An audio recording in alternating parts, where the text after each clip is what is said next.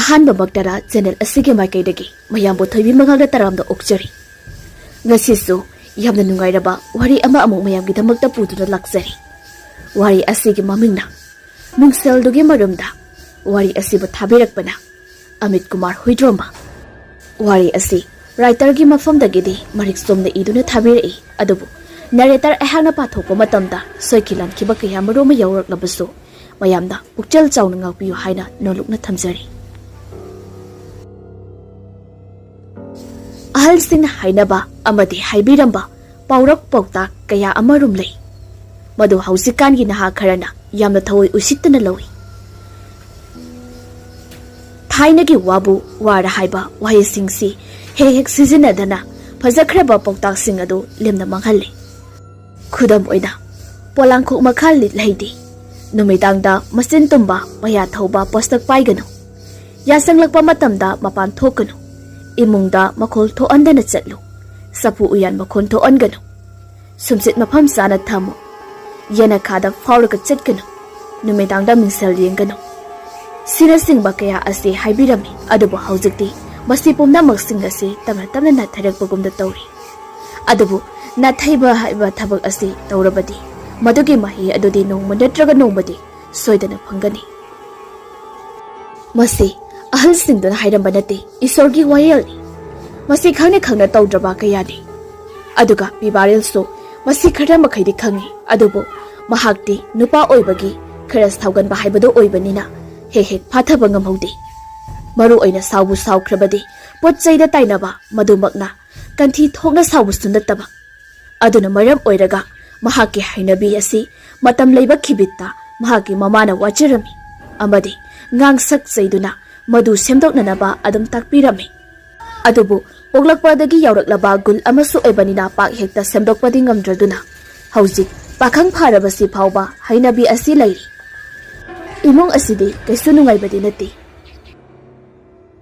ngasi suwa ama hainarubagi pibarel do yamna sauna imong dage tholai pibarel da aina bu hairadine sungya yaroidamni maduda imong da lairiba mama aduna ganglaga tholai sanana karino nangbo ngarang su marawi ngasi su logi haisibo paisa sibu piu da haisibu kaigino minangbo ado aisu darkar layakta piu harini piba kadoge bado piba yadabro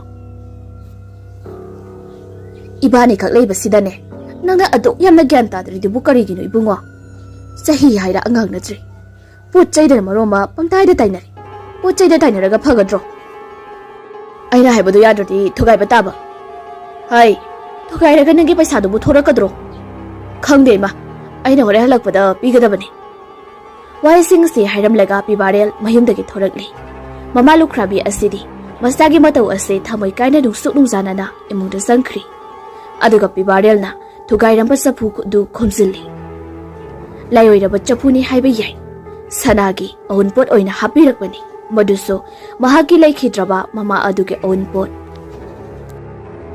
mathang ownpot oina lakpa posakni adubu machanupa phatraba asina karisto leitana manghalamli madu khallubada sana mamitagi mapi sinthana ninda tawjari laikhidraba mapuraiba adubu nangsingna kapsari adubu mahana kanagumba amana question senabagumna tawi haiba simadi mahana khangjadi maduna sumaram oiraga ngasi phawba lukhrabi asina imungda mathanda leirabasu awa ana kya dagi ngakthok piribani adubu mahakti masi kari su khangjaba natti kanagumba amana mingsel upudagi yenglapagumda phawrakpa asidadi sanadu kamna upududi yengai upu adu mahake awun potni mingsel paliba sing adu mahakna nungtigi phadi amotpa amada taithoktuna thamjanjabani adubu mahaki phatraba macha asina saurakpa numitta thugai kitrak khanbada laifam safam su khangdrabani sana mingsel adu da yenglaga tamda hogalai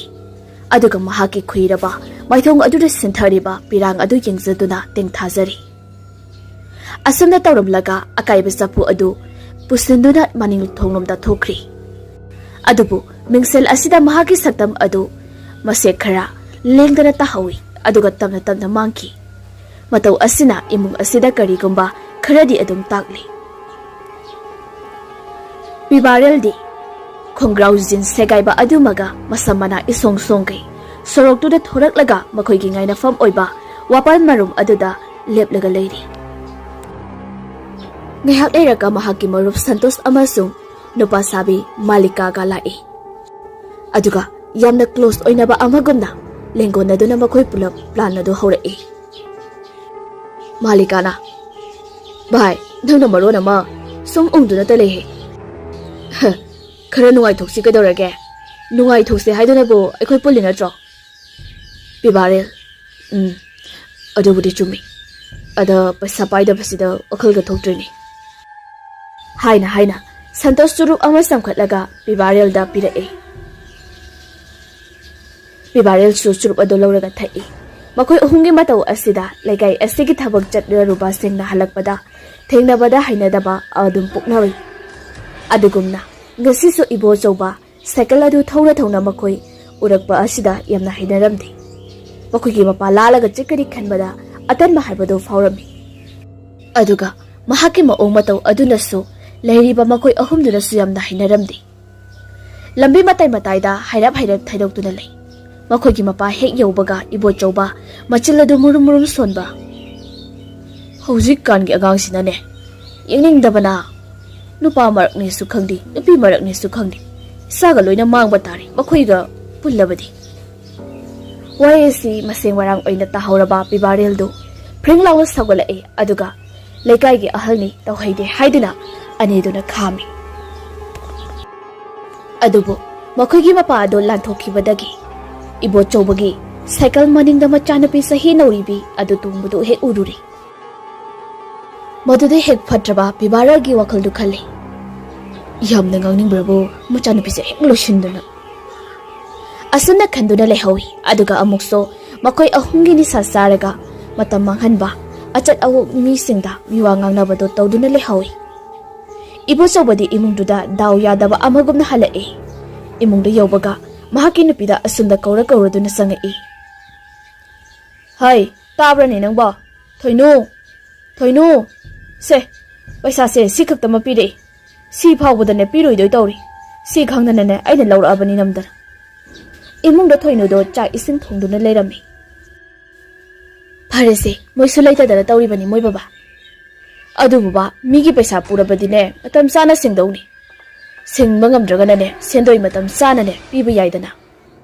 hoiba yareba karino isaw hek sauna hala yusibo ha khangdeda miwa ngangnaba tagera taroigera legai sigi ne ngausenaba angang kaya su urubadane pangsawda sawningi makhoi singduga ne loina haninda bagini aina ngasi sune leisabi pharabi chana bisi phaw ngasi phawba aigane adum chatlisi matam adida machanu pido class 12 tabak karibini adu machina do paithoktuna mamagi manakta sangi aduga mamada adumna nokmi machadugi mamayado nanmiduna asumna khumai adubudi isadine maram yam mokhraponida maduda laisabi pukak pharaba machanupi asina so asumna khumai mangalai mana aise laisabi pharabani ga loikaw khrinoi leikai gi imanaba tiradraso ai topta doble henbi ba yabado question hek seneba aine hek sauningakta thok asamna hairakpa asida mama mapa ani asi swai hek lawi asamna imung asimade yamna ingna sikna nungaina leiri adubu sanagi imungda kamdauri nongmagi sarata laga hingzaba imungni adubu makhoi ani khakta leiba asida machanupa aside ngausineduna leiri sehisu nahalai selectri nupi thiba hendokna yaraba chahini mahakna tinariba kaya sing asina mahana loina mahale chahi mari mangamo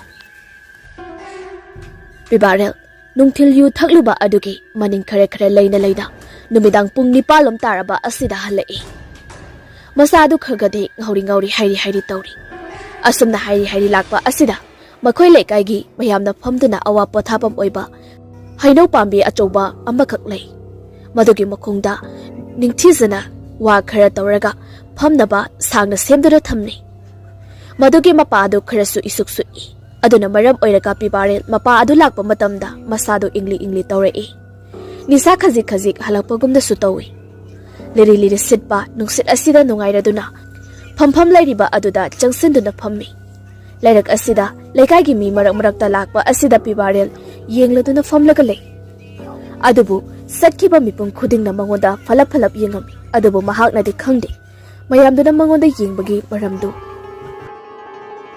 Karisu tauba natrabasu amama marak asida matomta asukpa lairak asigi uzaw amagi ukung asida famlabadi masana adum ahuba mina akiba amadi atanba pokpa tabani.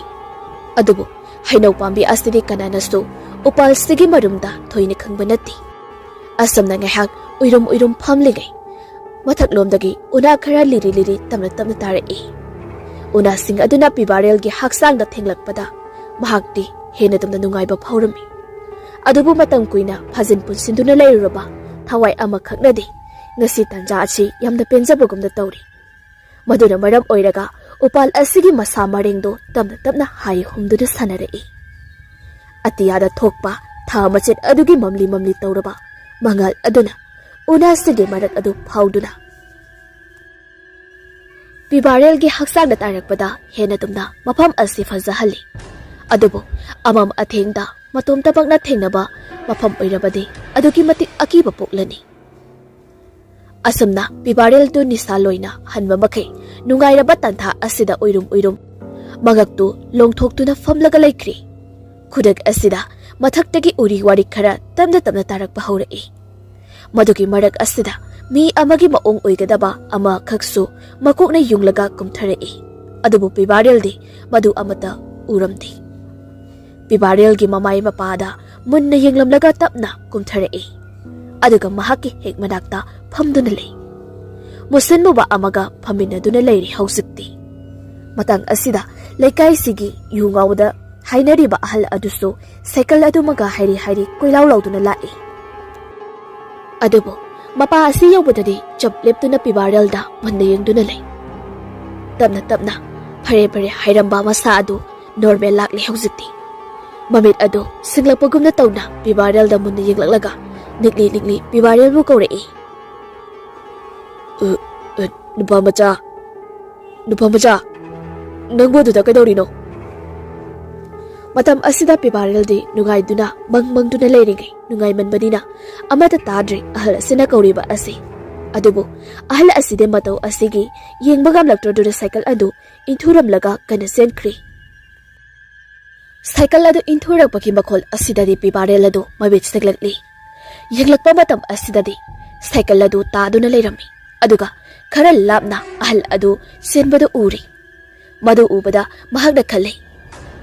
Karino nisabanga lakla chalo. Mara cycle ga hunto aga kare selisina. Asi haina asumna mahakso mafam adudagi phuk hogatuna mafam asida kedagumba ama phamduna le hobage sahumdu phaurai. Maduda ondoktuna yengloi adubu ama marakne karistu leiramdi. Thabalgi mangalna marik ngaliba adu khaknatana ate karisu udi. Maduda pibarel su karisu thausadana cycle adu hugatle aduga ahandugi mayum tamna chatlaga thimbiruragi khalli. Mahakti ni sabuloina hankrabani. Asamna cycle asi illaga lakpaduna hauzikti ahal adugi thongal adu yoksilakli. Thongal changba adudadi imungda khara kapla nanobagi khonjal tai. Matam aduda pibarel henadum nuksa thiri. Kari phatanungda thoklabano haina. Athu akai asok abal oirambaso mateng pangbirage khana khongli thuna prap changsilai. Imung hek yobugadi ahal adu yumjaida phiring songduna leirami aduga mayam aduna phaduna laknari. Ine itorage mamasibo khangdi bugo hojikta halakpada gairibani. Adugane marumari khangdaba ngakta olamlaga tawrisini. Nabaidubudi amaiba kaurini na sakrabani. Hojikta aiga lambida thainaramini. Cycle su induramina cycle thingina lakpani.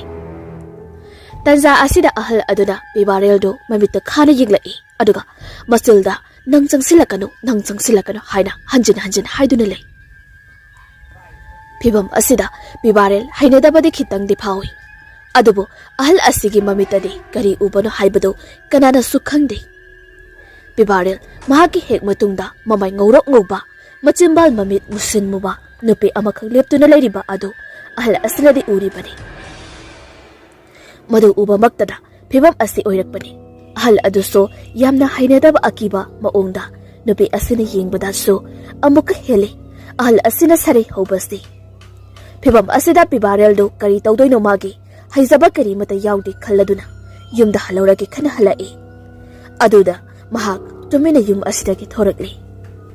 Lambida chana sana wakal tawi. Ngasagi ahal aduna mangonda yengliba miye ngangliba wahay kaya ado. Asum dasum yum yawrakli. Yum dudade mama aduna mangol da thamba pisakol adu saduna leirami. Sanana. Handi hala idana. Tawra dawne akoy magi sawsi. Ay, chango sagado sa thoro. Pibarel sa khumda sangduna samukta layba sak adu lawthaduna khongrai adu chalaga chaksaba hawi. Asam da sak sarigay yumjayda thamliba mama gi mingsel upu adu hangdokpagi makhol tarai. Mama da tawri boy khalladuna tumina adum saksay. Upu adu da paliba mingsel apakpa adu hangtorakpa matamda makhol adum hauna thokpani aduna maram oiraga mapalda leiriba mama aduna kawrei. Ibungo hau karino pu mu phali dubo ha aina nate imana natro aidi phi sarsidi asamne hek hairakpada pibarel gi manakongda phi sabagi makhol su tarakli aduga haujikta upu thong hangkibuduso ningsinglai. Matam asina singnaraduna pibarel makut hamdaba makai phuk hawgotuda yumjai kada phatchangi. Matam asida upugi thongi handle adu haife lengami. Madu uba maktada pibarel chingnai horan bachanglabra haina. Aduna tumina koilei laiduna koyeng yengi adubu karisu laibadi uba phangdi. Pibarel hairapti chingnai adubu bamna oirambasu yai khalladuna sakumda amu chak saba changlakli adubu mahagi mami adudi mingsel aduda adumak lengdana taduna lehawi. Mami adusu nakfit tawramlaga tapna mangkri.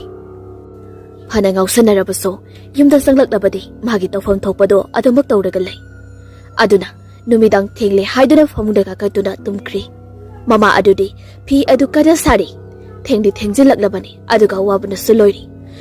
Adubu nongmagi khara sahaudrabadi sel leiriko saringai leiriko khanbada sanasi phi saribani. Amam athengbaga oirakpaga mamit adusu masing marang phajana uraktri. Loisilage haibadusu phiduk amadi yausilamlaga toklagi khanna sari. Asikpa matam haibado oirabanina atay atopa makholdi amata tadi. Tariba haibabu pangal dem adugi makholga arapada hui ama anina khongbagi aduma khaktani. Thenglabanina ingbasu ingsilakli. Adubu matam asidadi karino khangdaba amana asikpa si thugaiba horakli. Madu mahaki mapuroibagi thetliba lai adudagi horakpani. Madu khaga hairi tawrakpa adura sat phat yenglai sana. Nuksida sitpagi humli male khandoi adubu wakaldi ayausinkri haiduni khudak asida. Mapuroi balai gidraba asina mangonda wari sana dingtuna loina dingtuna sargargi laibaktagi kumtharaktuna mangonda ingit piribui oina khanduna mabuk ningbu nungsiba pukli. Adubu masimakti natti. Aduna handabungna mangol masida thamliba lai dukkatpagi pirthraigi kol macha leiriba adu khangawdana laimaida turakladuna ising adu khara haidokri. Baduda sanado amu adonda fat yengloi hairapti singlei nuksinaga oiribra haina adubo machindade asamna sonjei. As adi mit tanglidana tawriside ngasaidagi konsi pawba lausindana thamiba aibo. Wakalse khana pisakoldagi kumtharaklaga koladu laukhatlaga imungda pusillaklaga thammi. Aduga handabukso mangonda thorakpa asidadi pangandem adu makhada taduna leirami. Matam aduda amuksu khalli. Aibu ngasai kumtharakpada asida haubrane.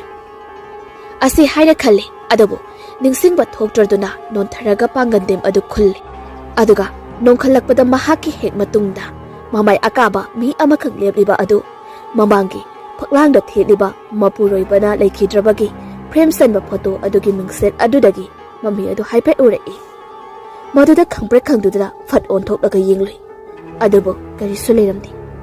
Sana swai hek lawi. Amukta asumaina tawdriba khangpre khangni. Miholadu pakna fathaba ngamdri. Iga sararoi loisilage kona sarage haidana prap kol adu loisile. Aduga imungda sanglakli. Phamongda sangdona hipthakri. Khangawdana mahaki mapuroiba adugi wakhal adu khanduna ningsinglai. Lairaba kaubanina paisa laitraduna layingba ngamdabadagi mapuroiba adu laikhidabani. Madugi khallubada thawaidi yamna wajaribani. Hauzik mahakna tawdoise karino haina. Matomta puksaba machanupa asiso gyan tadri ngausinari aduna kanagi asada hingludoino haina. Wahangse masama tomda toina hangzaba wahangni. Adubo phatre haiduna sumasani. Machana gyan tarakhini khanna hingliba haiduni. Asumda khana khana tumthakri. Bibarel su tumthakrabani. Matamdi thengli nongalamdagi pung ani makhai muk taramli. Bibarel thajadana mikap tholai. Mikap thorakpa matamda yamna thajaramde maramde. Mahakti asigumna amukta mikap matang sadana tholakti. Adubu ngasidi mapan thokningbana mikap thorakpani. Yamna tana phamungdagi kumtharai. Aduga uirum maninglongge mai adu switch to on tawduna thali. Matam maduda mahaki phamungi he khuyaromda amuba amakhak tasinduna leiri. Bibarel de amadu ubanati aduna maninglomda thokri. Maning thongado hangdolaga thorakpadari masadu ingli maramdi mojapuri amakhak lipanina. Asumna maningda leiringai maninge thongado masa mathanda tapna haijin khiduna gam launa thingjin khri. Maduda uirum tawramaba mabit adu khangsingai. Onthok tuna yengloba matamdadi thongado thingjallamli. Bibarendo parap sanglai aduga thongadu namduni yengi. Adubu angakpani. Haujita mahana hangdoktuna thoraiba thongadu manungdagi londuna leiramli. Amura anirak namba matamdadi punana lonbadi mandri. Karigumba amana ngaksinduna leiba mali khalduna amuksu kana namba matamdadi thongadu khangak hangdorakli. Hangdorakpa matamdadi mora adu gorong onthakri. Mora aduna mafam sadraduna phaklanga panana ngasinduna lonsin kiboy khaladuna wakaladu khara yangna amu mahagi ka aduda sankri. Adubu sakhum asidari amuba adu sengphu marumdagi tapna haugalai. Mahagna haugalakpa matamda mai thaliba blab adu fat khaplaga mutkri. Numit sumaso haukri bathangi numit asidari ibo chauba machanupi adubu tuition thilai. Cycle aduda thilakpa oibanina makhoi class manaba mamanaba sing aduna noki yengi. Maduda magalai madu ikaibadagi cycle adu yaufatringai da khamlaga prap kumthrega mamanabi ani ahunga prap sankri. Ibo chobana cycle adu mamai phat laithorakpada machagumlaba satra nupa macha ama anina sumna wari sana hawi. Mapani na tawrisiga sakta siga machanupi sakta siga kanara koibini na tawin. Fajarasu asumba question shenaba nupi sidine talle koiningdeba. Adumaina hainu mi soigini khanane pakhatana senajarini. Ado yam kana senamalasu henane asoiba lakpani. Wai khara sida ibo chawbado thawaidi nuwaite adubo masagum laba inkhalakpa gaktani. Onsinaruraga kedoruni babtana hairurasto tabiroi. Khalladuna cycle adu ilaga thodokri. Mangalai madi mamanabesing aduga bensta phamduna lei. Puja ibema noi baba se yahe hauji phawba nang adum thinbi aduga lobusu lai. Mangalai bana as airi dom ta chatke haibani baba na yadrini. Mala ado nang sangsti mangjani ko. Asana mayamado marau leiba wahi amada inget tawraduna wakoi khara ado noi. Mado mangalai mana khangbani na ikai rap tawi. Malana mo. Aina haidi nanguda ookchari mayamse nangna noibaga sum chapmina leradi lo yaro heba. Mangalai bana mukhome. Ado irasto babani yaroi yam susauni. Puja is nang noi babada si amu haikige hangkige haira haija. Mangalai ma nati aina haidi ne sigi matang se pamde na ai dom chathokpu matamda thenbirisi. Mala si soidre sumaina yam tawbase hanubada thunge habaniko. Puja haibani yam siksinbase joko chade hainabaniko hanuba ama thungna jani. As adumaina hainu he ai pakhatleba. Asamna makoi ahum yamna nungaina uhawa noktuna phagi tawnari. Adubu mangalai magi wakaldadi mathot karakpagi haunabi mahagi thamoida khoidajaba mitajaba leitaba sunati. Madu makoi classmate oiriba muktadani. Mukta su mangalai magi mieng nayingda खरदी चिंगनबनी अदुबु मखोय अनिमक हाइदोंनदना साकनबा हाइदुनी मंगाल लेमा इमुंगददा नत्तना लेकाई पुंबदा मंगाल नाइना यामना सकना सोनबा नुपी मचा अमखकनी पिकलिंगैदगे हौना मरमोकपा मसंग मतौ फजरकपा लेकाईगे अहल खुदिंगना नुंगसिरकपा नुपी मचा अमखकनी अदुबु लेकाई से फत्ते खंगलदना Mopa असिनदि कुपसेन सेनदुना लाकपदुना हौसिकति लेसाबी फरकले हाइदुनसु ngasi phauba mapa asigi cycle maninda leptana adubak puduna satli laiksu hairibani tungi asa yamna sauribani adubu matamgi matung ina haujati nungsi nungolgi matangdasu bhagi saruk thungdari madu kanagumba amatani insulubadi nati adubu muktagi maong matau aduda mahausa kaubi lairembina insilaba haiduni mangonda nungti numit khudengi muktabu yangjaba asina bhagi saruk oiraklabani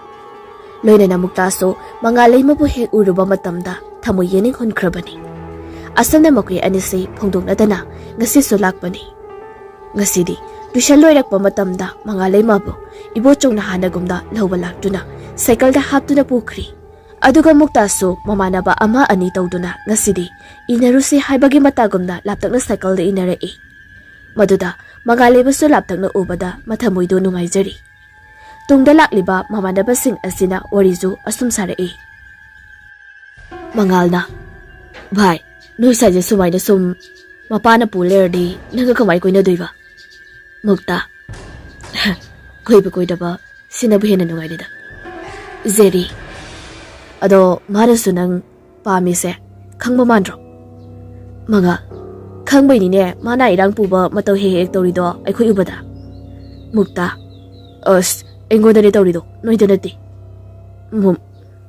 manga yare wa ama soyada bai maungda zeri ado boile kaise ai talibo isu odana mangalda sombasina phatro building maro lonaraga leidu shoro drangado maphamarang khangdage mukta ai ri kaigino khangde boile kaise edom lakningi manga nangbudi lakningni zeri lakningdrodi kaino nungsibagi sandal mari tatlaso phajai haikini nungsibagi moja madam sune inungta nusi kaina hairakidoi poni yenguna mukta os noise othiyam ngangi mangalna ai moisigi henose phajadro khangaldana makoi ahumdo henau pambi achoba asi urubada cycle da chap lepi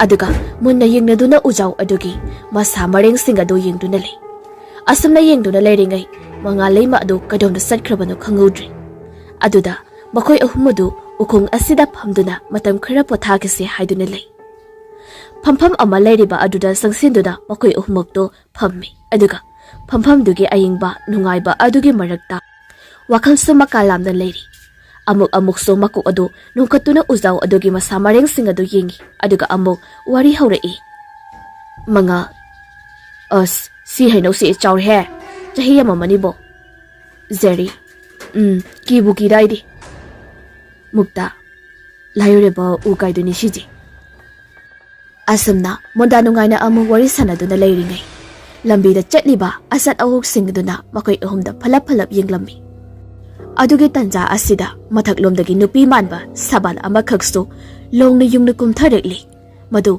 makoi ahumda urabadi soidana makki aki akhang thoktuda khudong thiba amadi thoklakani aduba hausi makide makoi ahumse amata uramdri asamna jara kumtharektuna makoi ahumgi hek matungda chap yungna leptuna leikri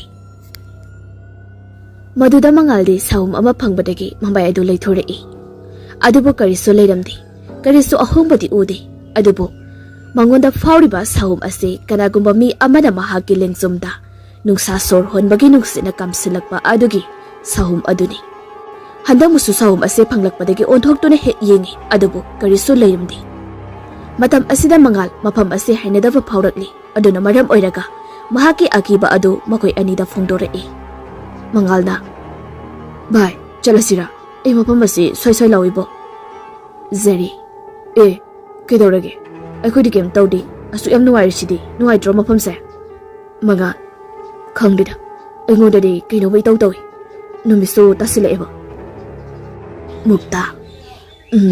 Nangdi saningani. Aigi thabakne ba hairabadi. Mangala.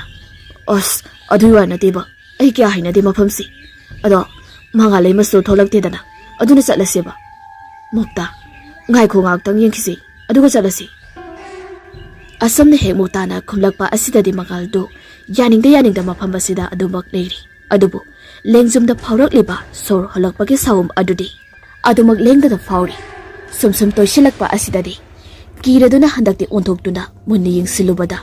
Masam ngaktani yomlaba amuba nupi ama mahaki hek matungda leplamba aduda khangprat khangna amuktang kanna lauramlaga mafam adudagi sung thoraklaga chen thorakli. Matam aduda amuk pibarel so yu ngauri lakpada thengjinaduna tusili. Leihoriba makoi ani dusu chen thorai. Adubu pibarel khamduna thammi aduga wahang hangba horai. Pibarel kaidobagino noina namaina me isak thaka engonda thengjil aiside. Jerry kaka soikibani. Pibarel yes kaka agai. Mukta Iyamba soibani. Imanabasina paminarambadagi lauramlaga chenthokibani. Pibarel kaidobagi lauriba nangde. Asi haiduna taduna leiriba mangalda yenglakpadadi mangal adu makhong makhut adu phiring khapduna mathak lomda yengkhalaga Muktagi matungda amuba ama lebliba aduda khudom bithilai adubu leiriba ataiduna di karisu udi. Adubu amuba asidi masam maraktagi machil adu nokfet tawramlaga mangkhri. Maduda mangal su tamatana nikpa adu farakli. Aduga puk hawgatuna hairai. Bye, mafam asi leiba ai ngamoroi. Chalaslo. Asi hairamlaga mangal mahage cycle adu inthoraktuna thauba haurai. Aduga mamanaba anisusu mathong maram khangdana gyan min tadakhi cycle amamamadu tawraga ineraga thaukhri. Aduga Pibarel so makogi matau aduda kharadi chingnaboy kaiboy tawi adubu nisa aduna ngomkhiduna karisu khandana yumda halai. Mahaki lambi halakpa aduda so tungda amuba adu adum inarai. Mahakna khongthang thangba khuding amuba adusu hek thangi. Chap amuk lepada mahaksu lepi. Aduga una akang basingda netpada so makhon thorakpa ayudadi ontotuni hek yenglui. Adubu mahaksu karisu ude tungda Asana sumlak pasina yum yori numit pungta tari yum da sanglaklaga ngauri makoigi mingsel apakpa aduda fat yengi mahaki phibam masak bataw do yengjaraga haifeti nokfet tawsi aduga mahaki katamna amu changkri adubu mingseldagi mahaki saktamado lengda adumak ta hauri aduga ngaihak leiraga tapna nupi amaga saktam onthokri angakpani mingsel asina tawriba asi kananasto karino tawribano khangba natti Mama oiriba sanadi chakumda chak thongli mahaksu imunge soidanaba hotnabada wajirabani adubu ngasidi mahaksu masado inung nungaiti saktu prap loisilaga phamungdai hippagidamak changkhri aduga Pibarel la saktu chananaba chakumda thorai haujikti nisa halabanina chak adu ningthijana sari chaktu chana wakhalsu astamna khalai aina tawrisibu karino Aigi wakal khanpham khangdre asa karyadana aina tawrisibu chumlibra asamda khanduna leiringai tanja asida mingsel upu adu lengakpagi makhol tarai madu karino mahaki mama oiba jala khalli adubu mamade phamungda changkhrabani ningsinglai mamangdasu sumaina tawgri ngasidi karino asengbadudi khanglake haiduna Pibarel khongthang makhon tho ondana thorai yemjai adu hek yobagadi Mingsel apakpa adu engli tawrami. Pibarel khonglai thuna changsinduna mingsel adudi yengi adubo mingsel adudadi mahaki mami tamak natana atopa karisu uramdi. Maduda Pibarel hena chingnaba amadi pokli. Asana mathanta yengduna leiringai mingsel ge saktam aduda mahaki tung oirapna nupi amuba amakak tapna lithorakpado ubada. Pibarel koktagira ton phawba tu khyawlongna songkiba khangaude. Matau ase amuktasu mahaki punsida thokhidribani. Aduna matau asi ubada matamda Pibarel kiboy klakboy phatlaungna onthorei madudu karisu leiramdri bamna oirabra haiduna amuk onsilaklaga mingselduda yenglakpadadi karisu leiramdri Pibarel onto onsen tawduna ko yengi mingselda amu yeng akoibada amuk ye adubu karisu ahungba leiramdi mahaki babna oirabra khalle adubu babna oirabasu madu yongna hek ubadudi uroi haibasi khanglakpadagi pibare masado swai lawi mamada tamsira amuksu khalle adubu amuksu hek nisa khairi boy khallaga ganglakani khanbadagi pibare wakhalladu khana sakumda amuk changlakli adubu stak ti chaba yadri asumna loisilaba matungda mahakso phamungda sangkhri mathangi numini ngasidi mangalai mayamna sauna thongal aduda bag aduga yalaga thorai tungdana mahaki mapa ibo choba cycle adu ilaga thorai maduda mangalai bana makhongudu phidin kaubugumna mapaduda harai baba ayam ikai habeni imana bisingna iham lakdai ayam ikai ba ibo choba nangse namanabi mayam maraktuda pulhaning bagini ne aina nangbu koi pu puri se ai boy manabi mayam duga tinadari kanaga tinadoino ai laisabi pharabadi laisabi pharakpatu dune ipana ne pakhatli se baba ayam ikai habeni baba ne hek ai gane chatmina se harba ai ngasi de tuition gamta chatloidamni exam su tharoiba ibo choba ibema waisi haina imunglomda amu mangalai madu sangsinkhri aduga ibo chobuso machana pibu inaduna changkhri matau asti laikagi waiting set macha ama leiriba aduda punnuna leiriba pibarel santos amadi tomboy aduga leiri yengli malikana asingang se phatyam phabani he santos na afaba angang yam thorei akoi laikai se pibarel akhoi dimina kamaina hainaramne malika as hiding by jasano sidi mimi ge haiduni mimi ge pamani muidudi yelu dedana santos afaba mayam thorei mayam ama sakki adungai kone malika karino santos nahanuwai akhoi itaw pibarel da ngaujabani kaina haiba nupi macha ama lerambado kai chakarge pibarel noi wasoi do ngagono ba mukda satani adugi da sado kokpu kuidribani malika mani ne angang du ni taw pa mina tawrubadagi angang do mangkhibadagi laikai gi ahalna itaw pibarel da chakholakpado pibarel toksi adai wado ayam tal haina deba hauji babu phangdrisna di siramani da malika sibu siramadi phaine aduna tana amu thorak lagane akhoi amu chenera kadrasini santos kaidobuge malika haidi itaw de yamna kana hopcharamidana angang duna pibarel as tu osida noiba asamna pibarel na khangai hairakpa sidadi ani adu khangbre khangduna saplepi aduga ikan kanadana hainau pambi asoba aduda toglamba uche kaya amasu pulap khonglamlaga paithokirami aduda makai ahomak tu pulap yengi karimata khande anidu adubu pibarel di munna yengli loilai na ngaragi thaudo adusu thajadana li khangning singlai baduda mahaki mama adu khangning singlai mama adu yumda mathanta le hobani ngaragi adugumna aki akhang tawrum labadi mama adu phibam charoi khalakpadagi wayumda changningai mataw anida chatlage hairamlaga khonglei thuna changlai hanade amukta sigama wakhalase khandabani adubu ngasidi asigumba wakhalase khanglakpadagi parap yumda lai mahagna lakpagi lambida tunglomdagi amukso mangale madu cycle lo tamda henkalai maduda he angang adusu yengluri aduga angang aduda so he yengluba haidu oira male matam aduda mangale madu yamna hainadruduna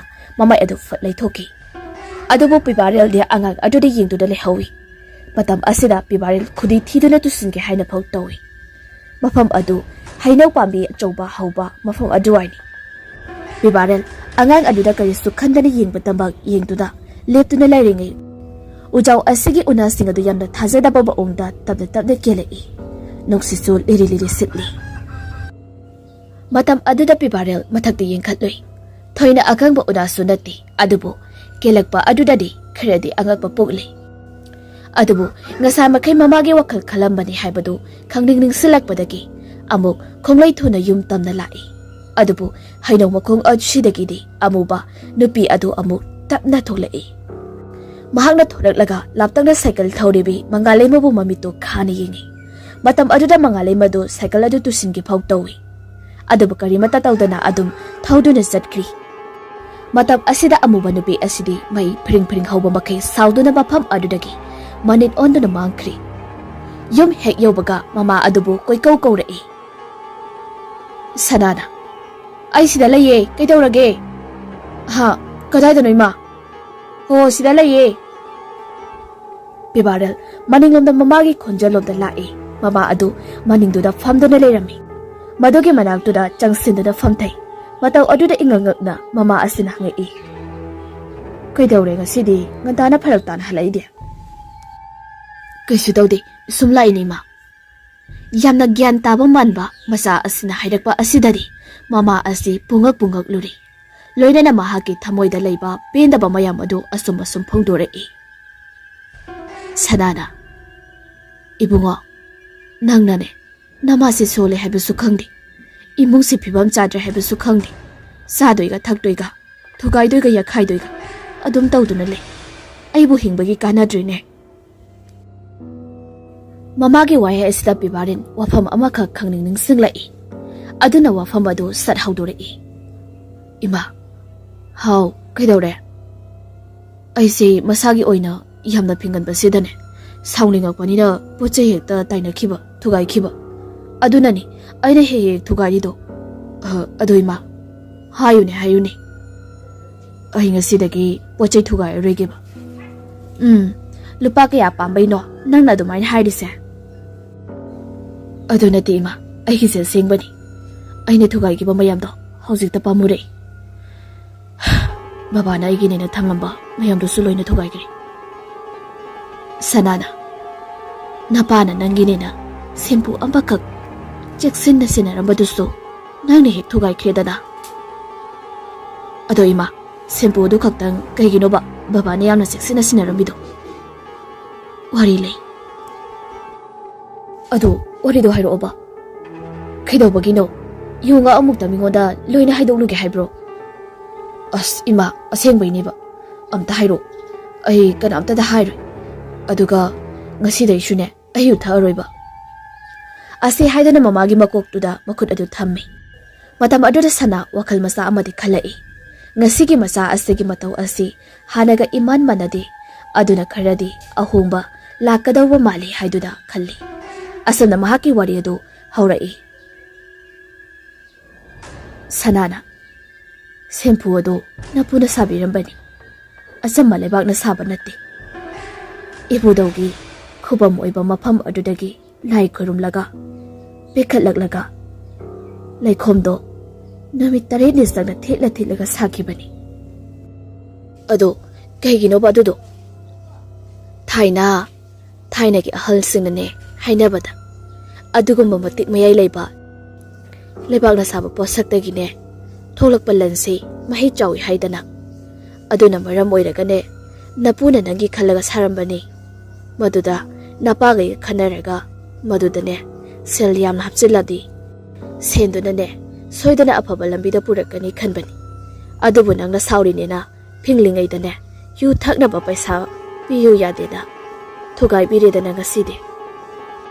Paisa khara yaurambatusu nangna yu thakthokkhredana. Adoima sempudo paisa de miyam yaukibani. Aina phana ngaurusu madu ai hojiksu kaudri. Masagi wahi aduda sanado fatyin khalai. Yamna ngakpagi miyeng aduda bibareldo amuk asamna hanglai. Kaidoragi ma paisa bu kayamu yaurangine. Lupa chatru khara henkibani ai chapchapdi kauri. Ha kaidoragi ma adu yabadudi kamdawna. Kaino haisibu ima napaga igana hapsinbadi sumna khaki lupa humphumuktangni. Madugi matung kaiso hapangamdana laikibani. Aduga kamdawna aduk yamba paisa adudi yarumliba. Asengbay hapchindabro ima topa.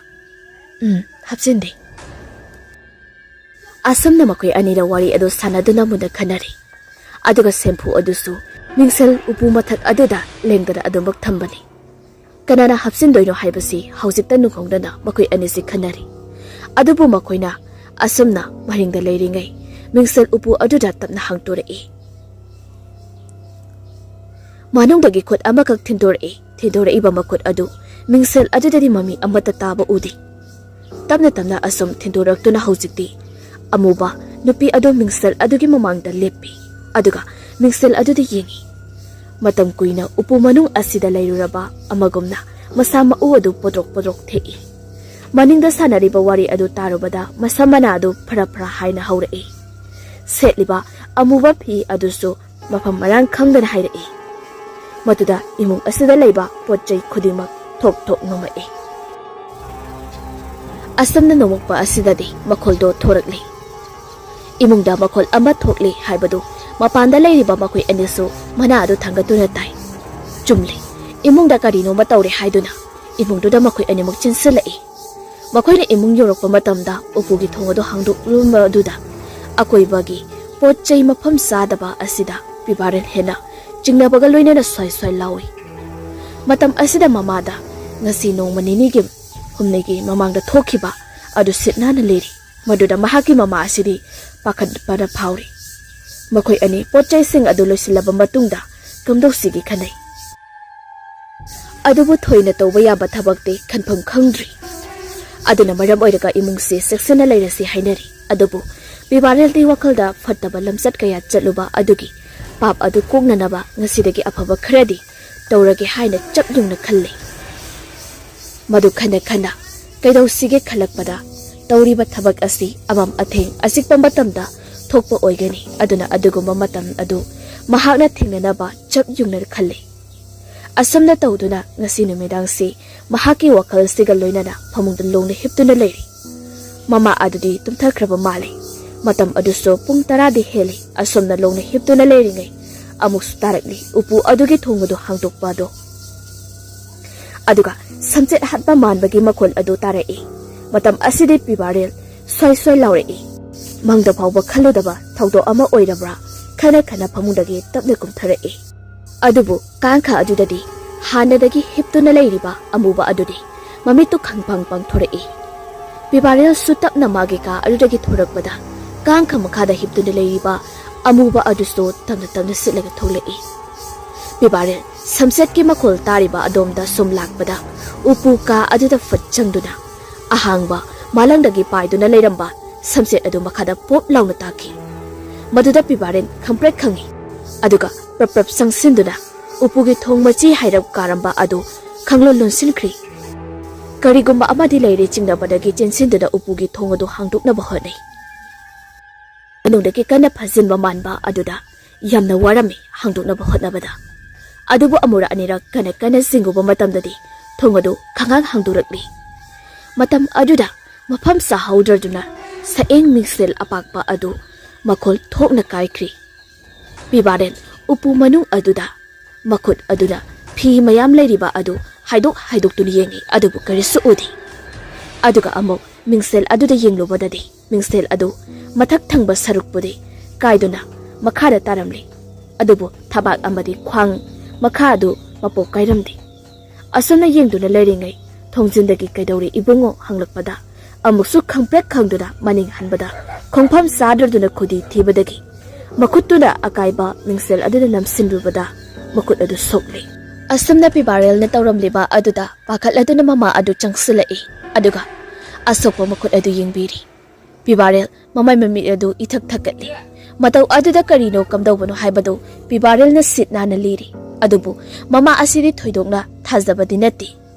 Maramdi imung magtada asigumba asi thokpa haunade haibasi mahaki wakaldi.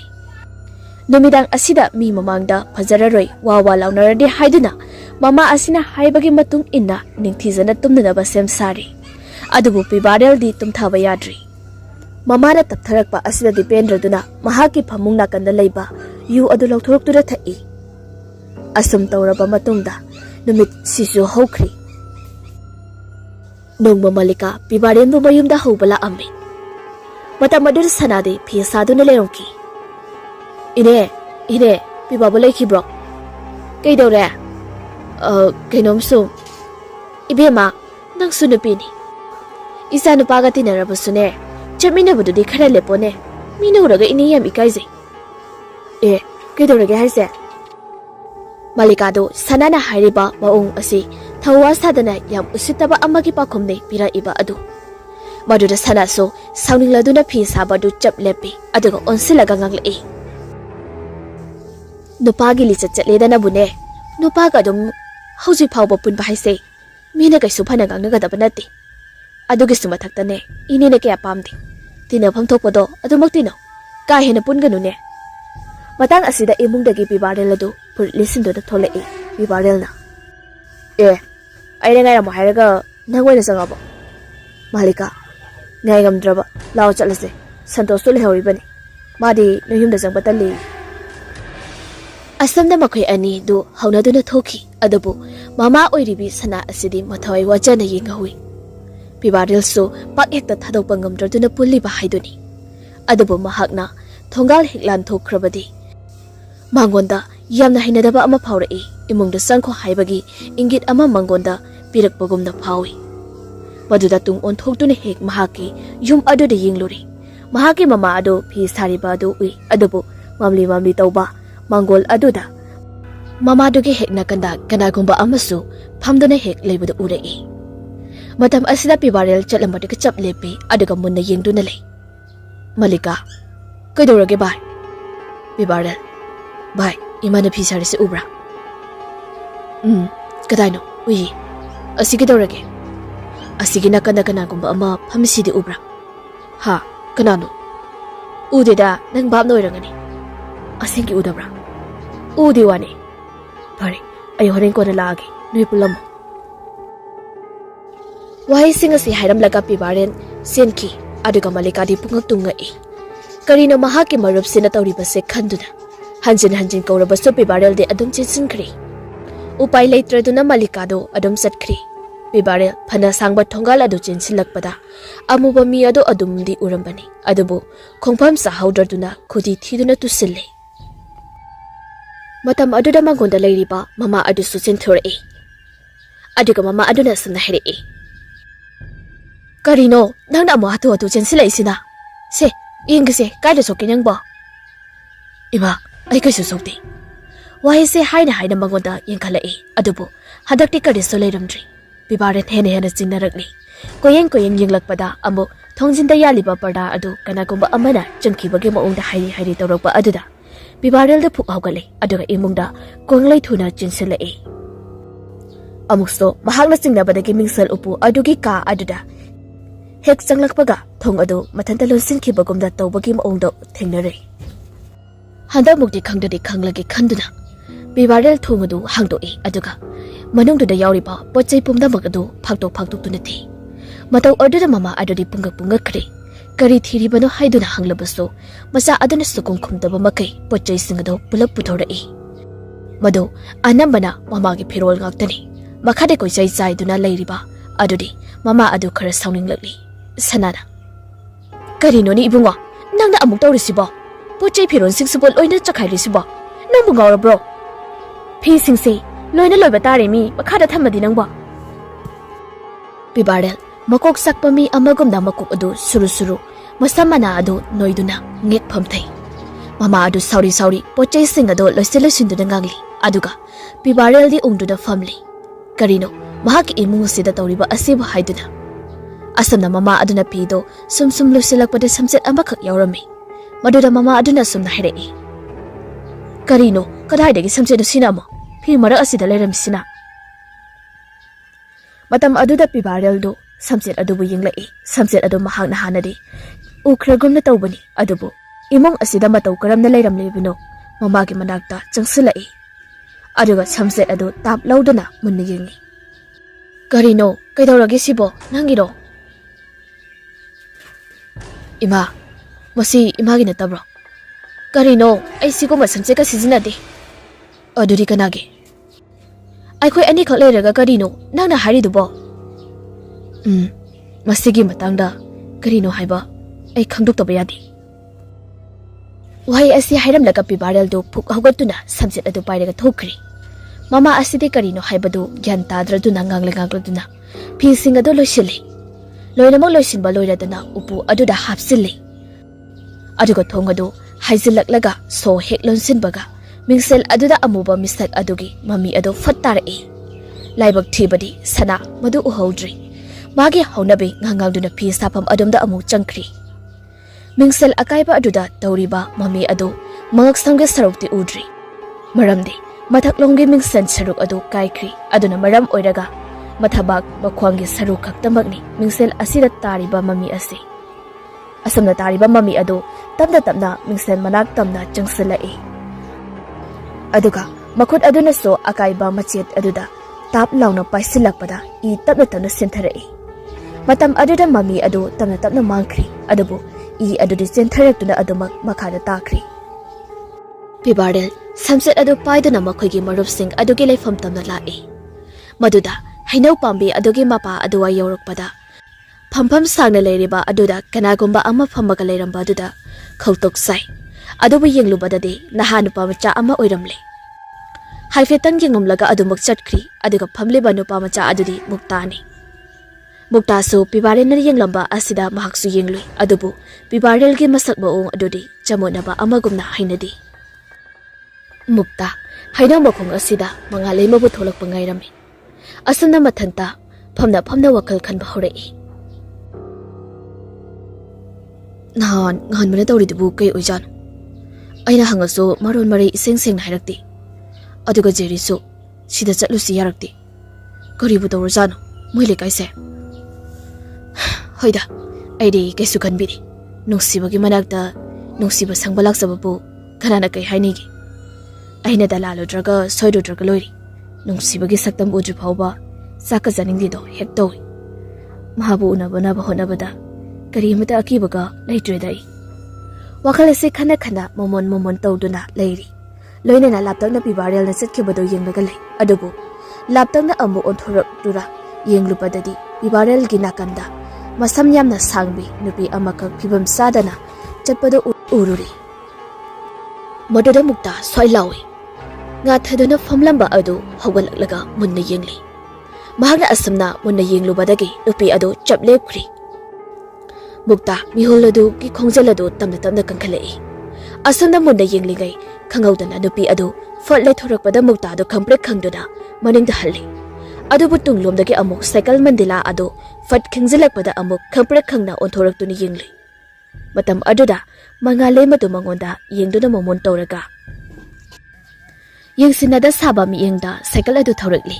Madu he ubudadi mukta gasai makai kithik kurum tawrumba punamaktu mangkri. Maksu mahaki bag adu tap lokhatuna cycle adu inthoraklaga thorakki tawi. Amo ngasai mana ukhiba adu lairibra yengubani. Adu bahawsakti amata leiramdri.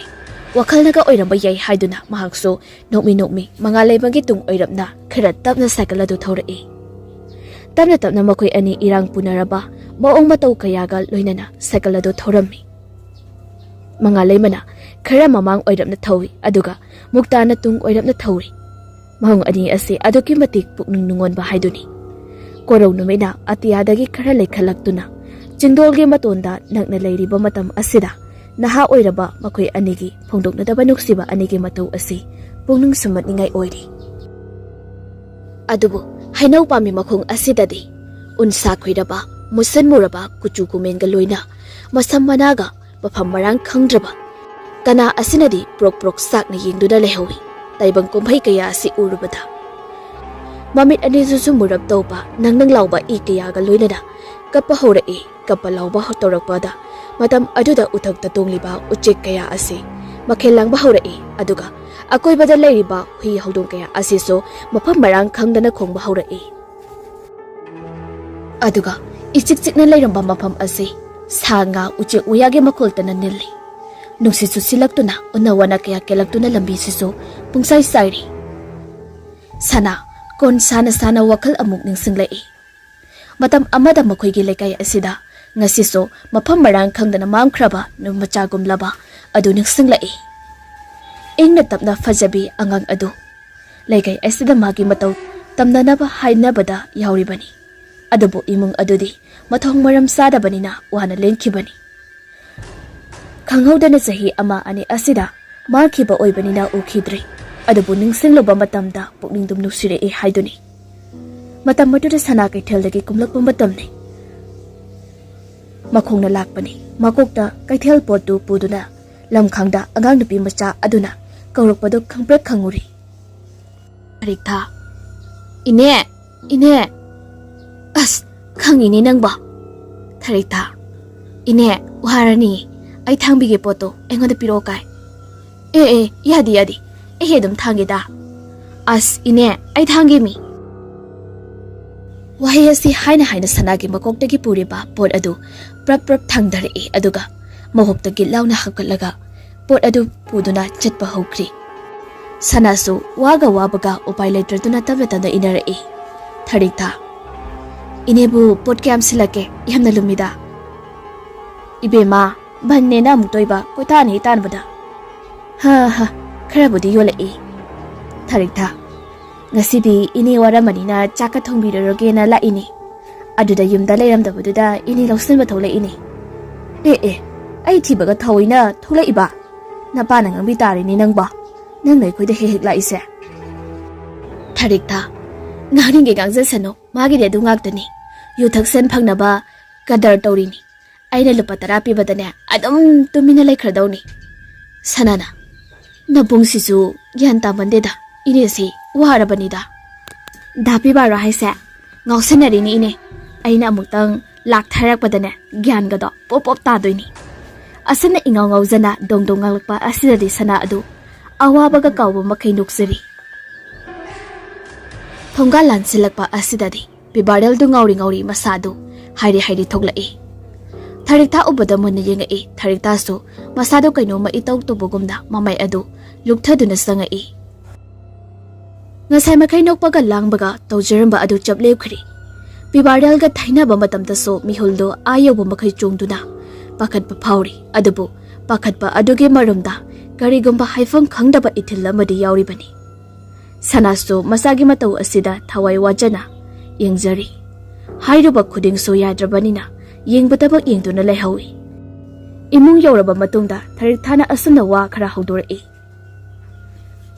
ado ine Aiwa mahangini hangu Aikhoida bibase sumaina tawramda daine tawramdeda ibema ado haujiktine thugaibaga yankhaibaga ai koka ngaurabani nanege onpot mingsense asi upuse khakta ngairabani kaidribase asisu karam kana kaidonuka haibaga ngamba nateda asamna hairakpada Tarikthadu mingsel mamangda sangsinduna yengi aduga momon tawraga masama tumda wakal khalai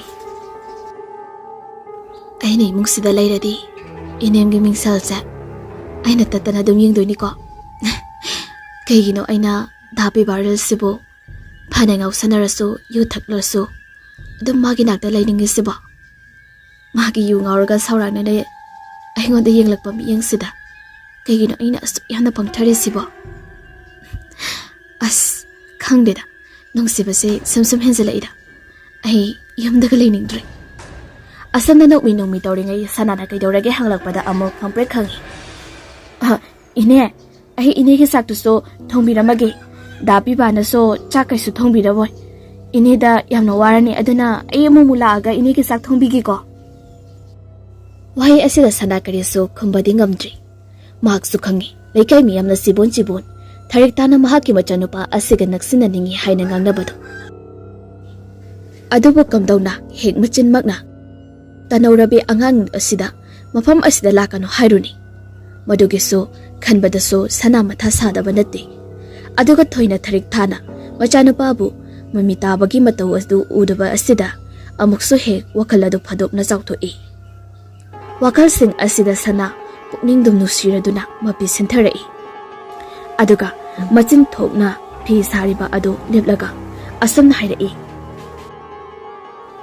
inegi bema Nambu kadai da lagi ne ine na he kauraga aigi nakta laklaga chaka thongbiram bado ngasidi nang laktabasda ine yang wari ni bema asana mapi adu taithokduna ambu makhatana phi adu saba hauri adubu mingsel upu asida hanagumda amukso hangdorakli tapna aduga moinungdagi kanagumba amuba misak ama makuptuna yungna silaga kumtharai mingsel mamang adu da lepi aduga makut adu pedrek tektuna yam sauningba amagi maongda tawduna masadu thak ni Matam aduda ka asida leiriba table amagi matakta leiriba khuzai adu makhada tarai. Maduda imungna makol tholakpa aduda sanadu kaidorabano khana septhaduni yinglai. Matam aduda makhada khuzai adu taduna leirambadu ui. Sana lenglingda masa adu kondaki kumthadak laga imungda sanglai aduga khuzai adu khongatli. Nongkhalakpa matamda mingsel akaiba aduda I machet ama taibado ubada swailawi. Wakalda khalai machanupa adu sokpajala haina. Horel halaaga hanglagi khanda I adu taithuknaba phi ama thirai adubu kadomdagi wakalno khangaudana tauge khalamba adu kawraduna mangolda amuk thoraktuna phi adu saba hawkri somdadi malikaga santos amadi bibarel makhoi ahumadu waiting set amada phamduna nisa sanarami adubu bibareldi nisadu ipan pandri wakal amada adum ungduna leibagi oi thangba makuta pairiba samset aduda yingduna adum leiri Malikana Karino bai nang da samset aman ba aduda paiduna adum yeng leiri dubo se glasi maga basalo bibarelna yarni pairiki Karino Ibana phangi aikhoi ga la aningdabagi tinaningdabagi maong tawi aduga hausina aikhoina haiba amu yadri aduina tida ai confirm kangdaba wakal amada umni Santos namo Karino adudi hairodana khana seba ai handakse aikhoi mungdi yamna chingnaba kaya ama thengni madugi su manungda aikhoi gi nataba samjet ase upu madungda yauramaga asisu Engundi yamna chingna hale bai Santos adui waibu kaisu nataba samche sibu kaino ko hundo ko kaino adu oiradi wakhaldo chamonaba pharani wahisi he hairobada amuba adu tapna lithorai Santos da yam sauna unna yenglai aduga khangpai pai silaktuna thomjilai adubu upul amagumna phawdok aga mangkhiba amagumna tawi matam aduda Santos masa adu jinglawba amadi phawrami adubo nisagi mayai oirangani khandoktuna adum leirakri bibarel di samsit adu paiduna mahaki mondrang adugi wari adu makha tarai kaishu leitaba posa ama oirabaso ai masigi samsise samna khandokpa ngamdi Malika adu oirigana lai oina lalodana wathinati aigisi ai karigomba khradi yamna khangningli adubu hangpam khangdi tafong khangdi Malika adu oiradi samjeto noide he la amba angangdo nongda go hopsabdo adugi oi chalo kenabo thari thagiro ma sumba posakti parega ikhida nong talakti nana kangbiriba noide maina lana lawdo khangano thari thado ichan nupi gombani ma bangki base aiso yamna nuwaiti Malika nangnadi nachanene khaliba Mana dinangse magi nupane na adum khallaga leibado mayamna khangnarakpadagini jibon khangnaraido adudi mayamgi machin haiduni mayamgi wakalbu ekhoina semdo uyaba ngambanati aigi haibu aina dine isandawna khale walori kedawre amasina ungaga leisina tumin phamlei sibo oi asamna Malikana mangduna leiba Santosto nomduna kaurubada khangpra khangreduna songkhalai Koyeng hek yengi aduga asamna hairai bai ai pukse khara nuwaiteba ngasiri khara halamagi noi phamo ko adudi hidakse arembasidi kamai tawba Bibarel nang loshilo ngamohe kaidaino ngamdragana pukro yumda loshiluru haina Santos do prap mahimda senkri aduga Malika amasu Bibarel su kainana ba thokna rakli Tanja asi yasangli numiti sangkri hauzikti ngali tauri asamna lairingai mangalai madu cycle laduda nomi tauraga thaurai maduda makhoi animak yengduna lei aduga amukso arapada muktana cycle khamduna yenglai ibado uri maduda khangli makhoi aniso angag ani asi irang puba minok ni haibasi adubu Bibarel di kariso khangzadaba angang nupi masa asibu ubada Mapa adubun khangning singlaktuna sauningai mapa aduna makhoi bu nok mata fazana ngangbidabani madugi so mathakta khangsau sauningakpadagi Bibarel du cycle adugi mamangda phat thasinduna hairai izan ngaiko mondadu ngaina mud amada la amba mangalei madu cycle adu khami nangna tuition chadise asigi namanabra kaino khangdaba siga irang tongnabra mangalai magi lautok toba misna ani duso pibarel bu munda yinglai pibarel anga ya boiri lairik tambado fazana satko fazana tamuzo adugane ithak irang kaidi yaholakado mathangane urdi nabani ma fudat kadam ni yung chalo chalo asamne hek hairakpa asida ikairak tawna thawai nungaitana mangalai madu cycle adu thoduna yumda halai mahak ikaiban ma amadi sumaina kadamtana amukta ngalaktaba asida ngasi asumna thengnarakpa asida thawai nungaitraduna kapu kapthorei mayum yawbaga cycle adu prap khamlaga chinsinduna mahaki kada changlaga phamungda sangduna kaptuna leikri mataw adu haifet o hoba ibo chawba changlaktuna machanapi adu kaplibadu karino khangtoi chapsana khangdrabaso khara makhai khangbadagi ibo chawbaso sauraduna asumna hairei hera aduk fataba laikai sida makhoi ubada tin sinaraba makhoina su aigi isa manga leibadagi leiba asida langnaраktana mabung shaningbagi kalak kanjawba waga sungangak adana phai khangadi ai thit togi yengudana asana hairamlaga yamna sauna mapa ase imungdagi thoki adubu mama asidi macha aduda kapliba adu themduna lehawi ibo choba yamna sauna khudai adu yakhatuna makutta phadi ama paiduna haira duna machina du murum solaga thoglai khare hek tholakpaga malika amadi pibarel hairi chatlambadu uri madu hek ubada amuka hena mai phring hauduna khonjal khara hauna kaurai hoi angabu sa mi oireda basa ngaikho leramunoi asanna yamna phingna lai aduga pibarel so makhoda oira male haina thawa isa sadana hairi leptuna leiri manak yauna sangsillaklaga asamna ngangba horai kaigino noina ngakphom thokpa chumna ngawgedi leitadana ichanupi amakhak yaujabisida amu karan tara ide hai nacheni khanba ngamjabro noibo pibarel tada isendo khara phasano anane anu ngangubei wani kishu henbadi haigidena hai nachinjo thiganu mi madabasa naram chati phajadrabanina migi achat o laikai sigi mi phawba amata lemna tharidori ni noi wahi asi tarik patadi pibarel do pring hauna sagalai adubo ahalni haibadu madi khangbanina adumak yengi machindi khumlakti adubo ahal aside aduki matik saurabanina magi thokpa pagang tengagi nisaso are bakai sasillabanina mina hairibase karino kamaina tawbadu haibadudi noi khanglamoini ha pibarel tabadabak tai karisu khumde adubu thamoinungdadi purok sakli malikaso wadi maset ama phauda ngangdi asumna ibo chawba jagat sangsar asida leiba taba nungaitaba khonda kayaga loinana nganglamlaga phi adu kannu chatkhri pibarel su yamnadi sauning lambani adubu loirakpa asidadi thamoi kairaduna mamitagi mapidu senthari madu ubada kuhinadagi magun khangna tinarakpa malikasu karigidamang pibarel na mapi simtharak libano haibadu khangi aduna maram oiraga makhoi animak mayum da hanakri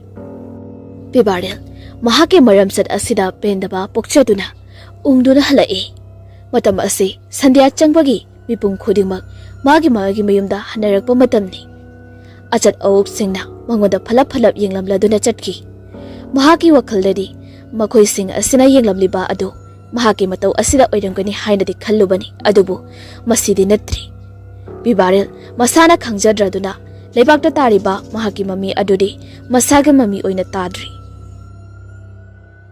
masam sangba mi amagi mami oina taribani maduda mahangna thainarakpa mi khudingmak phalap yengambani karigumba amatadi haibiramdi maramdi afaba oirasto phatababu oirasto mayamna tukat chanaba mingondadi karigumba amata hainingba puknadi asigumna thengnarakpa mipung khudingna jingnaba puklabasu pibarel da tawriba matau asigi matangda karigumba amata hairamdi pibarel hainau pambi adugi mapa yaurakpa aduda kedomdagino khangdana phampham leiriba aduda sangsinduna yamna phamninglai khantharaba tawdana yasanglakpani haibase ningsinglodana sangsinduna phamthi phangni hek phamthabada mahaki nakanda amuba nupi adusu phamtharai mahakna thamoi kaina leibadu ubada amuba adusu Masa adu ningli sauba haurai.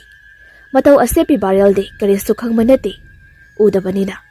Amuba asina saurakpa matam asida soroki wangbada post amada theliba blab adu khablai. Blab khape haibagi pibarel adu yenguba khakni. Karigano haibadi thaoina khanjiluba tawdi. Asumna khablap tawramlaga phatmutkri. Aduga mathang post khudingda theliba blab singado mathang manau naina amamamta oina mutkri. Matam asidadi karisu khalamdaba pibareldo karino tawribase khanba haurai. Asumda lambi asi hena mamsinkri. Mamlabadi nungairoi khalladuna amuk phuk hogalaktuna mayumlomda halai. Mahakna mayumda hankibada mapi adu sinthana amuba asi mai hoba makai sauduna leplaga lehawi aduga banthaba tawduna mangkri. Ibo choba pena ngangthoklubagi khara makhaidi phari asauba adu. Aduga mangalembardi haujikso ungduna mahake phamungda hiptuna lei.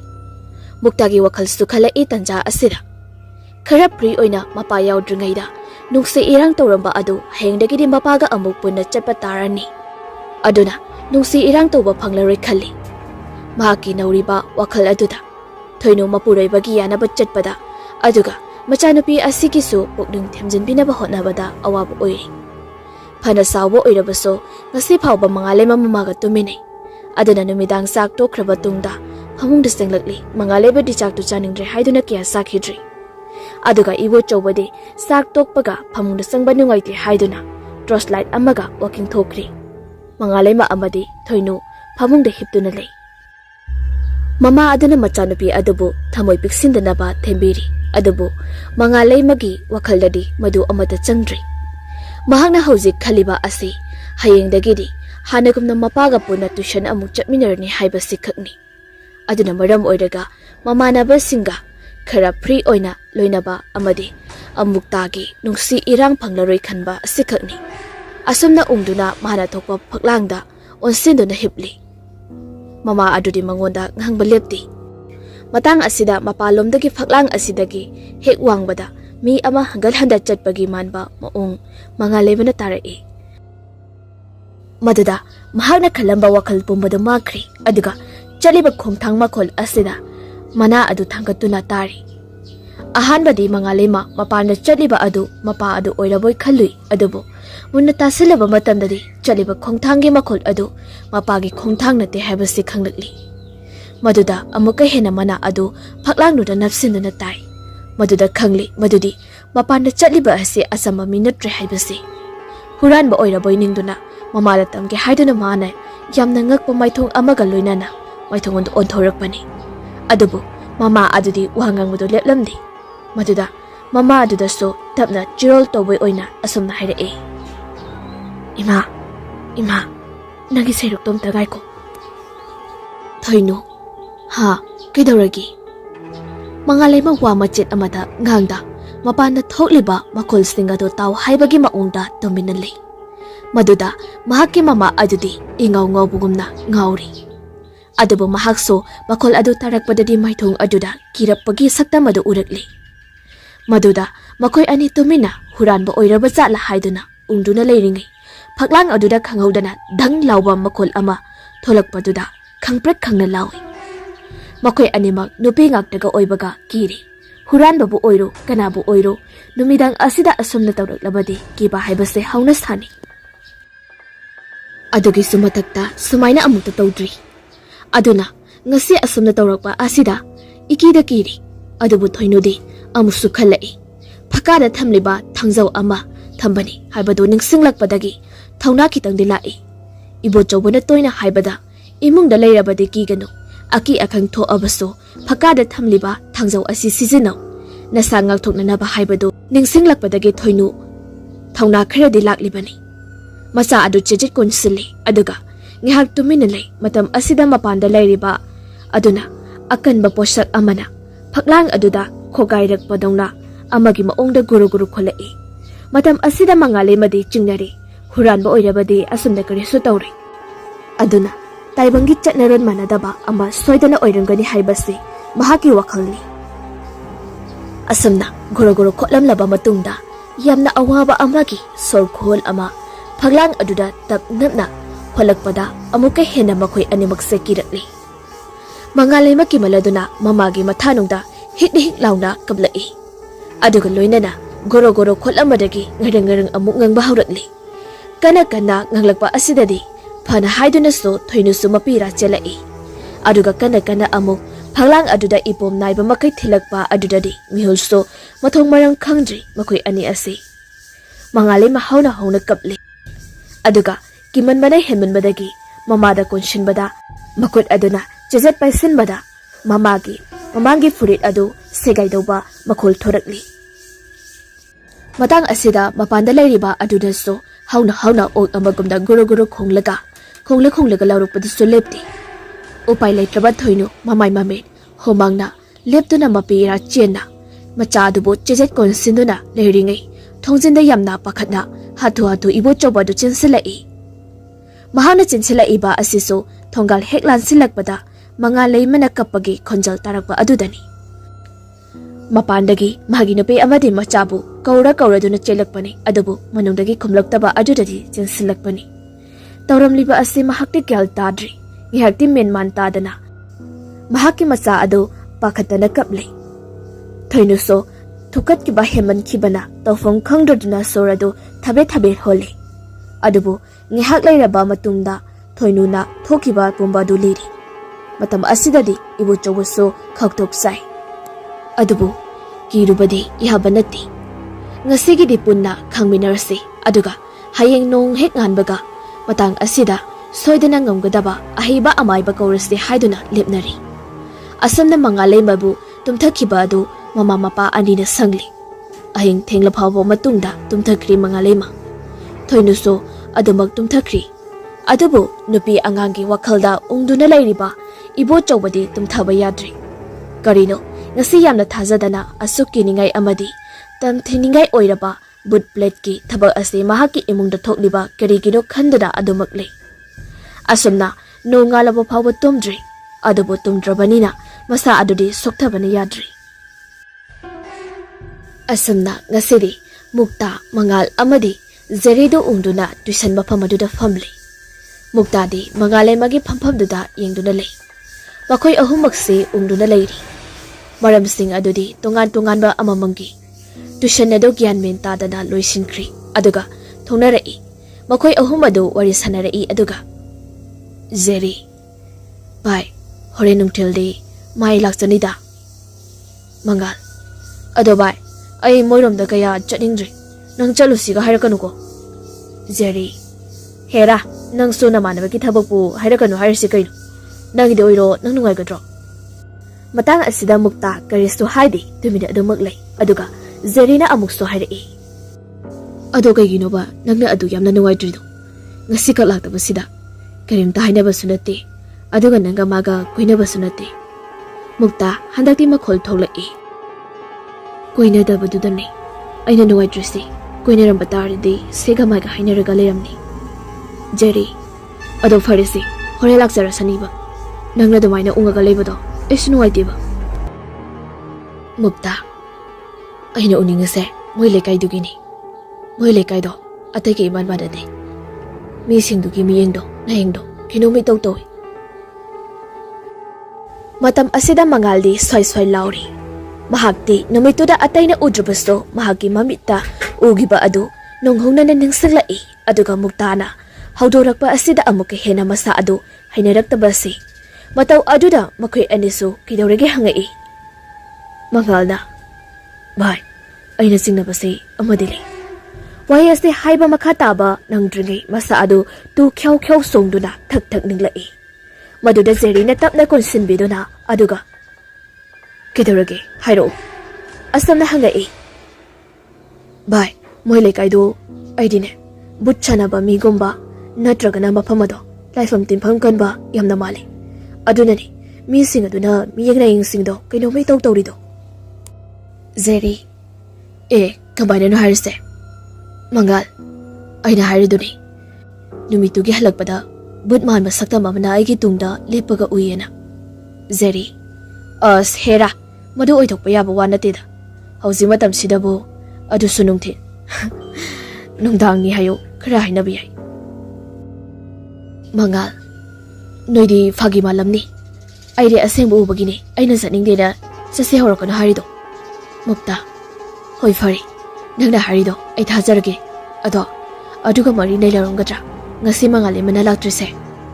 Zeri, bhai, nangsu mi tuition pharak tabagi laktabadubo, aduga amuk kamaina mari lenaramdoino. Yamna thajadraga chala hangusiro. Mangal, aduwado hagdorakano. Sasi hairaso chata yadaba matang loina sasi. Matang asida mukta mangalda phat yenglai, aduga wa makha amata taramdana mahaki cycle adu phat kakhalaga thaugi. Maduda upai leitana jari amasu mangal su inarai. Mahakna chalibadu mangalai ma hoiromdani haibasu khangli. Jari di kharabu phai adubu mangaldi yamna talabani. Adubu upai di leitri. Aduga ngasidi ayuki matamga oibanina akibadi thoina poktri. Asumna khara thauраklaba tungda mangalai makhoigi laikai yaurakli. Hainau pambi adugi mapa lanthokani khanbada mangal aduki matik tanba haibado oiri. Aduna maning thangbodo tali haiduna makhoi anigi mamang thana cycle adu thaugatli. Adubu laptakna hainau pambi adusu usilai. Maduda mangal mihuldo amuka hena chongkhalakli. Laptakna hainau pambi makhong aduda mi ama leptuda makhoine lakliba adu ngaibadawna amuk urakpadudadi mangal cycle adu chap lepi break faduna. Mataw aduda makhoi anisu cycle do lepi aduga hangai. Zeri, kidorage bai? Mangal, ada lady. Karibuno. Ada hainau makhong sidane. Ama lepisi. Mukta, karino haise udeda. Oh, ure, asira, asidi mini kaino. Zeri, asi mini kaino. But natiko. Ayung nung tinda but thokpa honadi. Nang yam kiragana aikhoi anigi mayaida cycle adu thau. Asi hairam laka cycle adu amuk thaurakli. Chumsu sumlamni. Hainau makhong aduda lairiba adudi leikaigi mi amakhakni adubu mangaldi mi aduda munna adumak yengnuna cycle adu thaurakli. Mapa adu lanthuraktuna mi aduga thainaba matamda mi adusto mangalda sadaba makhai munna yengduna lehawi. Aduga mangalsto yamda kina mapa adu hendorai. Kharai hendoraklaba matungda mangalai magi thongalni haiduna. Makoi ahumdo cycle adu leptuna yumlomda yengi. Thongal khara sangbanina yumduso khara lapna lei. Mangolda pingok setpa koya yetpa nupa ama khongrai sandana phamlibadu uri. Adugi hekna kandana mapa adu phamli. Karino badi tawre khangladuna makhoi ahummaktu lambi nakaluda cycle adu khami aduga cheptha duni yengli. Asumna yengli ngai mangalai madu imungdagi sa puthorai mama aduga loinana. Asumna mangol aduda punna makhoi ahumadu phamli. Pengau setpa nupa adu asum yingsiluba matamda amaiba mansalakli. Asumna thauram adu sum tauri. Tanja heksa naraduna mangalai mana thongalomda yengthorakpada mukta hoina septha duna yenglibadu adu hek ururi. Madu hek ubada mihulso aduki matik kana chungkhalai. Mapana ukrabadi ngangbirani saibirani loinana kadomdagino khangda pibaral suphat ningsinglai aduga pibaral na hairamba wa adusu nakungda singya yeina tarai. Asumna tapong khangda mangalai ma imungda zangi tawi adubu mama mapa amadi amaiba aduna khami. Thauramdo imungi miga punda tawgadawni haibadu taklaba matungda thauramado tongnaba tawi. Thongalomdagi yengliba bakhoi ahumsidi gyale aba ita tadri. Loinana mangalai magi maong mataw adu muktadi adugi matik thawai nungaitri maramdi.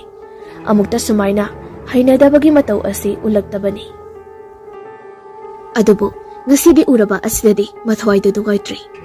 Adubu tawriba thawrab adudi makhoi ahomak lengdani yengi. Somdana pibarel ngarangdi mamangdu yamna nungairamdi. Mahaki mapa adu urami loinana mapa aduna mangonda warauduna nganglamba chairamba kaya adu ningsingduna yamna nungairamdi.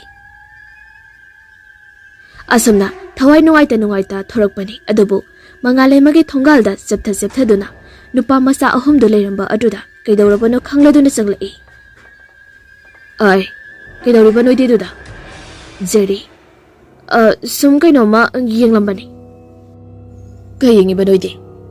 Ase haduna pibarel so mangalai magi yumda hek yenguri. Maduda mangonda thauram tawba du uri. Pibarelda Kaino, migi laigi thoram tawbasida noina adbuk yengiduna. Ha, nupisi yengiro. Tawno, noi nga yamoidi ko. Yamna over salakano. Chalo. Laigi ganane, aside leuso. Khara limbatam. Thawai nuai tabne. Noida loi taisilakani ko ngasi. Wai asi haidekpada makoi omso mata amagi mini haibagi wakhalda kariso haunaruba tawdana cycle adu inthoraktuna thoraga tholai. Pibarel kari wakaldagi no khangdi mahakna he angang asida tawbiriba asi adubu mamaya do fat lesilaktuna yinglubadadi mangonda leiriba mipum khudimaktu mangonda yamna ngakpa miyeng amaga loinana yenduna lerami maduda pibarel do swai hek lawi aduga amaiba asinadi asamna ibo chobada hairi yengo nakhoi gi lekai asigi nupa masa asina barab oiraga thawdok karadi thokadaba bali ibo choba karino hairisibo aigi imungi aifanaba tawbagi mahutta migi machagi wafam oina hairaisibo chumi ado aigi miyeng sinadi nangi imungda ngarang thokliba adugumna atopa imungda su thoangani aduga maduga mari leinabasu uribani nupa masa asiga soidana mari leinaramgani si haiduna nupa masa asidadi wahang pahangli tawruno maramdi madune hena khudong thiba tabani haibadi masi aina yamna chingnabagi wakhalni chapsana nupa masa asina tawbani haina khanbadi natti aduna maram oiraga nakoi chiksillo adudi oza kamdosigi nupa masa asiga ne yari bakai naksidagano matik mayai kanba mapo mai kanba angang soidina oirangani aduna ne madugi fataba mahaidu nakhoidasu phangakpa yai ibo choba hoi oza ai adumak tawjaragi amaiba asimangai aina noigi imung sidagi ubangam haibabu aduna ne ai chenanaba tawrage ai gi haibabu da khoi chiksillu mingonda soida landanaba hono maru oina nupa masa asidagi wayasi haidana mangondagi komtharai adabu pibaralde laptana makhoigi miyeng sing adu hainadaba poi adana maram oiraga prap mahaksu mahake safam thokpa chakri yamdale horiba mapa macha ori tawrai ai khangi ojaduna hairambado aduge hairurugadi ngarang aina pibaraldo thina chairambani maduna maram oiraga madi khara phattaba angang oibanina madugi laman khumlakpagi maongda aikhoida kihelakpa soidana oirangani tanbuta lenit angang ni gaina aina nahan khai yu thaga ngausinaba khaklabu mingonda kihan khangan basu tawri boire thoinu aidi kirida isasu coaching chathoki moi ba su thabuk chatki ithanda yumda le hogdoise kibu kiri ibo choba kirunu aina ne haiba lewa du dang kawgadu aduga ibema nang suta lekai gi nabung oirasu pangnakti naksinano kaurasu haraura khomo aduga ne adum parapar halo laidi hajaraga yabade midine phana hajarasu yabu yaningdrabadi yadabadi aduna mina khudong chabado lawgi dawbagi maonda khakta hori dabadi fare jago polam singse losiluro ase hairamdada mapa macha amadi mamadu pune imungda sangkhri aduga pibareldi moigi mata oduda wakal amuka hena ungli haiduni asana ungduna lambida chatlingai tunglomdagi amaiba aduso cycle da fat hengatuna thogibada masadu khangaudana khangsau sauningbagumna mamit adu suktoktuna amaiba duda yingduna lehawi adubu khara lapthokraba tungdadi tamna fakri matam asida masa matomda khanjai kaino mana tawriba asibu haiduna asumna masa mau adu koina nanduna leptunai matam aduda mahake purkhaugi tunglom thangba aduda subject adu yaudura lerami wakhalda amuk khalai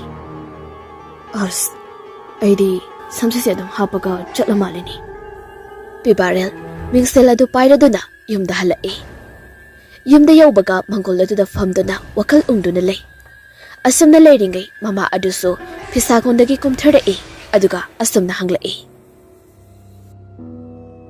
ibunga ngasidi imaga wari amata sanasidana nahan makai imana haibaso nangdi amata tadi amata laudi ado namasu kai haigadabano khangdri hingbu hingningdreda pibarel tumina ungduna adumak famle aduga sanadi wa makha adumak taraktuna hairi.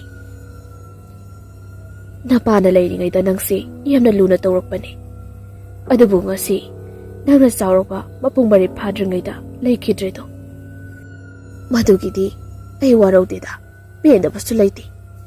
Isorgi lilani nongdong kholni khando ido. Adubu hauzik chawpa mapung mari pharaba nayumna kay panba yaraba wakhal lausing leiraba nangna. Hauziksu nama aigi awaba khangdana gausinaduna nisa chaduna matam manghanduna leirakpasida aisu hinningbadi phaudre. Kanagi asada amu lemhauriba punsise hingadoino khangdre. Siba hek yadadana sidraba haiduni. Sibanadi pharabani adubu amuksu khalai. Ai leirasi phauba nangna asumna leirasinadi. Ai amuk sikrabadi nangna oihogadabado khanbada ima siba ngamdabani. Aduna ai izadagi wafam kharadi taningido. Mama asira thamoi asuk sokna haijara sipauba pibarel karimbata khumdi. Tumina adamak phamduna le. Khumlaktraba asidadi mama adu upai leitraduna phisakonda amuka khatuna phi saba hokri. Pibarel tasengna unglibani. Pharangau sanarabasu hidak thaklabasu mangonda amadi mahaki imung asida tawriba asida chingnaribani. Ungduna famlaga leiringai matam asida phi sabagi makhol adu manakong singya yeiri.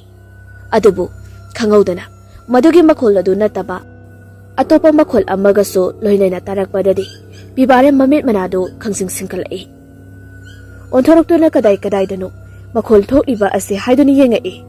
Thisakol adudagi dimandri aduna maram oiraga hathu hathu kadai dano haiduni yengbagi maung adudaso aphinga phai oina tawrakpadadi mama adusu ingangaktuna yengi. Bibare imung da phat changkri sanaso masa aduna sangkhibadu aduda septhaduni yengai. Bibare imung da sanglakpadadi hanagumna upu adugi thong adu lonsin khibagi nomni lomni tawramba ada chingleraduna upu adu phat hangdoi. Aduga upu aduda yauramba posta khuding maktu makhada thadarai lauthora aga. Aduga makhon aduda mama aduso pakhat aduna sinsilai. Tawramliba maong adudaso sana sauningna asomna nganglai. Karino ibungo nana upu sida oipak phaktuna yenglisibo. Phironse amata yararo haiwani. Paisagane amata leitabani. Nangna paisa thirasune phangoi. Phisisune nangna yonthokpada sitlaroidaba ngaktani amanbani. Thainagi janadraba phini. Adubu pibareldi maduga amata tadi koifak phaktuna koithi thiri. Khara khara sum thirakpada mingsel khubamu pakpa ama yepsenduna leiramlibadu thengnari. Matab asidari sanaso soilawi aduga chingnabasu phauri. Nganglamba wa aduso chaplekhri. Tapna sangsilaktuna mingsel adu pibareldagi lauri aduga munna yingduna ngaihak lei. Matam aduda pibarel su chingneraduna mamada asumna hanglai. Ima masibu karino masiga imusiga karida mari lenage. Sana mingsel aduda mamit adu kuptani yingduna lei. Mamit adu su mapi ira chelai aduga wari kharasu ningsinglakduna mamita loinamak urakpagumna tawrai. Matamdo laikai miyamna tharik tha makhoigi imungda lakpada chibol chibon machi masi thina thina ngangnarakpa matamni. Madu sanagi manakongdasu yauri aduna maram oiraga maksu mathawai yamna nungaitri. Ngasidi kaithelsu khara amuk thengdokhri aduna saraba nungsa marak aduda humang kaba makai makhongna kaithel halai lambida. Thongal hek changlakpada mangon dharida makhong adu yanthaduna tharikta makhuta yingduna momon tawraga leirambado hek ururi. Maduda sana amuksu nungaiti aduga amuksu minungsi amagi makhada machagumlabi tharik thada mamit kupta yengjari. Wakal anisida khanjanana sumang adu yoksilakli. Matam aduda tharikta makhutta karino mapariba adu phanik masida yepsinkhri. Aduga sanabo yengaga momon tawna harai. Ine kaino ngasidi yam thenga ina. Aina ne kaino ahong achaw yenglakpanida. Aiso ngasidine ine ngai ba thosirana tawbani. Aduda yongine chaksu thong leiraba adui thengkhri ne. Sana wa makha tarakti imungda moli moli sangki. Tharik ta su inarei chakumda makhoi ani do phammi. Aduga tharik ta na harawbagi maithongda asamna hairei. Ine ngasidi aina yerum porakpani yerum oina thongba chasi ngasidi. Ibema nangmu yunggi ahal singna soidana saibiba tarine. Kedobagi chaining jaisano. Khangdrida inese kai haigadabano wakhalse phumbangnari. Tanja asida maningomdagi pibarel do hairi hairi sanglai. Mahak changlakpada yunamso bangbang nami. Sana machanupadu da mamitu khane yengi adubu tharik thani yengiba miyeng asidagidi purata yone. Tharik thadi marol laini yengjari. Phana oktrabasu phana ngausenerabasu nupa ama oibagi awat balaitaba asidani tharik thana ngaujari bani. Aduga sanadi madu yamna pamdabani. Adubu phongdokpadi ngamdaba haibadumakni. Bibardalsu makhoida ngaihak yengami aduga amuk thokri. Sanara Ibema nangbu tondro ekhoidaga laisibo namanabisu amta leiba natti. Sanana haida iba wa asi marolaiba kochi kotpa wangangni. Adubu tharik thadi madu khanjalodi aduna karisu thausadaba amagi maongda. Sak thonggat padum hauge haibagi matagumna phukhaugolai. Matamadura phanek masida yepleba mingsel adu satkelai. Mani mingsel adu upu manungda leiramliba mingsel aduni. Mingsel adu ubada sanan hangai. Karino ni nangbo mingsel masasi yebyeptara chalisiba. Soidana karadi nabuktuda mingsel masena sokpa tari ni ibema. Soidaini aidi mingsel asinane nungahelini. Mo among mingsel silautoga samyengba aduga mondane pangnongda nungaina leiba asinane nungayinine. Adubo oirasu koipudi purunu he. Pharamni pharam noisu khangdi. Nangnane yengda yengninglagana aigisu upugi mingsel apakpa ama leirisida adum yenguba. Aduna ini hoida lakpai wani ado lambi lamkhangda sum yengninga adi sina phayeni matam aduda thari thagi muna joy joy tariba samlang aduda amukso yengduda amuk sanana makha tarei. Ibemsagi samsisu onthokna yengba nungaikri. Sisu toina toina halini ini aduga jinghi tawragane luthokpa aduini. Nang samsisu amumu yeblaga pubro. Adusu puyi. Kadaya adudi. Ngasidi puraktre yumda phajana hatlaga lai ne. Ibema nangbu tahoi khangde tahoi di khangde. Awu mina uraga kinarani wani nangba. As kem tawrehe. Kining kisasano mina kezababo. Adubune mafam matam nayu haibai wani. Ho ine nupina keraga lairadine nupa mami choiba ngamdiye. Wahise hairakpada sana wakal ama ningsanglai. Machanupa yungoba asigi wafam soidana oirangani haibado chap sana chingnari. Adubu machan maknade kamdauna haironi. Khanbada ungduna laikri. Wari sing asi sana ningsinglakpani mingsel adu pairaga sum yenglakpadagi mamit adu mapi ira chenduna tapna tapna sintharai. Pibarel Ima kidorage Ima se ayodu sengna dum hayoba. Mingsel se Najan tharik thagi ni. Ha, tharik thagi. Pibarel, koktagi tol fawba tu chungki ba khangawdi. Mahagna singnaba wakhaladu tamna tamna sumlakadauri. Kamdauna, tifam khangdana mangkraba tharik thagi potlam asi, makhogi upuda yaurungadabano khanbada. Chingnaba natna yomli. Aduga, upu adugi mingsel aduda tariba mami adudi makhoi animangna urudri. Mami adu amuba misak adu makhoigi manakta nakanda phamli. Mawo adudi kapagi maung tawi adubu makhoi anidi udri. Asamna phamduna lairingai makhoigi ka asidagi haudong ama khakna amuktang hauna khonglumaga chenki. Maduda makhoi animaktu khangpra khangi. Haudong aduso imungduda sangjarakpani. Adubu ka asida sanglakpada mamita amuba misak aduda phamduna lairambado ubada khangduna khonglamaga chenkhibani. Bibaral Jingnaba kaya adugi wahang hangba haurai. Ima, thari thado akhoi da dala amani. Aduga mingsel se magi ne so hai. Aduga kamdauno upu manunga sida hapchilambano. Adudi ai su khangdi. Mahangna toina purakpani haibadudi ima su khangi. Anamba matamda mingsel ado yengaga leijabani mahakti. Adudi chamse sisu magi oirangadra. Ase haidana samset ado phuri khawdagi lauthore e. Samset ado so yengduna sanana haire e. Oirangani.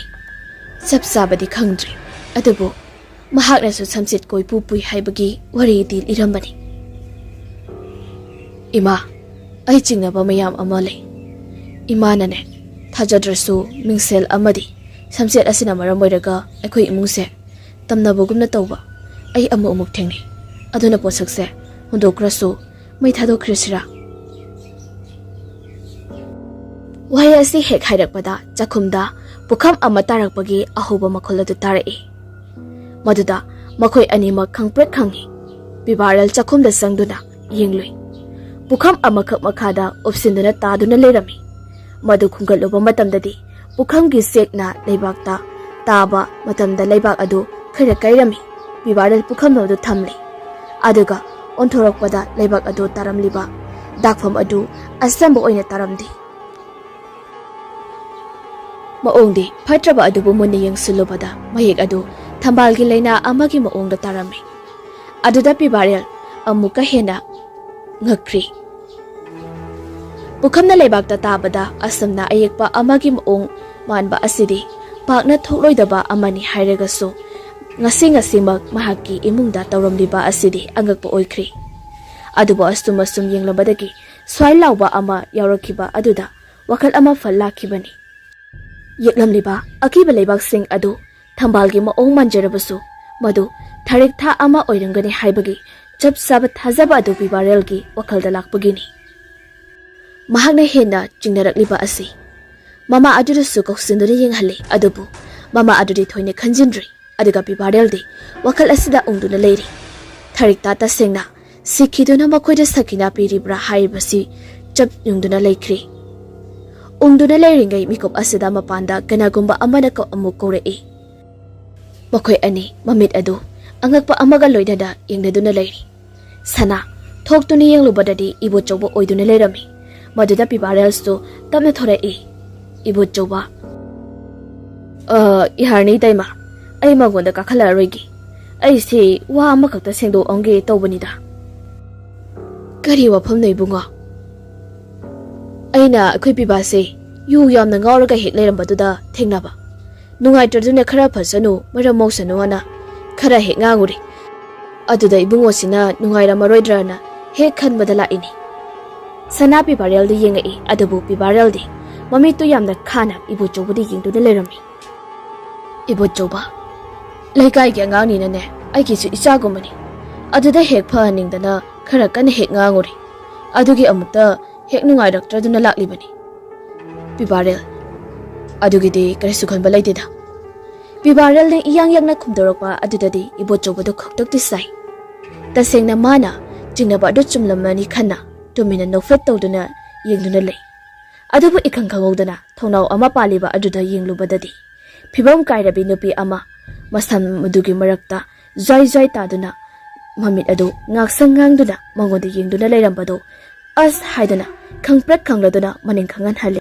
Karamnadi kiroi karamnadi khangloi mamli tawbaka asida paliba thonau asida mushin muba makut aduna thonau duda paiduna mamit aduna sadawa makhai yengduna leiramba adudi. Mahaki mataw aduda Bibaraldi thoina khalludi mangoda kiriboi khalli. Aduga ibo choba sukuina leiradi phibam ama tadau mandra khaladuna chatlage haiduna hanna yenglamdana prap thoki. Lambida chatnasana wakhal tawi. Oh, chummidana amaibo ojaduna hairambado. Nupa macha asi chingnei mangondagi lakpa phattaba oigani haibado. Asidi chanana mama macha asi manaraga butchanare ko. Phai aigonda sinaradi aigisu ahiba pumba sizinaduna patik thokpa laknagido. Asuk phataba misubu lekaisda sum lehelera.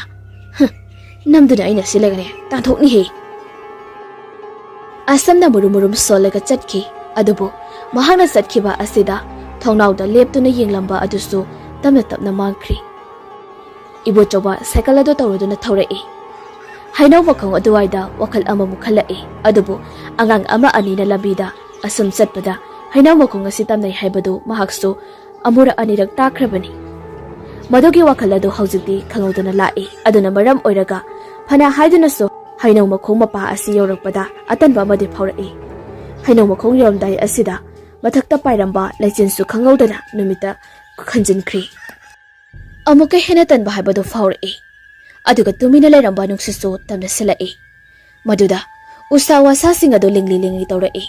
Lambi sorok asida uramba hui khara adusu mayumda sankhibadawna hek tauri.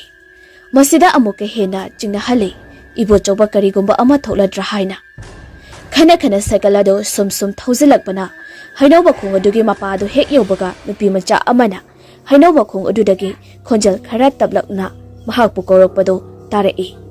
Maduda swai hek labu makai hainau makhong aduda yengsilui. Hainau gi hek makhong aduda mahaki macha nupi mangale madu phamduna leirami.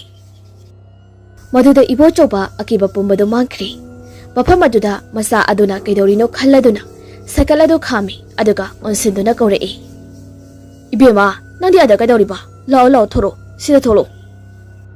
Haizabagi wani mangale ma hainau makhong aduda phamduna makhot aduna leimaida karigumba ama yiktuna lei.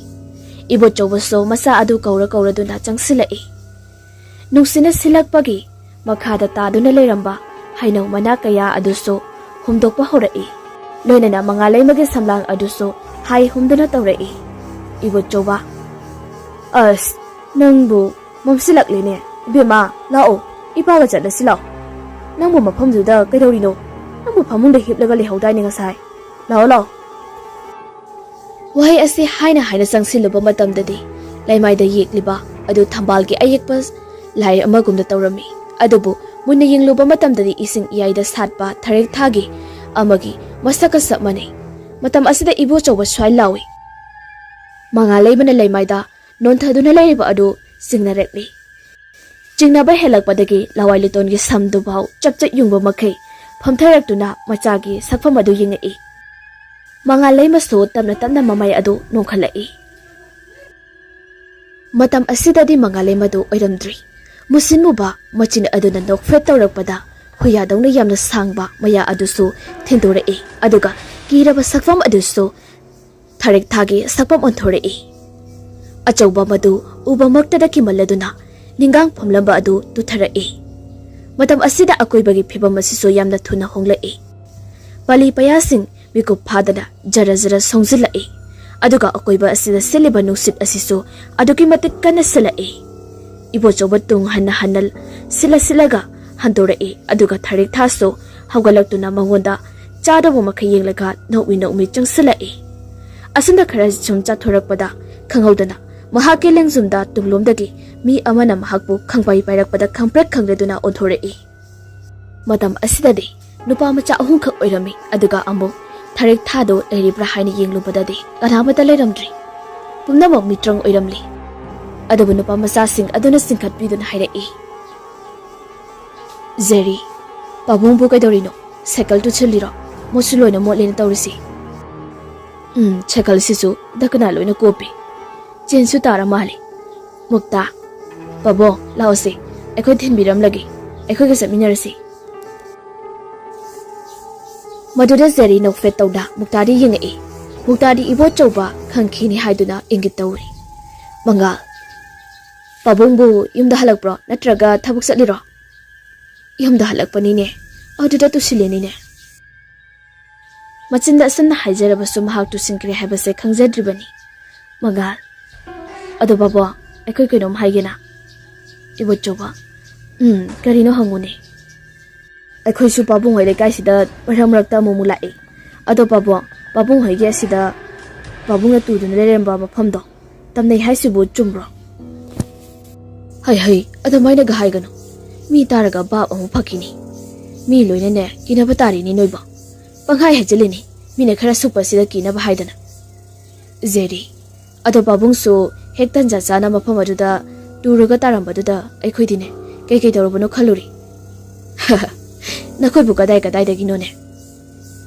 Asomdai ni Pabung ay thonggal se sinatro. Mani. Asunna makoy pulap thonggal adura sanglakpada thoinu mangolda phamduna lerami. Karino matawra male haiduna chensilakpada ibo chobana wari pumbadu liri. Machanapi aduda imungdagi kauthori. Matam aduda lakliba naha asidi monda amada nungaigri. Mangaleba mapana hairakpagi matung ina imungdagi ising khuzai ama tawrega thongjil hekan thorakpada mukta mangal amadi jeri makoi uhum leptuna lerambado ubada khangpret khangi. Adabu mapana ho jingna khrani haiduna ising ado maparapi ibu chobana aidine tusilaga gyan phau manglurba janidana adanu pambacha ahum sina tan hek chanadana lakpadagine aibu yumphau thilaisini. Matam aduda mangaleba muktari yenglai mukta suno fetawna yengduna lerami. Atay mamanaba asiso harauri makoy na ngasi mafam asida lakpagi mahiyali khanbada. Magal adudi pabo yumsi yorabanina akoy muhalagi.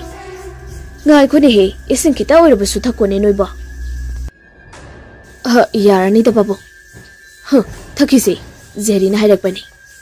Asi haidana Zerina ingit ama tawduna mukta makoy ani ising khuzai ado ibo chobadagi lawi.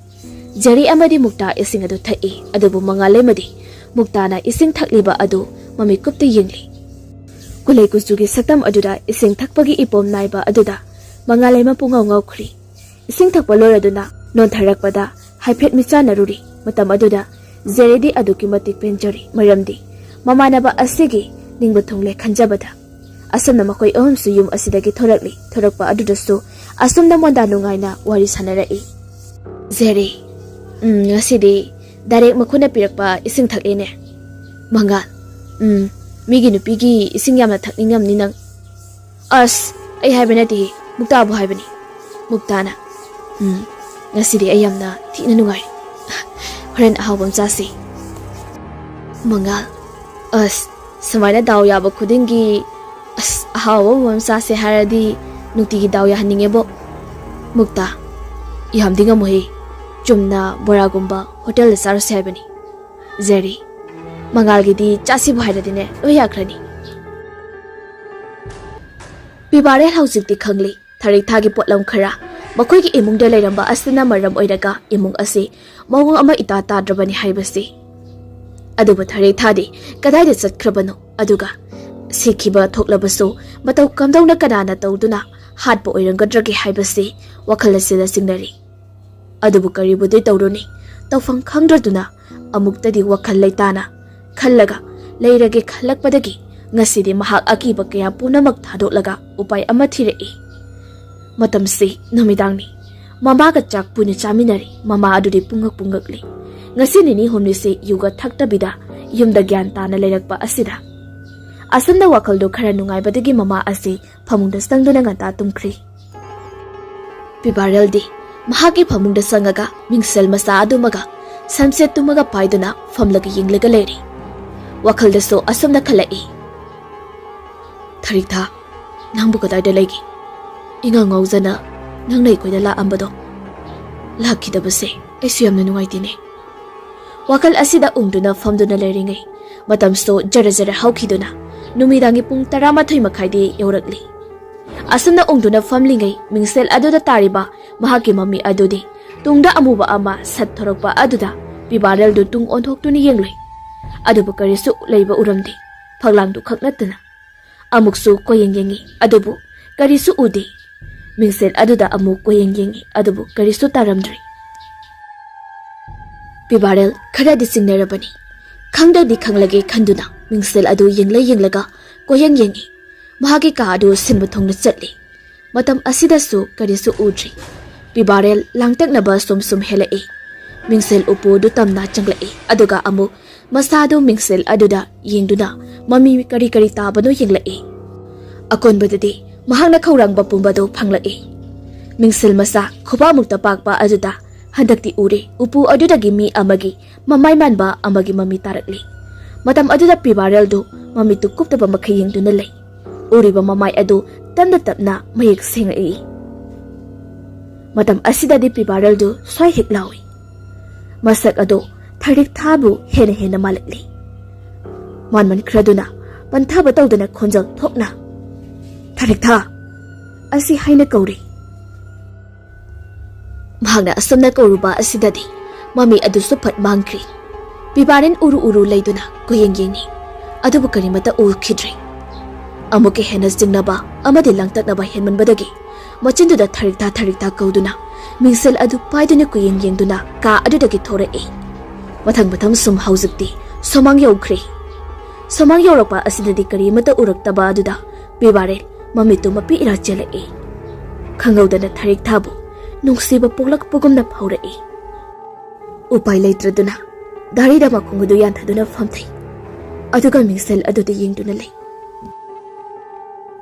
ꯃꯇꯝ ꯑꯁꯤꯗ ꯏꯃꯨꯡꯗꯒꯤ ꯑꯃꯨꯕ ꯑꯃꯈꯛ ꯊꯣꯔꯛꯄ ꯑꯗꯨ ꯃꯤꯡꯁꯦꯜ ꯑꯗꯨꯗ ꯎꯔꯤ꯫ ꯍꯟꯗꯛꯃꯨꯛꯇꯤ ꯄꯤꯕꯥꯔꯦꯟ ꯃꯄꯤ ꯑꯗꯨ ꯇꯩꯊꯣꯛꯏ, ꯑꯗꯨꯒ ꯃꯆꯤ ꯑꯃꯠꯇ ꯂꯦꯡꯗꯅ ꯐꯝꯗꯨꯅ ꯂꯩ꯫ ꯍꯦꯛ ꯌꯦꯡꯕꯗꯗꯤ ꯑꯀꯤꯕ ꯁꯛꯐꯝꯅꯤ꯫ ꯃꯩꯈꯨ ꯑꯃꯒꯨꯝꯅ ꯋꯥꯎꯔꯤ ꯑꯃꯨꯕ ꯑꯗꯨ ꯇꯞꯅ ꯊꯣꯔꯛꯇꯨꯅ ꯄꯤꯕꯥꯔꯦꯜꯒꯤ ꯍꯦꯛ ꯃꯇꯨꯡꯗ ꯂꯩꯈ꯭ꯔꯦ꯫ ꯃꯗꯨꯗ ꯄꯤꯕꯥꯔꯦꯜꯗꯨ ꯃꯀꯣꯜ ꯊꯣꯛꯅ ꯀꯔꯤꯅꯣ ꯈꯪꯗꯕ ꯑꯗꯨꯗ ꯀꯧꯔꯛꯏ꯫ ꯊꯥꯔꯤꯛꯊꯥ, ꯅꯪ ꯊꯥꯔꯤꯛꯊꯥ ꯅꯠꯇ꯭ꯔꯥ? ꯑꯃꯨꯕ ꯑꯗꯨꯁꯨ ꯀꯔꯤꯁꯨ ꯍꯥꯏꯗꯦ, ꯇꯨꯃꯤꯟꯅ ꯑꯗꯨꯃꯛ ꯂꯩ꯫ ꯃꯃꯥꯏ ꯃꯃꯤꯠ ꯑꯅꯤ ꯑꯗꯨ ꯃꯩꯈꯨꯒꯨꯝꯅ ꯇꯧꯔꯤꯕꯅꯤ, ꯀꯔꯤꯃꯠꯇ ꯁꯦꯡꯅ ꯎꯗꯦ꯫ ꯑꯗꯨꯕꯨ ꯄꯤꯕꯥꯔꯦꯜ ꯃꯍꯥꯛꯀꯤ ꯈꯪꯅꯤꯡꯕ ꯑꯗꯨ ꯍꯪꯕꯗꯤ ꯂꯦꯞꯇꯦ꯫ ꯄꯤꯕꯥꯔꯦꯜ, ꯑꯩ ꯈꯪꯉꯤ ꯅꯪ ꯊꯥꯔꯤꯛꯊꯥ ꯁꯣꯏꯗꯅ ꯑꯣꯏꯔꯝꯒꯅꯤ ꯍꯥꯏꯕꯁꯤ꯫ ꯑꯣꯏꯔꯝꯕ ꯇꯥꯔꯒꯗꯤ ꯀꯩꯒꯤꯅꯣ ꯅꯪꯅ ꯑꯩꯒꯤ ꯏꯃꯨꯡꯁꯤꯗ ꯂꯦꯡꯗꯅ ꯂꯩꯔꯤꯕꯁꯦ? ꯊꯋꯥꯏ ꯑꯣꯏꯅ ꯑꯣꯜꯂꯒ ꯆꯠꯈ꯭ꯔꯕꯗꯤ ꯑꯁꯤ ꯂꯩꯕꯥꯛꯇ ꯂꯩꯔꯨꯕ ꯌꯥꯗꯕ꯭ꯔꯥ? ꯅꯠꯇ꯭ꯔꯒ ꯑꯩꯈꯣꯏꯗ ꯀꯔꯤ ꯇꯥꯛꯅꯤꯡꯂꯤꯕꯅꯣ, ꯀꯔꯤ ꯈꯪꯍꯜꯂꯤꯕꯅꯣ? ꯃꯇꯝ ꯑꯗꯨꯗꯁꯨ ꯑꯃꯨꯕ ꯑꯗꯨ ꯀꯔꯤꯃꯠꯇ ꯂꯦꯡꯗꯦ, ꯈꯨꯝꯁꯨ ꯀꯔꯤꯃꯠꯇ ꯈꯨꯝꯂꯛꯇꯦ꯫ ꯄꯤꯕꯥꯔꯦꯜ ꯋꯥꯗꯨ ꯃꯈꯥ ꯑꯃꯨꯛ ꯇꯥꯔꯛꯏ꯫ ꯍꯥꯏꯌꯣ, ꯑꯩꯉꯣꯟꯗ ꯆꯤꯡꯅꯍꯜꯂꯅꯣ꯫ ꯑꯩꯅ ꯄꯥꯡꯕ ꯌꯥꯕ ꯃꯇꯦꯡ ꯂꯩꯔꯕꯁꯨ ꯅꯪꯉꯣꯟꯗ ꯁꯣꯏꯗꯅ ꯄꯥꯡꯒꯅꯤ, ꯑꯗꯨꯕꯨ ꯅꯪ ꯑꯩꯉꯣꯟꯗꯗꯤ ꯃꯌꯦꯛ ꯁꯦꯡꯅ ꯇꯝꯃꯨ꯫ ꯇꯟꯖꯥ ꯑꯁꯤꯗ ꯃꯃꯤꯠꯇꯨ ꯅꯣꯏꯔꯤ ꯇꯧꯗꯨꯅ ꯏꯃꯨꯡꯗꯒꯤ ꯃꯪꯒꯣꯜ ꯑꯗꯨꯗ ꯃꯃꯥ ꯑꯗꯨ ꯐꯠ ꯊꯣꯔꯛꯄꯗ ꯑꯃꯨꯕ ꯑꯗꯨ ꯁꯣꯏ ꯃꯥꯡꯈ꯭ꯔꯤ꯫ ꯏꯕꯨꯡꯉꯣ, ꯀꯔꯤꯅꯣ ꯅꯪꯅ ꯑꯊꯦꯡꯕ ꯑꯍꯤꯡꯁꯤꯗ ꯃꯨꯔꯨꯝ ꯁꯣꯜꯂꯤꯗꯨꯕꯣ? ꯄꯤꯕꯥꯔꯦꯜꯅ ꯃꯤꯡꯁꯦꯜ ꯃꯆꯥꯗꯨ ꯄꯥꯏꯔꯒ ꯌꯦꯡꯗꯨꯅ ꯐꯝꯂꯒ ꯂꯩꯔꯝꯕ ꯑꯗꯨ ꯎꯏꯔꯨꯝ ꯊꯣꯔꯛꯄ ꯁꯅꯥꯗꯨ ꯈꯪꯄ꯭ꯔꯦꯛ ꯈꯪꯉꯤ, ꯃꯃꯤꯠ ꯑꯗꯨ ꯈꯪꯁꯤꯡꯈ꯭ꯔꯤ꯫ ꯏꯁ, ꯃꯥꯡꯉꯤ, ꯅꯨꯃꯤꯗꯥꯡꯁꯤꯗ ꯃꯤꯡꯁꯦꯜ ꯌꯦꯡꯕ ꯇꯧꯍꯣꯏꯗꯦ ꯍꯥꯏꯔꯒ ꯀꯩꯅꯣ ꯅꯪꯅ ꯇꯧꯔꯤꯗꯨꯕꯣ? ꯑꯗꯨꯁꯨ ꯐꯩ ꯈꯪꯗꯦ ꯐꯠꯇꯦ ꯈꯪꯗꯕ ꯃꯤꯡꯁꯦꯜ ꯑꯁꯤꯗ, ꯑꯁ ꯍꯔꯦ ꯑꯁꯤ ꯍꯥꯏꯗꯨꯅ ꯃꯤꯡꯁꯦꯜ ꯑꯗꯨ ꯐꯠ ꯃꯨꯜꯂꯤ, ꯑꯗꯨꯒ ꯃꯆꯥꯗꯨ ꯆꯤꯡꯈꯠꯂꯤ ꯍꯧꯒꯠꯅꯕ, ꯑꯗꯨꯒ ꯏꯃꯨꯡꯗ ꯆꯪꯃꯤꯟꯅꯈ꯭ꯔꯤ꯫ ꯃꯤꯡꯁꯦꯜ ꯑꯗꯨ ꯁꯅꯥꯅ ꯄꯥꯏꯈ꯭ꯔꯤ, ꯑꯗꯨꯒ ꯏꯔꯦꯟꯖꯅ ꯇꯨꯝꯅꯅꯕ ꯍꯥꯏꯔꯝꯂꯒ ꯆꯠꯈ꯭ꯔꯤ꯫ ꯄꯤꯕꯥꯔꯦꯜꯁꯨ ꯐꯃꯨꯡꯗ ꯇꯨꯃꯤꯟꯅ ꯍꯤꯞꯇꯨꯅ ꯂꯩꯈ꯭ꯔꯤ꯫ ꯋꯥꯈꯜꯗꯗꯤ ꯊꯥꯔꯤꯛꯊꯥꯒꯤ ꯋꯥꯈꯜꯇꯅ ꯌꯣꯝꯈ꯭ꯔꯤ, ꯑꯗꯨꯒ ꯁꯅꯥꯗꯤ ꯋꯥꯈꯜ ꯑꯗꯨ ꯍꯦꯟꯅ ꯅꯨꯡꯉꯥꯏꯔꯝꯗꯦ꯫ ꯀꯝꯗꯧꯅ ꯍꯧꯖꯤꯛ ꯑꯣꯏꯔꯤꯕ ꯐꯤꯕꯝ ꯑꯁꯤꯗꯒꯤ ꯅꯥꯟꯊꯣꯛꯀꯅꯤ ꯈꯟꯕꯗ ꯑꯋꯥꯕꯗꯨꯕꯨ ꯑꯣꯏꯔꯛꯂꯤ꯫ ꯂꯣꯏꯅꯅ ꯃꯁꯥ ꯒ꯭ꯌꯥꯟ ꯇꯥꯔꯛꯄ ꯃꯥꯜꯂꯨꯔꯒ ꯍꯧꯖꯤꯛ ꯑꯣꯏꯔꯝꯂꯤꯕ ꯑꯁꯤꯗ ꯍꯦꯟꯅ ꯃꯊꯥ ꯁꯥꯔꯕꯅꯤ꯫ ꯃꯍꯥꯛꯇꯤ ꯑꯅꯝꯕꯗ ꯅꯤꯡꯁꯤꯡꯂꯤꯕꯅꯤ, ꯊꯥꯔꯤꯛꯊꯥꯒ ꯃꯍꯥꯛꯀꯗ ꯂꯣꯏꯅꯔꯛꯄꯅꯤꯅ꯫ ꯍꯤꯞꯅ ꯋꯥꯈꯜ ꯑꯃꯨꯛ ꯊꯣꯛꯂꯛꯏ꯫ ꯅꯨꯃꯤꯠꯇꯨ ꯊꯥꯔꯤꯛꯊꯥꯗꯨ ꯀꯞꯅ ꯂꯥꯛꯄꯅꯤ, ꯑꯗꯨꯒ ꯁꯅꯥ ꯁꯨꯃꯥꯡ ꯃꯆꯤꯗ ꯍꯧꯔꯤꯕ ꯅꯥꯄꯤ ꯑꯗꯨ ꯐꯣꯏꯗꯨꯅ ꯂꯩꯔꯤꯉꯩ ꯃꯇꯝꯅꯤ꯫ ꯁꯅꯥꯅ, ꯏꯕꯦꯝꯃ, ꯀꯩꯗꯧꯔꯦ ꯅꯪꯕꯣ ꯁꯨꯁꯨ ꯇꯧꯔꯒ ꯂꯥꯛꯏꯁꯤꯕꯣ? ꯅꯄꯥꯅꯒ ꯀꯔꯤ ꯍꯥꯏꯔꯛꯑꯒꯦ? ꯏꯅꯦ, ꯑꯩꯁꯦ ꯃꯣꯏꯒꯤ ꯃꯆꯥ ꯅꯠꯇꯕ꯭ꯔꯥ ꯈꯪꯗꯦ꯫ ꯑꯗꯨꯕꯨ ꯕꯥ, ꯀꯔꯤ ꯍꯥꯏꯔꯛꯏꯅꯣꯕ? ꯑꯩꯁꯦ ꯃꯆꯥ ꯑꯣꯏꯔꯝꯗꯧ ꯃꯥꯟꯗ꯭ꯔꯦ, ꯃꯈꯣꯏꯒꯤ ꯏ ꯑꯣꯏꯔꯕꯁꯨ ꯅꯨꯡꯁꯤꯅ ꯄꯣꯛꯄꯤꯕ ꯃꯥꯟꯗ꯭ꯔꯦ ꯑꯩꯁꯦ꯫ ꯍꯩ, ꯑꯗꯨꯃꯥꯏꯅ ꯍꯥꯏꯅꯨꯅꯦ ꯇꯧꯍꯣꯏꯗꯦꯅꯦ ꯅꯪꯕꯣ꯫ ꯁꯤ ꯐꯥꯎꯕ ꯍꯥꯏꯃꯟꯗ꯭ꯔꯕꯅꯤ ꯏꯅꯦ, ꯑꯩ ꯉꯁꯤꯗꯤ ꯌꯥꯝꯅ ꯄꯦꯟꯗꯦ꯫ ꯑꯗꯨꯕꯨ ꯕꯥ, ꯃꯔꯝꯗꯣ ꯐꯖꯅ ꯍꯥꯏꯔꯛꯎꯗꯅ ꯏꯅꯦꯗꯁꯨ, ꯀꯔꯤ ꯀꯝꯗꯧꯕꯅꯣꯗꯣ ꯏꯅꯦꯅꯁꯨ ꯍꯥꯏꯕꯤꯅꯤꯗꯅ꯫ ꯑꯩꯁꯦ ꯃꯆꯥ ꯅꯠꯇꯕꯒꯨꯝꯅ ꯉꯥꯡꯁꯛꯏ, ꯊꯥꯛꯄ ꯉꯝꯗ꯭ꯔꯦ, ꯑꯐꯪꯕ ꯅꯨꯄꯥꯗ ꯃꯌꯨꯝ ꯄꯥꯟꯖꯈ꯭ꯔꯣ ꯁꯤꯗꯅꯤ ꯉꯥꯡꯉꯤꯁꯤ ꯃꯣꯏꯅ꯫ ꯏꯍꯦ, ꯑꯗꯨꯒꯤ ꯑꯣꯏꯔꯦ ꯅꯪꯅ ꯉꯁꯥꯏꯗꯒꯤꯅ ꯊꯋꯥꯏ ꯅꯨꯡꯉꯥꯏꯇꯅ ꯀꯞꯂꯤꯁꯤꯗꯤ꯫ ꯁꯦ ꯑꯩ ꯋꯥ ꯍꯥꯏꯒꯦꯁꯦ, ꯁꯤꯗ ꯐꯝꯊꯔꯛꯑꯣ꯫ ꯑꯁꯤ ꯍꯥꯏꯗꯨꯅ ꯃꯍꯥꯛꯀꯤ ꯃꯅꯥꯛꯇ ꯐꯝꯊꯍꯜꯂꯤ, ꯑꯗꯨꯒ ꯃꯁꯝ ꯃꯅꯥ ꯑꯗꯨ ꯁꯦꯝꯕꯤꯔꯒ ꯇꯞꯅ ꯊꯦꯝꯂꯛꯏ꯫ ꯅꯤꯡꯉꯣꯜ ꯍꯥꯏꯁꯤꯗꯤꯅꯦ, ꯌꯨꯝ ꯄꯥꯟꯗ꯭ꯔꯤ ꯐꯥꯎꯕ ꯑꯁꯦꯡꯕ ꯌꯨꯝꯅꯥꯛ ꯁꯥꯒꯩ ꯑꯃꯠꯇ ꯂꯩꯇꯦ꯫ ꯇꯥꯏꯕꯪꯒꯤ ꯆꯠꯅꯔꯣꯜ ꯑꯃ ꯑꯣꯏꯅ ꯅꯨꯄꯤꯅ ꯌꯨꯝ ꯄꯥꯟꯕ ꯍꯥꯏꯕꯁꯤ ꯆꯠꯅꯩ꯫ ꯑꯗꯨꯅ ꯃꯔꯝ ꯑꯣꯏꯔꯒ ꯅꯪꯒꯤꯁꯨ ꯍꯧꯖꯤꯛ ꯃꯄꯨꯡ ꯃꯔꯩ ꯐꯥꯔꯕꯅꯤꯅ ꯃꯐꯝ ꯆꯥꯕ ꯑꯃꯗ ꯂꯩꯍꯟꯅꯤꯡꯗꯅꯅꯦ ꯍꯥꯏꯕ ꯑꯣꯏꯔꯝꯒꯅꯤꯗ꯫ ꯑꯗꯨꯗꯅꯦ ꯅꯨꯄꯥꯅꯤ ꯍꯥꯏꯗꯨꯅ ꯈꯔ ꯁꯥꯎꯅꯤꯡꯉꯤ ꯃꯇꯥꯒꯨꯝ ꯖꯥꯠ ꯖꯥꯠ ꯐꯖꯗꯕ ꯋꯥꯍꯩ ꯋꯥꯇꯥꯗꯣ ꯍꯥꯏꯔꯛꯄ ꯑꯣꯏꯔꯝꯒꯅꯤ꯫ ꯅꯪꯕꯨ ꯍꯦꯛ ꯄꯣꯛꯄꯤꯕ ꯅꯄꯥꯅꯤ ꯑꯗꯨꯛ ꯂꯥꯟꯅꯁꯨ ꯈꯟꯒꯅꯨ꯫ ꯅꯨꯄꯥ ꯍꯥꯏꯁꯤꯗꯤ ꯄꯨꯛꯇꯗꯤ ꯀꯔꯤꯃꯠꯇ ꯊꯝꯗꯕꯅꯤ꯫ ꯍꯥꯏꯅꯤꯡ ꯉꯥꯡꯅꯤꯡꯕꯗꯣ ꯗꯣꯡ ꯗꯣꯡꯗꯅꯤ ꯉꯥꯡꯂꯤꯕꯁꯦ꯫ ꯊꯥꯔꯤꯛꯊꯥ ꯑꯗꯣ ꯗꯣꯡ ꯗꯣꯡ ꯉꯥꯡꯉꯤꯗꯅꯁꯨ ꯃꯆꯥ ꯅꯤꯡꯉꯣꯜ ꯑꯩꯉꯣꯟꯗꯕꯨ ꯑꯗꯨꯃꯥꯏꯅ ꯉꯥꯡꯁꯛꯏꯗꯣ ꯑꯩꯁꯦ ꯃꯆꯥ ꯅꯠꯇꯦ ꯍꯥꯏ ꯅꯠꯇ꯭ꯔꯣ? ꯍꯣꯏꯁꯦ ꯌꯥꯔꯤꯁꯦ ꯅꯪꯅ ꯁꯨꯃꯥꯏꯅꯅꯦ ꯏꯃꯨꯡꯒ ꯅꯨꯡꯉꯥꯏꯅꯗ꯭ꯔꯦ ꯍꯥꯏꯗꯨꯅꯅꯦ ꯄ꯭ꯔꯞ ꯆꯦꯜꯂꯛꯑꯒꯅꯦ ꯂꯥꯛꯏꯁꯦ ꯌꯥꯝꯅ ꯐꯔꯕꯅꯤ꯫ ꯀꯅꯥꯒꯨꯝꯕ ꯈꯔ ꯑꯃꯗꯤ ꯑꯋꯥ ꯅꯨꯡꯉꯥꯏ ꯇꯝꯊꯣꯛꯇꯕꯩ ꯃꯁꯥ ꯃꯇꯣꯝꯇꯅꯦ ꯃꯀꯣꯛꯇꯨ ꯄꯨꯕ ꯉꯝꯂꯛꯇꯗꯅ ꯅꯠꯇꯕ ꯋꯥꯈꯜ ꯈꯜꯂꯛꯄꯗꯅꯦ ꯌꯥꯎꯗꯕ ꯅꯠꯇꯦ꯫ ꯈꯪꯗꯦꯅꯦ ꯑꯩꯁꯨ ꯑꯗꯨꯃꯥꯏꯅ ꯅꯣꯡꯃꯗꯤ ꯈꯜꯂꯛꯄ꯭ꯔꯥ ꯈꯪꯗꯦ꯫ ꯍꯥꯏ ꯇꯧꯍꯣꯏꯗꯦꯅꯦ ꯅꯪꯕꯣ ꯂꯥꯛꯑꯣꯁꯦ ꯃꯥꯡꯒꯣꯟꯁꯤꯗꯅꯦ ꯑꯣꯏꯅ ꯐꯝꯃꯨꯁꯦ꯫ ꯉꯁꯤꯗꯤꯅꯦ ꯑꯩ ꯀꯩꯊꯦꯜꯗꯒꯤ ꯈꯥꯃꯦꯟ ꯑꯁꯤꯟꯕꯗꯣ ꯂꯩꯔꯛꯄꯅꯤ꯫ ꯏꯆꯥꯅ ꯊꯣꯡꯕꯗꯣ ꯌꯥꯝꯅ ꯍꯥꯎꯕꯅꯤ꯫ ꯑꯗꯨꯅꯅꯦ ꯅꯪ ꯊꯣꯡꯍꯟꯒꯦꯅ ꯊꯑꯣꯏꯒꯤ ꯂꯩꯔꯛꯑꯒ ꯊꯝꯂꯕꯅꯤꯅꯦ ꯏꯅꯦꯅ꯫ ꯋꯥꯍꯩꯁꯤ ꯇꯥꯕꯗ ꯉꯁꯥꯏꯃꯛꯀꯤ ꯏꯁꯨꯛ ꯁꯨꯛꯂꯒ ꯂꯩꯔꯝꯕ ꯊꯥꯔꯤꯛꯊꯥ ꯋꯥꯈꯜ ꯃꯀꯥ ꯂꯥꯝꯕꯒꯨꯝꯅ ꯃꯣꯃꯣꯟ ꯇꯧꯔꯒ ꯁꯅꯥꯗ ꯑꯣꯟꯁꯤꯜꯂꯛꯏ꯫ ꯑꯁ ꯑꯩꯅ ꯄꯥꯝꯖꯕ ꯏꯟꯁꯥꯡꯅꯦ ꯑꯗꯨꯗꯤ ꯏꯅꯦ꯫ ꯍꯣꯔꯦꯟꯗꯤ ꯑꯩꯅ ꯍꯥꯎꯅ ꯊꯣꯡꯕꯤꯔꯒꯦ꯫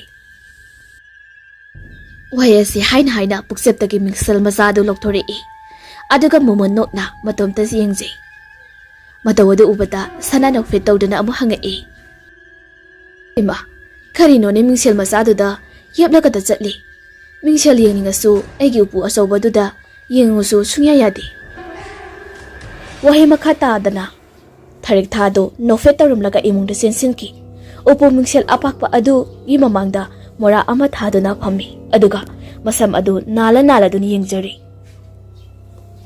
ꯑꯗꯨꯕꯨ ꯅꯨꯃꯤꯠ ꯑꯁꯤꯒꯤ ꯅꯣꯡꯉꯥꯜꯂꯛꯄꯗꯒꯤ ꯑꯃꯨꯛ ꯍꯟꯅ ꯊꯥꯔꯤꯛꯊꯥ ꯃꯐꯝ ꯑꯁꯤꯗ ꯂꯥꯛꯈꯤꯗꯦ꯫ ꯅꯣꯡ ꯅꯤꯅꯤ ꯂꯩꯔꯒ ꯂꯩꯀꯥꯏ ꯑꯁꯤꯗ ꯊꯥꯔꯤꯛꯊꯥ ꯃꯥꯡꯈ꯭ꯔꯦ ꯍꯥꯏꯗꯨꯅ ꯆꯤꯕꯣꯜ ꯉꯥꯡꯅꯔꯛꯏ꯫ ꯑꯗꯨꯒ ꯑꯃꯨꯛꯁꯨ ꯃꯍꯥꯛꯀꯤ ꯏꯃꯨꯡ ꯑꯁꯤꯗ ꯕꯗꯅꯥꯝ ꯄꯤꯔꯛꯄ ꯃꯥꯟꯕ ꯂꯩꯔꯛꯄ ꯑꯗꯨꯗ ꯁꯅꯥ ꯊꯃꯣꯏ ꯀꯥꯏꯈꯤ꯫ ꯐꯅ ꯋꯥꯅ ꯍꯣꯠꯅꯗꯨꯅ ꯃꯗꯨꯒꯤ ꯕꯗꯅꯥꯝ ꯑꯗꯨꯃꯗꯤ ꯀꯣꯛꯍꯟꯈ꯭ꯔꯤ꯫ ꯑꯗꯨꯕꯨ ꯅꯨꯡꯉꯥꯏꯕꯗꯤ ꯅꯠꯇꯦ꯫ ꯑꯗꯨꯒ ꯍꯧꯖꯤꯛꯅ ꯊꯥꯔꯤꯛꯊꯥꯒꯤ ꯃꯤꯡꯁꯦꯜ ꯑꯃꯗꯤ ꯁꯝꯖꯦꯠꯁꯤ ꯃꯍꯥꯛꯀꯤ ꯎꯄꯨ ꯃꯅꯨꯡ ꯑꯁꯤꯗ ꯂꯩꯔꯝꯕ ꯑꯁꯤꯗ ꯍꯦꯟꯅ ꯑꯉꯛꯄ ꯑꯃꯗꯤ ꯆꯤꯡꯅꯕ ꯑꯃ ꯑꯣꯏꯍꯜꯂꯕꯅꯤ꯫ ꯁꯣꯝꯗꯅ ꯏꯕꯣꯆꯧꯕ ꯃꯍꯥꯛꯀꯤ ꯊꯧꯔꯥꯡ ꯄꯨꯝꯕꯗꯨ ꯍꯧꯅꯅꯕ ꯑꯍꯤꯡ ꯅꯣꯡꯌꯥꯏ ꯑꯁꯤꯗ ꯃꯃꯤꯠꯇꯨ ꯈꯪꯄꯥꯡ ꯄꯥꯡꯉꯛꯏ꯫ ꯃꯍꯥꯛꯀꯤ ꯅꯥꯀꯟꯗ ꯇꯨꯝꯂꯤꯕ ꯃꯥꯒꯤ ꯅꯨꯄꯤꯗ ꯍꯥꯏꯐꯦꯠꯇꯪ ꯌꯦꯡꯂꯒ ꯐꯃꯨꯡꯗꯒꯤ ꯇꯞꯅ ꯀꯨꯝꯊꯔꯛꯏ꯫ ꯑꯗꯨꯒ ꯍꯥꯟꯅ ꯁꯦꯝ ꯁꯥꯗꯨꯅ ꯊꯝꯈ꯭ꯔꯕ ꯑꯃꯒꯨꯝꯅ ꯃꯅꯤꯡꯂꯣꯝꯗ ꯊꯣꯔꯛꯇꯨꯅ ꯌꯦꯅꯈꯥꯗ ꯐꯤꯅ ꯀꯨꯞꯁꯤꯟꯗꯨꯅ ꯊꯝꯂꯝꯕ ꯄꯣꯠꯁꯛ ꯈꯔ ꯑꯗꯨ ꯂꯧꯊꯣꯔꯛꯏ꯫ ꯑꯗꯨꯒ ꯌꯦꯅꯈꯥ ꯑꯗꯨꯗ ꯈꯣꯡꯒꯥꯏ ꯆꯟꯅ ꯐꯝꯗꯨꯅ ꯃꯩꯈꯦꯠ ꯑꯃ ꯆꯨꯈꯠꯂꯤ꯫ ꯀꯦꯅꯦꯠ ꯑꯃ ꯊꯥꯜꯂꯒ ꯄꯣꯠꯂꯝꯁꯤꯡ ꯑꯗꯨ ꯏꯀꯣꯏ ꯀꯣꯏꯅ ꯊꯝꯃꯤ꯫ ꯑꯍꯤꯡꯒꯤ ꯃꯇꯝꯅꯤ ꯀꯅꯥꯒꯤꯁꯨ ꯃꯈꯣꯜ ꯑꯃꯠꯇ ꯇꯥꯗ꯭ꯔꯕꯅꯤ꯫ ꯍꯨꯏ ꯍꯧꯗꯣꯡ ꯀꯧꯖꯦꯡ ꯍꯥꯔꯧ ꯐꯥꯎꯕ ꯇꯨꯝꯅꯕ ꯍꯤꯞꯅꯕ ꯄꯨꯡꯆꯤꯛ ꯆꯤꯛꯄ ꯃꯇꯝꯅꯤ꯫ ꯑꯁꯨꯝꯅ ꯄꯣꯠꯂꯝ ꯀꯌꯥ ꯑꯗꯨ ꯊꯝꯂꯕ ꯇꯨꯡꯗ ꯑꯁꯨꯝꯅ ꯋꯥꯈꯜ ꯑꯗꯨ ꯈꯜꯂꯤ꯫ ꯑꯩꯕꯨ ꯑꯣꯖꯥ ꯃꯥꯏꯕꯗꯨꯅ ꯍꯥꯏꯔꯝꯕꯗꯨꯕꯨ ꯑꯣ ꯁꯤꯁꯤꯅ ꯁꯣꯝꯗ ꯊꯝꯕ ꯑꯗꯨꯒ ꯁꯤꯁꯤꯅ ꯁꯤꯗ ꯁꯤ ꯑꯣꯏꯗꯤ ꯆꯨꯝꯃꯤ꯫ ꯑꯗꯨꯒ ꯆꯤꯟꯗ ꯁꯣꯟꯒꯗꯕꯗꯨꯅ ꯀꯔꯤ ꯍꯥꯏꯕ? ꯅꯤꯡꯁꯤꯡꯉꯤ ꯈꯪꯅꯤꯗꯣ ꯉꯁꯤꯗꯤ ꯑꯉꯥꯡ ꯑꯃ ꯄꯦꯇꯋꯥ ꯃꯥꯅ ꯑꯩꯉꯣꯟꯗꯒꯁꯨ ꯑꯩꯒꯤ ꯏꯃꯨꯡꯗꯒ ꯁꯤꯡꯅꯕ ꯁꯥꯔꯗꯅ ꯈꯪꯅꯤꯅ꯫ ꯋꯥꯈꯜ ꯑꯁꯤ ꯈꯟꯅ ꯅꯣꯛꯐꯦꯠ ꯇꯧꯅ ꯃꯥꯏꯕ ꯑꯗꯨꯃꯛꯅ ꯇꯥꯛꯑꯝꯕ ꯑꯗꯨꯃꯛ ꯇꯧꯕ ꯍꯧꯔꯛꯏ꯫ ꯑꯍꯥꯟꯕꯗꯗꯤ ꯃꯍꯥꯛꯀꯤ ꯑꯄꯥꯝꯕꯗꯨꯃꯛ ꯐꯪꯉꯒ ꯂꯣꯏꯔꯦ ꯈꯟꯅ ꯇꯧꯔꯛꯄꯅꯤ꯫ ꯑꯗꯨꯕꯨ ꯁꯥꯔꯣꯏ ꯉꯥꯔꯣꯏꯒ ꯂꯣꯏꯅꯕꯁꯤꯃꯛꯇꯕꯨ ꯑꯀꯤꯕꯒꯤ ꯃꯁꯛꯅꯤꯅ ꯇꯞꯅ ꯑꯀꯤꯕ ꯐꯥꯎꯔꯛꯏ꯫ ꯃꯍꯥꯛꯅ ꯑꯀꯤꯕ ꯐꯥꯎꯔꯛꯂꯤꯕ ꯑꯁꯤ ꯑꯃꯝꯕ ꯃꯔꯛ ꯑꯁꯤꯗ ꯃꯍꯥꯛꯀꯤ ꯃꯟꯇ꯭ꯔ ꯑꯗꯨ ꯍꯩꯕꯣꯏ ꯍꯩꯇꯕꯣꯏ ꯃꯨꯔꯨꯝ ꯁꯣꯟꯕꯗ ꯁꯪꯒꯣꯏ ꯃꯔꯨꯝꯗ ꯁꯣꯔ ꯇꯧꯔꯛꯄ ꯃꯈꯣꯜ ꯑꯗꯨ ꯇꯥꯔꯛꯄꯗꯒꯤꯅꯤ꯫ ꯑꯗꯨꯕꯨ ꯑꯃꯥꯏꯕꯗꯨꯅ ꯇꯥꯛꯄꯤꯔꯛꯄꯒꯤ ꯃꯇꯨꯡ ꯏꯟꯅ ꯀꯤꯕ ꯌꯥꯗꯦ ꯍꯥꯏꯕꯗꯒꯤ ꯀꯤꯗꯅꯕ ꯌꯥꯝꯅ ꯀꯟꯅ ꯍꯣꯠꯅꯩ꯫ ꯐꯅ ꯍꯣꯠꯅꯔꯕꯁꯨ ꯑꯀꯤꯕꯗꯤ ꯈꯔ ꯃꯈꯩꯗꯤ ꯑꯗꯨꯃꯛ ꯐꯥꯎꯔꯤꯕꯅꯤ꯫ ꯃꯇꯧ ꯑꯗꯨꯗ ꯃꯍꯥꯛꯀꯤ ꯃꯅꯥꯛ ꯇꯝꯅ ꯂꯥꯛꯂꯤꯕ ꯐꯠꯇ꯭ꯔꯕ ꯊꯋꯥꯏ ꯑꯗꯨ ꯊꯨꯅ ꯌꯥꯡꯅ ꯃꯍꯥꯛꯀꯤ ꯃꯅꯥꯛꯇ ꯄꯥꯏꯁꯤꯜꯂꯛꯏ꯫ ꯃꯍꯥꯛꯅ ꯌꯧꯔꯛꯄ ꯃꯇꯝꯗꯗꯤ ꯑꯀꯤꯕꯒꯤ ꯃꯤꯍꯨꯜꯁꯨ ꯑꯗꯨ ꯚꯨꯠ ꯑꯁꯤꯅ ꯌꯥꯝꯅ ꯂꯥꯏꯅ ꯈꯪꯂꯤ꯫ ꯏꯕꯣꯆꯧꯕ ꯎꯏꯁꯤꯜꯂꯝꯕ ꯃꯃꯤꯠ ꯑꯗꯨ ꯇꯞꯅ ꯄꯥꯡꯊꯣꯔꯛꯏ꯫ ꯃꯍꯥꯛꯀꯤ ꯍꯦꯛ ꯃꯃꯥꯡꯗ ꯋꯥꯡꯖꯤꯡ ꯋꯥꯡꯕ ꯑꯃ ꯂꯦꯞꯂꯒ ꯂꯩꯔꯝꯕ ꯑꯁꯤꯗ ꯈꯪꯄ꯭ꯔꯦꯛ ꯈꯪꯏ꯫ ꯃꯍꯥꯛꯀꯤ ꯑꯀꯤꯕ ꯑꯈꯪꯕ ꯑꯗꯨ ꯃꯇꯧ ꯑꯗꯨꯗ ꯑꯃꯨꯕ ꯊꯋꯥꯏ ꯐꯠꯇ꯭ꯔꯕ ꯚꯨꯠ ꯑꯗꯨꯅ ꯅꯣꯛꯂꯛꯏ꯫ ꯃꯤ ꯑꯃꯅ ꯅꯣꯛꯂꯛꯄ ꯑꯣꯏꯔꯝꯂꯕꯗꯤ ꯀꯔꯤꯁꯨ ꯀꯤꯂꯝꯂꯣꯏ꯫ ꯑꯗꯨꯕꯨ ꯑꯀꯤꯕ ꯁꯛꯐꯝ ꯑꯁꯤꯅ ꯅꯣꯛꯂꯛꯄ ꯑꯁꯤꯗꯗꯤ ꯑꯃꯨꯛꯀ ꯍꯦꯟꯅ ꯀꯤꯍꯜꯂꯤ꯫ Khonjel khara porapna asomna ibochobda hairei. He nupa, kaino aduki ganba, nangna aibu mafam asida kauribano. Nange aningbado, apamado karino hayo. Aina nange aningba apamba pigani. Aduga, madugi laman oina.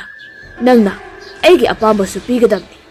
Adu natrabadi, nangba awapamda soidana tagani. Kaino ne.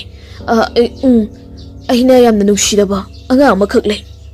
Ha, kari, angang haiba.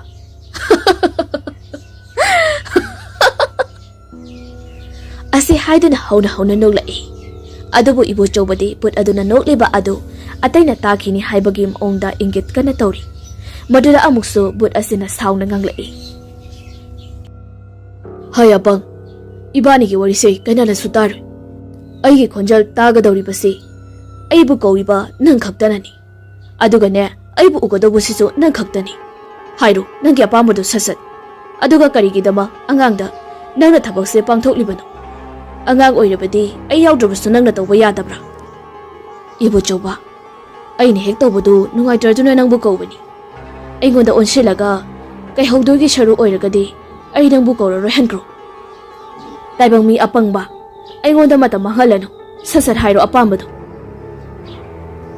Ibochoba, kari thokseyena aina kawiba nangnasu aingonda onsinduna tawrudana. Asana sausinaduna ibochobadu maki apambadu haiba haurai. Aikhogi thongalsidagine thongal tari nipamu chatlaga yum ama leibani. Mama macha tang leiba. Machado pibarel kawbani. Mahak aingonda amadi isadane khare ai arpan pirakadori. Aduna mahakpu ai loishinba pami. Ngamlabadi ngasi hayeng simaksida loisilu. Phai. Ai tawgi. Adubu aigi lamandusu nang shem saram. Achoba. Karino nangna pamna piyu hairibase ai pigi. Adubu taibang mi aikhoina ngamgadawba hayu. Mingondane ai atpan piba oigadabadi hairakano. Aina migida ai apan tawrugadaba oibanina. Aigi lamanso ai apan adum oigini. Adu nataba lamandi ai pamdi. Ibochoba. Is. Hoi. Phare. Hairo. Nangi apambado yengagi ngambrana. Yenge nati. Ngamnaba tawgadabani.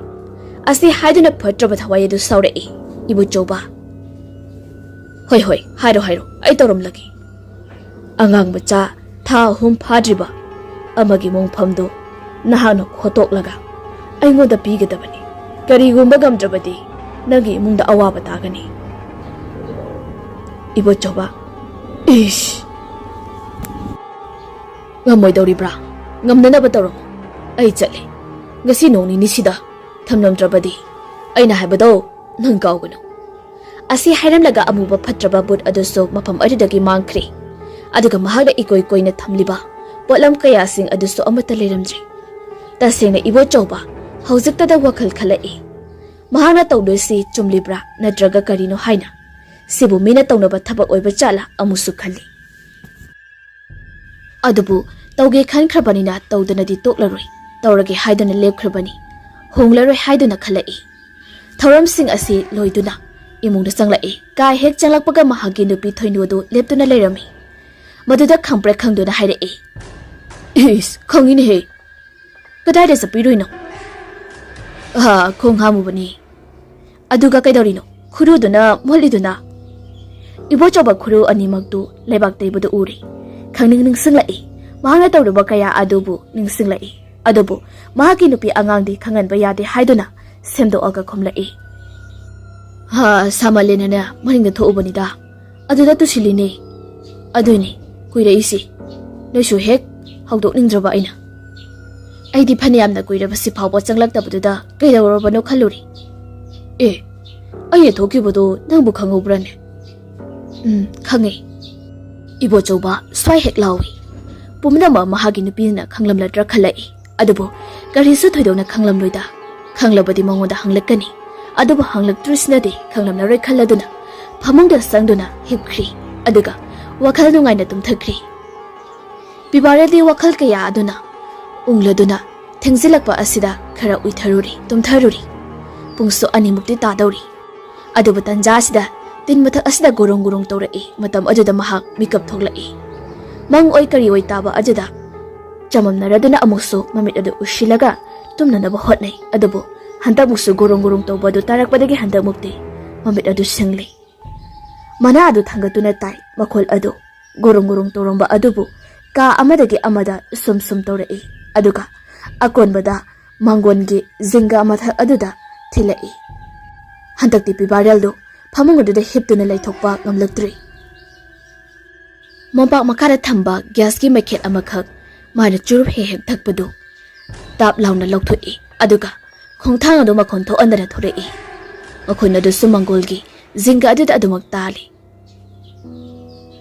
pibarel thongadu tapna hangdorei zinga aduda khara kontharap tawna mathakta aruma posa ama leibagi mangongda tawramba aduda uri mamli malmisu tawbani na phajana udabadagi gas ki maket adugi maningda block macha ama torchlight kumba adudo thanjinduni yengi matam asida kharadi miyek sengli zinga aduda tariba mami asidi khongi khongulni haibasi adudagi pibarel do mangodagi tapna kumtharak laga zinga mathakta mai masa adu thanjillubadadi amuba amakak leptuna leramli matam aduda pibarel na khalli madudi tharik thagi thawai oiramgadra haina aduna wakaldo kharabu yangtho uri haiduni adubu amuba adu tamna tamna wangkhalai atia pakna wangkhrabada matungda makhot amadi makhong adusu zara zara sangturaktuna zinga mathaktagi makhong adu ani kantharai aduga mahaki hek mamangda lepi wangdring wangamba adusu jara jara amuk nemsingkri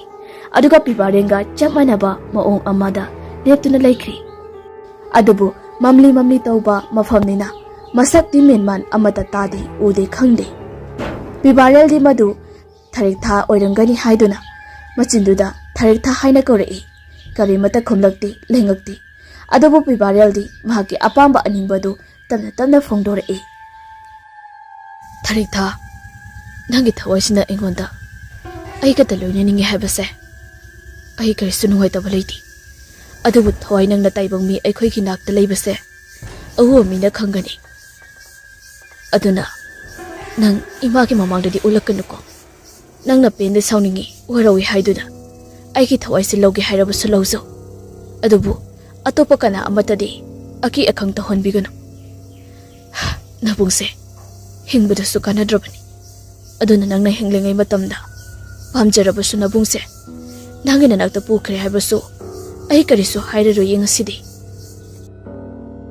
wahai ase haidana nowe tawdara yignu lei adubu amuba adudi tamna tapna masamara adudagi phatoragli aduga langtruk langba mamit aduga loinana khangawdana chungsilaklaga pibarel da napsalai pibarel maida longna haithaduna lukhamduda yesilaga tai matam aduda lukham adu kairi i thokli gyan sumangada badagi blood chatpa horakli mahan uhoba asi amuba aduna chungsilaklaga mathabakta nisilai aduga makut aniduna mangaksam aduda kanna mesilai marai asangba pumdam namba aduna amusdu mahaki mamai mamit adu sasatlei aduga akonbada lauraba maya makhet adu aroiba thakta kathokлагlaga mahaki makok asi umsinkimba asini asigi matungdagi mahak gyanta khidri gyan adu mukmangkhri mathangi numit ne muktanga sidi yamna nanna loisinduna cycle adu inthorei thongalda mamanaba anidusu ngaiduna lerami madu ubada nofet tawramlaga wari sarei zeri yauraba mukta gamai gamai iraki mukta adum hai khairo mangalda osimesi berani migi ji do bonawda pathokhidrani zeri sum khangning tawni da mangal ado nang hore mangondadi direct pibadi ngamni go mukta ngamni ado khangde as ikhado yamali akhoi bibi ge bu mingonda city thadok pase thongladi haini mukta khangde horen ai nangonda mukta khangde horen ai mangonda ko phawngam tholak pra kaino mangal yaroi kuirabani ko nangna sumaina phongdoni haraise ngasidi phongdok taba yaroi he phongdok traba matong magi manaktane chapminar dre khang Mukta, yare, no si de ingoda Tona Hablaka Haraga, Pesaro in a Pishale. Is Tonari happy zibo? Mukta, Parse, Horan to Oba Malak Serani. Zerina, Habi de Hainue. Asana Makoi, no lak but the tuition mapam yori. Satra ayama de tuition mapam Changnekri, Galerami, Adobo, Makoi ahomdi, Tongal Asida Sakal Adu Kamduda. Mangalay mabulak pangari. Kudangari da ying duna matam, ying budaso, lak payaba matam di oisilagli, adobo lakdri. Mukta, Thawai kitang di nungayram di, ngasisula aroidra kalai. Yamna tanik layba, matam asida amukasu hena, koirang koisaw haliba asi, tuition matam yoksilagpa asidani. Somangda kilipto na makoy gi oza aduna makoy uhumdo korokpa aduda, amuki hena bitekri, upay layraroy, parak tare khaladuna, makoy uhumudo bitek na ting nasangai. Asam na tuition na dusto hauzile, adobo, muktari tuition ga yawning lagdri. Yamna thamoy kay bahay bado oiri. Aray ba thawna pumba khomsindu na sem saraga, laklaga ngasiso kanatri khalubada, aduki matik nungayramdi. Adobo khangawdana, mangalay madi tuition mapamasda sat pauzilai. Kara thengdokiba mali, magi maong ado. Madu urubadadi, tether raba mukta thawna lakli, mayon chonglakli. Haining ludraba, Maithong aduso, mangalay madamamit kuptani yingli. Mangalay maso hobe, masamana adu semduna, larik adu lautok lagli, aduga, tuition adu yauri. Mukta hena nungay ba, amadang parakduna, horen tuition hangibada, fongdok lani kalubada. Tuition adu monda amada yauri. Mukta, wakal makalamna, nungay na tuition adu yauri. Tuition hek loy baga, haining bapumba, aning bapumba, fongdok lani kalubasida. Tuition ki yaufong khangdri. Tuition yauri haibaga kauba makai mangalay magi maithong adu yingzari. Nungay ba matamni haukiba khangawde haibagi matagumna. Tuition asi superprap hek loishinki. Matam asida amuka hena mihul adu chungba horutli. Adubo tawge khankraba thabak oibanina tuition thorakpa aduda haigadabagi semsaduna mangalay magi matung oirapna inaraknaga asumna kauri. Mangalay ma Mangalay mayeng bata mag-iyang thorai, adobo kumbadi kumlagdi. Mahaki may tungado imagdi magsila uwi. Adobo, maduthoy na kanjaludri mugtadi. Maramdi, mahaki haining ba ado, haibang na nabapangalado, fudok na nabahot na bata. Mugta, ay sinangwada kay no masyong. Wahis na haibaloydri ngay, nung kalaglaga yung lumada. Mangalay magitung oirap na. Ibaraldo, cycle ang magal nito na layrami. Maduda mugtado, tuminalay kri. Manakta layriba Jerry amadi mangalso kariso haidi makuisyam na ngak na yingi. Hana haidi na so laikay gimabung ama na lawbalak pasidi. Makoy ahumzo wakaloy na mag lahana kali. Aduga mangalay masuyam na haining daba umon minaw ama tawram doda wamatse ama ta hayram dana. Bibaral ki manakta sang sindo na cycle aduda tungluga chatkri. Mataw asida nupa masa ahum asidi. Ngak panaloy kri. Wadi maset ama tangang na di. Karibu hayruni. Mangum laba ama tawrakpa asidadi. Wa amata ngangnadana. Makoy gi cycle adu inthok naraklaga. Makoy ahum punna cycle thawinakri umduna. Lambidani mangalay ma bibaralgi cycle maningda tungliba asi wakaldi amata infam khangdi. Karino mana amadi mahaki mapana tawri sibuk khali. Aduga amukso bibaral so karino tawribase khangdrabani. Ngasi ngarang asida mangonda thokpa amadi mahana tawribase gyan ama itatadi. Tumina makoy anilak minaraga mangalay mabu thonggalda thambiramli. Aduga mahakso yumda mo halakli. Thonggalda sanglakpadadi mahaki mama adu manggolda phamdara lerami. Mama adudi mathaway yamna wajana asamna kaurei. Ibungo nang buda sasu ikan ba udi. Ngasidi chatlarogi mathangdagi saminarage haigu yadro. Wahay asi haina inaprimasi aduna bibarelgi mamay aduda humang adu taithokpiri. Bibarel na Ima ahina tawru sibu karino ay sibu mamal amta laytraba zala. Hay adumbado ngangano nasa phadribase phananaba amukta tawsi. Amay buduna afaba chinjak saw hayramadaine. Imana ne nangine na laphoy lawrabani awanglomdagi adu jasilaw. Asam na mama macha imungda sangkri bibaraldi sangsar se sangsar ama tawugumli. kuidri pung kharagi mamang haibadi nongalamdai natraga ahingi matam aduda thokiba thawdo adu mahak gyan tahuba nati ahingduda mahakna uhuba amuba thawai aduna mahaki maku adu umsinkiba aduni adu makhakni mahakna gyan tahubase adubo madugi makha adudi gyan taba natri madugi hek makha tarakpada amuba thawai aduna pibaralgi makoktu umsinke torokpa matamda tungdagi tharik thana lukhamda tap launa pairaga chingthorei maduda makhoi anisu aduki matik sauna yingnaduna lei ibo chobana tharakliba bot aside pandam amagi makhada lakpanina mahake pandam adu phangnaba honarei adubu tharik thadi madubu ngakthoknanaba hotnai maramdi tharik thana hinglingai matamda pibaralbu aduki matik nungsisei aduna maram oiraga siraduna thawai olabasi phawbada pibaralgi manakta question senaduna mahakki manakta leiribani aduna taibang migi manakta tinmu laimu mahakna leibadadi taibang miyoibada aki akhang thokpani adubu haujikti but asigi mayokta mahakna leptuna pibarelbu ngakseli pibarel leimaida gyan mangduna taraga lei aduga mahaki hek mamangdana tharik tha leptuna ngaksangang mamit aduna lakliba but aduda yengduna lei but aduso mahaki thabaktu pangthoknanaba honarakpada fatraba thawai ani ase mafam asida aduki mati kana muknari khatnari kona thangda tharik thagi thawai asina sakti leibadagi lakliba tamthiraba but adu upai leitri maduda tharik thana sauna asam hairei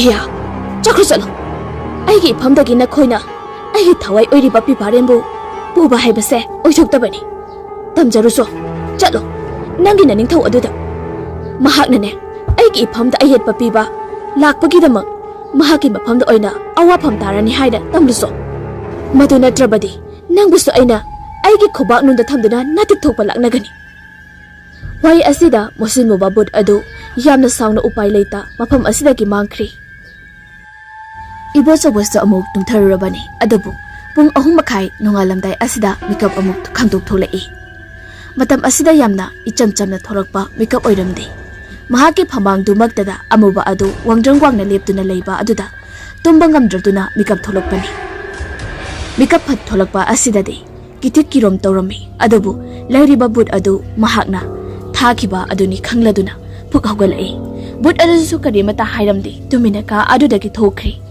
maduda ibo choba du khangli karinoba leiri haibasi mahaki wakhaldadi angangi nofam biba ngamdribanina kari awaba dasa ta tuino khalibani asumna phamungdagi kumtharaklaga amuba adugi matungda samsup inarei yene kha adu hek yobadagidi saijinda but adu long thekthi aga yanuna leiramba aduda khangpra khangi mahaki ama tawaduda ngasai makai sauna halakhiba but aduna asamna hairei kigaliba khangaliba na tawaduda pangthokani tawramliba thabak aduga kayada khetnari adunari nangna maik thibagi maram oidoshi ha karibo mayak sene tam aingoda tamase pibarel si horabra sidi pibarel sidi sishu shiru kanana su hat pangamoi ha kari maramgi kamdauna mahak ko shensenaba thawai amakhak leiri mahakti mapangal aduki matik kali madu aina lan thengnaba ngamde ngamgadaba kana adudi nangna su kobada phangloi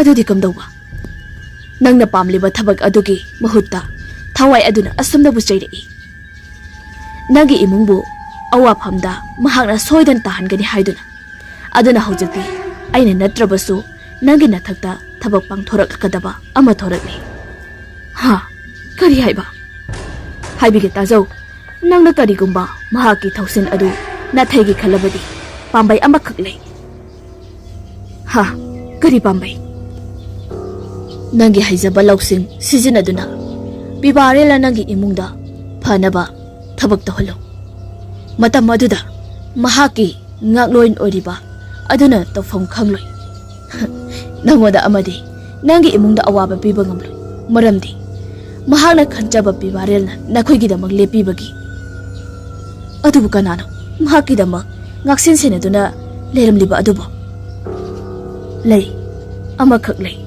aduki makti pangal lei penjadaba kayana yumduna sikraba thawai amakhakni Maming mathadi ay khangde. Adubu mahakti pibarelbu yamna ningjaba misak amakakni. Wai asni hairamnaga amuba but adu sakmi masa onuna paiduna mangkri. Ibo choba puramang amani ngarang asi sida tauriba asi. Akiba amadi angakpana thalli. Maramdi mukta khaladaba thabak asi masu mahakna tauri aduga amukso taibang mi kana amana uba phangdraba thawai amadi thawai aduga faw wari sanari. Adubu hairamliba wahai kaya adudi haujukso nakong sinja yeina tari. Aduna maram oiraga kari tawsige haina khanbada khudak asida puk haugatuna bibarelgi yumda lai. Nongso nganphung-nganphungti tawrabani. Lamida thorakpa matamda mi khara so yahongganbagi walking chatlami. Adubu hainaw makhong yausilakpadadi akiba amuk puklai. Mahakna sanaruba but aduna hairamba wahai kaya adu ningsinglubada adugi mati akiba phawrami. Adubu laibak phabadagi laikai gi ahal kharasu puna hek lambi adu lanthokhtuna chatminabadagi akiba kharadi phari. Bisakna akoi tadabu kadaidano ayungan basida. Ibo choba itay masana hoy da chaluge tawni. Ibungo pibarel do masangam de haibani. Kanamta leitabduda khara hangbiruge na tawbanida. Hanguso akoi sune hekseng biruba ngamdre he. Nana khara naksinaba haibado thokle. Asamna haibadagi mamli tawriba numitso masai udriba matam asida ibo chobadu bibarel gi yumda prap sangi. Sumang yaurakpada imungda kanagumba ama kapagi khonjal tarai. Naksilakpa matamdadi madu sanagi khonjaldi. Ibo chobado khonglai thuna makhoibu kauraduna imungda sanglai. Matam aduda pibarel phangda taduna mahaki hekna kandana ising asabana masa pumba nanthokpiduna sorning thijana hondriba pibarelbu seba tawramli kabli tawduna. Madu ubada ibo chowdo amuksu nungairaktre. Maduna maram oiraga mahakna sinbadagi khudak asida Mana khangba amaiba adu kaururi. Phanaba sinbiraba matungda bibare gyal lakli masado karisu tawdabugum tawri. Adubu matang asidadi aphaba malabasu ibocho mahaki lilade loidri. Mahakna sanaruba bot aduna hairambagi matung inna asamna wakhal tawraba tungda amaiba aduna ibocho bagi ingit adu matung inna hairai. Samai tawbani ibungo sida tariba asi karisu leibadi nati. Adubu haujikti asigumba thoktanaba cheksinba phirep amadi thamba tai. Maru oina imungse mirol su leijadabanina phataba thawai kayana achikpa mafam khanduna ne makhoi gi sarak tapam thirakpada ibungo sidane dasata gibani. Aduna maram oiraga himba sidane adum leisanbase pharoidori. Aina haidine imungda leibase phatte habadi natiko mi leijadabanina Matan ta matom ta lesinbasi kudong thiningai haibani ko. Aduna maram oiraga khara wakhal fresh oithoknaba lambi thibiyodo. Wayasige makha sabdarakpada oja ibo chobaso phathasilai. Ibo chobada bibarel sise sumai tawsi aina hairsi muna tawko idai masu muna tabiyo. Nakhoi gidi matengse aina pangdi yamna pangba ada pangbase hekta pharak tab. Haujikti ai thabak chilena ne noigi matengse pangdabase ngamoidori. Aduna se ai wa ama haigi. Nasanubido nangna khara mukta soida ngamdana basenabi. Nasando mathot karakpagi mangaw yamna thirakadori. Aduna ne bungo nangna nasanmakni khalaga amukta di senabi. Aduga ne ai khoida namana chado adum cha ising saduna leirasi. Wahi asi tabada bibarel amadi sanado pungang ngakri. Sungta thajaro daba wafam asida amoke hena ngakpagi mathakta mahangna tawbiyo hairiba thabak abasina heli. Adubu ibo chobagi lausingna nanthokpa ngamdri. Masidagi khudak asida mangalai mabutu shan thinbirurabani amadi lauragaso halakkibani. Wari sing asina maram oiraga haujikti nupa masa naha ahum ase ningbakari haibaduni. Haujikna kamdauri phabam asida tharik tha aduki matik mai hoba makai sauri. Ayuk nungthil asidadi mahakki asawa adu phongdokpa ngamdraduna yasanglakpa matam asidadi haurakli. Ngasidi nahan khaiga manadaba maongda yasanglakpagi mamsilakpa asi jara mamsilakpa dongna tawi. Pibarel sinung tilgi tuisan mangalay mapo cycle maningta haptuna thorai. Hena mamsilakpa aduda achat awok singadu thaumay mamam paidona chatnaba haurakli. Adubu makoy anidi mangal oiba jaga amata yaudi. Laptakna mukta so inarakhibani adubu thuna mamsinkiba asidi mahakso hankri. Khara sum lakminarakpada mangalay ma sonthangnana mabungulomba asida asumna korai. Dapiba ngasidi yamna thengjinkri kidang kada thobigera. Kidaurage kiriro. Matam aduda mangalay makari su khumlakti. Hoi thogi. Asumna haiduna cycle adu thorakpani adabu haino makong yausalamdai adudadi haino makong aduda laptakna yenglupa matamda pumamamel dongno tawi. Matam asida pibarel do khawtak disai adubu mangalambadi thoina masida khanjaludi. Asana cycle thorakpa asidadi haino makong yoromdai asid pibarel ge manakongda sonthangnana yeina apikpa khonjalda mahaki mamingdo korai. Matam aduda pibarel mangalay ma oiraboi ningladan haw haina khumlei. Adubu kariso makhataraktaba aduda pibarel na kedaurage ichal haina hangui. Aduga mangalay masu ingangakna mahakti kariso kaudi kariso haidi hairakpadagi pibarel amuka hena swailaurei. Asuk tanik laba matam asida amuksu cycle asigi jel adu haino pangkong aswaida nanthokri. Pibarel singnaba amadi phauribani adubu haidokpa yadaba amadi karamnadi chingnaba ase tamluni. Kanana karisu khangdabana saraduna cycle chel adu tare haiduna cycle adu khamlaga kumthaduna semli. Mangalay madi cycle manak aduda leptuna hai humna karisu thausadana leiri. Pibarel cycle adu chen phana yamna hapchinaba sembani adubu sunga yadbadri. Adum pharak taduna leikri. Matam asidadi pibarel adugi matik singnarakli kari khudong thiba tholakadoino haina. Asumna singnaduna leiringi cycle spoke tara marak aduda phaudokuna uriba haino bakhong adudagi amuba khongsa ama tapna thindorakli. Madu ubada pibarel yengduna leiri tapna sum thindoraktuna khwang phauba ukhong adugi marumdagi lithorakli. Loinena pibarel tapna sumna yengthorakpada mahagna toina uba amuban adu leptuna leirami. Pibarel do tu khyoklau sum ngasidi mahak loiridana khale asumna khalengai amuba adugi makhut aduda matum taba ama paibadu ui madu amu mamit adu sangduktuni yenglubadadi mangalay magi makokto oiduna leirami. Matang asidadi akiba adu phajin bangana haudaduna ima haina phallawnu chongthoi. Mahaki matau aduda mangalay maso kaidaurage da piba haiduna phamtharei aduga amuksu pibarelna mangalay madu yenglubadadi mangalay magi mamit animak yaurangji. Matang asidadi amuka hena kiraduna amutang kanna lauramlaga mangalay mabu inthorei. Aduda mahaksu phibam sadraduna haugatpadi ngamda ningang phamduna tai. Mangalay masu asumna taduna lei. Adubu pibarel haino makong aduda amu yenglubadadi karisu leiramdri. Karisu tawramdaba aduda mangalay bada amu yenglakpada mangalay masu karimata tawramdri. Loina mo soina batare haiduna pibarel haugalaglaga sangsalai aduga mangalay mabu singkhatpiduna amatpado taithokpiri.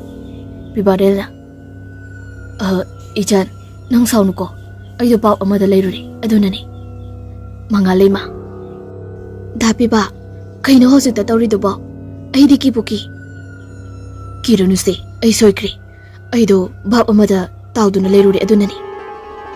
Asi haiduna cycle do amu yenglubadadi karisu tawramdri chen adusu masa matanda hapsinduna leiramli. Matam asidadi pibarel khagle maduda mangonda kanagumba thawai amana karigumba ama pamle hainingle habasi khonglai thuna mangalay mabu thilamle aduga maksu amu yumda halai aduba handakti hainau pambi makhong asi landana lakpada karisu aki akhang pirakhidri. Pibarel mamagi mingsel upu mamang aduda stone ama tharaga phamme makhut oiduna mingsel masadu pai aduga yetana samset adu pai. Akaiba mingsel masa uba phangdraba thabaki mathakto khatang uriba aduda munni yengduna lei aduga wakhal yamna khalle maduda asumda khalai. Tharik tha nambu kadaida legine nangi posa khara sina aingonda cheliba pakhungse ai phongba ngamdri nangam ta igi nakta la khone wai sing asi khanduna thamoi sokna le Mingsel adura sum yenglambadagi mamai adu leimaida lonthaduna wakhal nungaitraduna mamit adu usinduna second manga muk leiraga mahaki manakung aduda nungsiba kangsi makhol manba ama tarae moduda supi barrel do mamitu pangthore mahana mamitu pangthorakpa matam asidadi mahakna phamduna leiramlibase ahangba amamba maiko mayamga khuba mafam adu oiduna leiramli pibarel aduki mating mamkhibana maram oiraga tunglai leiduna ko yengi adubu pankhalei taba ahangma mafam oiduna leiramli makota pairiba posak ani adu munni yengi aduga mafam asida kari tawraktoino mafam ase karino khanduna ko yenginduna amuk yengi ngihak yengduna leiramlaba matungda makhadagi maikhulaktage amuba ama tapna phawgalai phawgalakpa loiraba matungda sab yungna mangonda leptuni yenglaga lei maduda pibarel sto tumina munna mamit adu areba makhai laukthoktuni yengi ngihak sum yenglamlaga kananu naha amuba du kari sukhumde uishinduna leiramba mamit adu tamna pangthore maduda langtrak langba mamit aduna mangonda muna muni yengi pibarel phamlambadagi hawgalai aduga khongkap ama ni kanselak amukso asumna hai hayo nang kanano karigi nangna aigi iphamda toina laktuna leiribadi karino nangna igonda pamlibase pumna ma hayo aina piba ngamgodaba oirabadi pigani loina adubu aigi punsidadi amuk hana yelakano wai ase haidana nontharakpa matamdi makuta pairamba mingsel amadi samsit adu yorumdri aduga nungkhalakpadana mingselga samsit kado amuba aduna paiduna leirami angakpa matawni asumna paiduna leiramba asida maiko adu sujara nganthore asumna tamna nganthorappaduna haujiti ure manjuna raba phizol ama mahakna hinglengai matam amada toina sesaba phizol aduga loinana mamitu ira chenduna tharik tha leptuna leirami chumle matam kuirabagi tungda pibarel na chingnaduna lakpa amadi mayamna mangkhre haiduna leinariba tharik tha haibadu ngasidi pibarel gi mamangda thorakli matam aduda pibarel do khangaude kokthakta burger tabagumna thokla ami khamba ngamhaudraba miludagi pirangsu sintharaklaga pibarel makut adu tingthoktuna tharik thagi manaktamna chensili aduga chejat konsinje adubu ahangwa malangda kolabugumna phut phawdoktuna thokri maduda pibarel do tung onthoroktuna yengi tharik thadi adumak leptuna mahakpu yengduna leirami phibam asida pibarel di hena thamoibu machetana kairi makondi thokta mamitagi mapi sinthana amo tharik thagi manakta sanglai aduga tharik thagi mitludagi sintharakliba pirang adu taithoknabagi damakta makuttu thangali adubu taithokpadi phangdri tharik thabo makhoda soksaba phangdabadai matam asdani lili tawba khonjalda pibarel du thamoi sokna hanglai tharik tha nang aina kauri bisi tarade aibo umukta gyan thalo tharik tha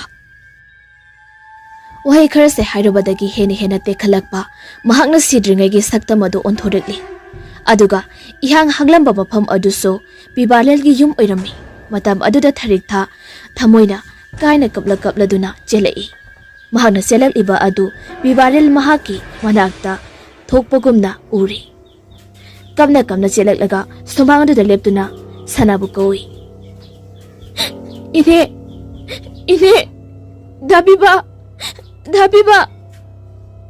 imungdagi de kanasu khumlaktraba adudadi imungda tapna sangai ka khuding tapna sangduna septa duni yengi adubu kanasu udri ningba kaina upuka aduda sangai aduga mingsel upu mamang aduda famduna mahake saktamdu yengjaduna mapis sadum taba makai kaptuna leiri aduga phizidagi mahaki mingsel masa aduga samset aduga puthore mingsel aduda yengla mamitagi mapi lepa leitana sintharaklaga kaplaga samjet tu hatli aduga machinda so asuna sonjari dapiba aisen angi yamna aining lobani handaki mapukti tamlamdra male aigi panaso ai boto pada namduda pinana ba hotnari mahaki yung awba kongloi kaya aduda ai bun namduda pisina ba hone aduga aina naginadakta lakpa sisu laikai na chipon ngang na patagi hindoraktuna ngasidi ipana phawba sigi matangda aibu thina jaibire ai ngasidi khangba ngamagi pangando laitre adubu aina wana nagina nakta legdana leiragi kana lakpa bikum asida imung sida kanasu leiramdre aibu kanagumba amatana nungsi bidre haibase ai ngasidi mayak seire khangi aduna aina koi mayangi mapamdagi lamda chatkragi nangbu aigi oiba phangdrabasu aigi chiksinna thamjaba aigi posak ani khaksidi nangi nafamda ai magni khana khudolase tamlamlagi masibu dabibana chiksinna thambiyuko asi hairam laga mingsel amadi samjet adu upu manung asida hapchilamle aduga kapna imung asidagi thokri bibarel tharik thagi mata wadu yenglaga mapi sinthare e tharik thadi kapna imung dagi thokhiba adudagi bibarel su khonglei thuna mahaki tunglomda inare e tharik thasu kapla duna chelakpa aduna hainau pambi achoba adugi makhongda leptuna le tawfam khangra duna phampham leiriba aduda changsinduna famthai aduga thamoi pena kapchare e asumna ngihak tawram laba matungda tharik tha khangbangam laktraduna mamit adu kuruk otuna ku yingjing ba hawra e matam ase nongthi nongwamba lambida achat awo kaya leinadaba matamni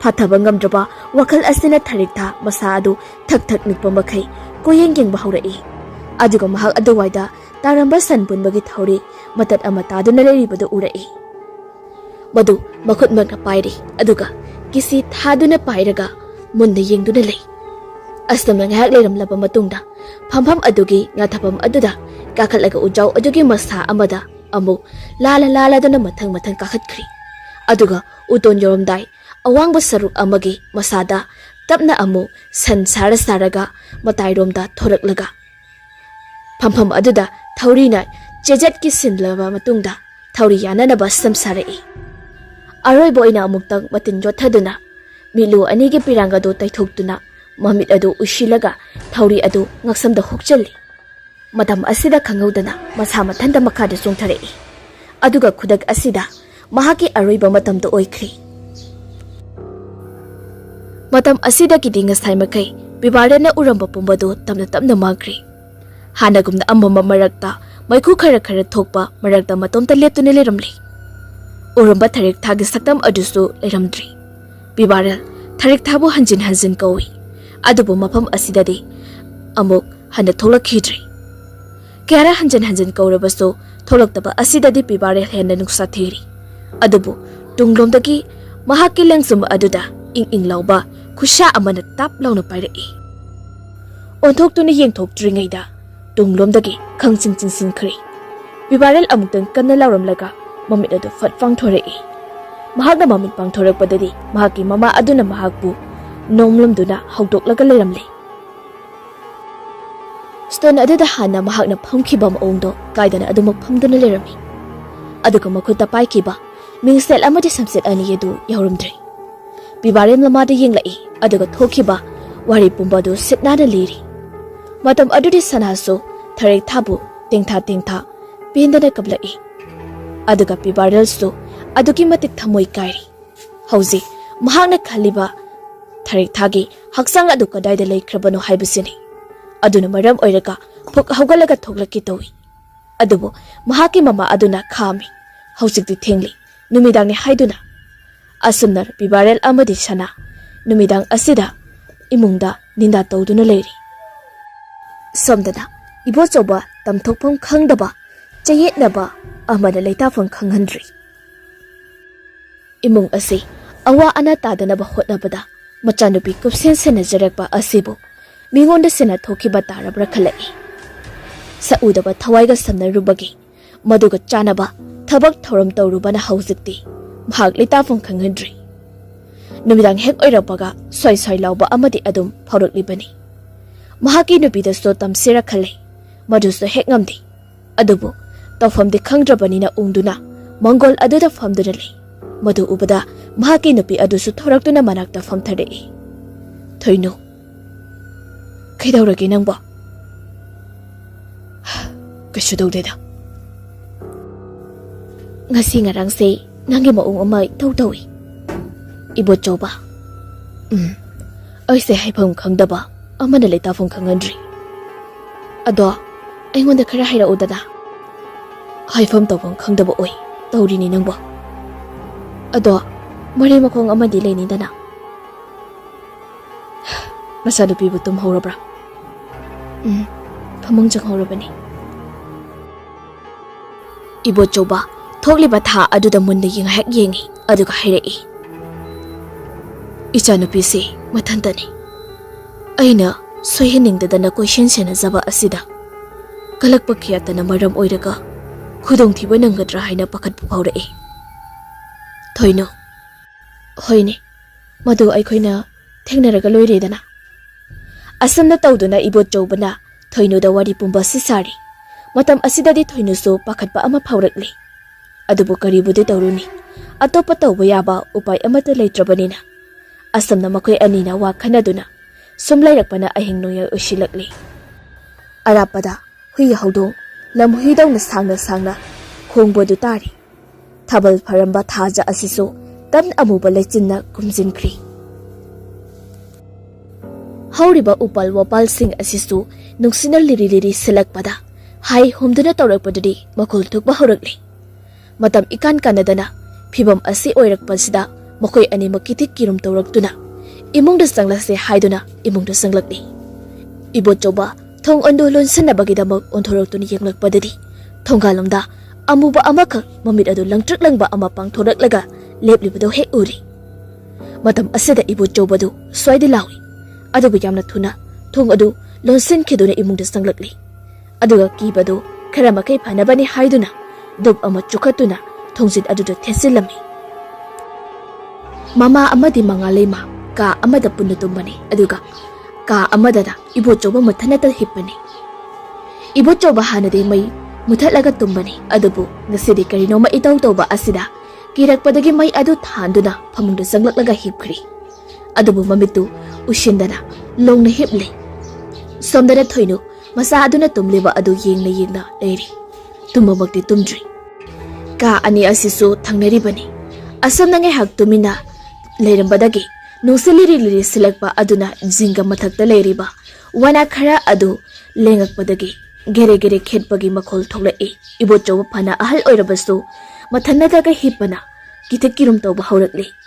Amuk so nungjeng chairakpagumna yungge hek maningda hauriba haikring pambi adugi haikring maru adu zingada tarakpada jereng lauri. Bap pharaga buddha e haiduni hauji ibot chobagi mafamda tawriba ase. Ngayak asum tawrambadagi makol sing adu chap lepkhri. Karisu tawdraboi ningi wakal kharyang thoi. Adubu matam ikan kanadana amo mathak aduda haudong amana chenkhibagi makol adu tarai. Matang asidadi ibot choba henadamna kirakli. Aduna mahaki nupidusu makol ase tabra hange haiduna kawrai. Ibema Thoinu kai haige tai moi baba.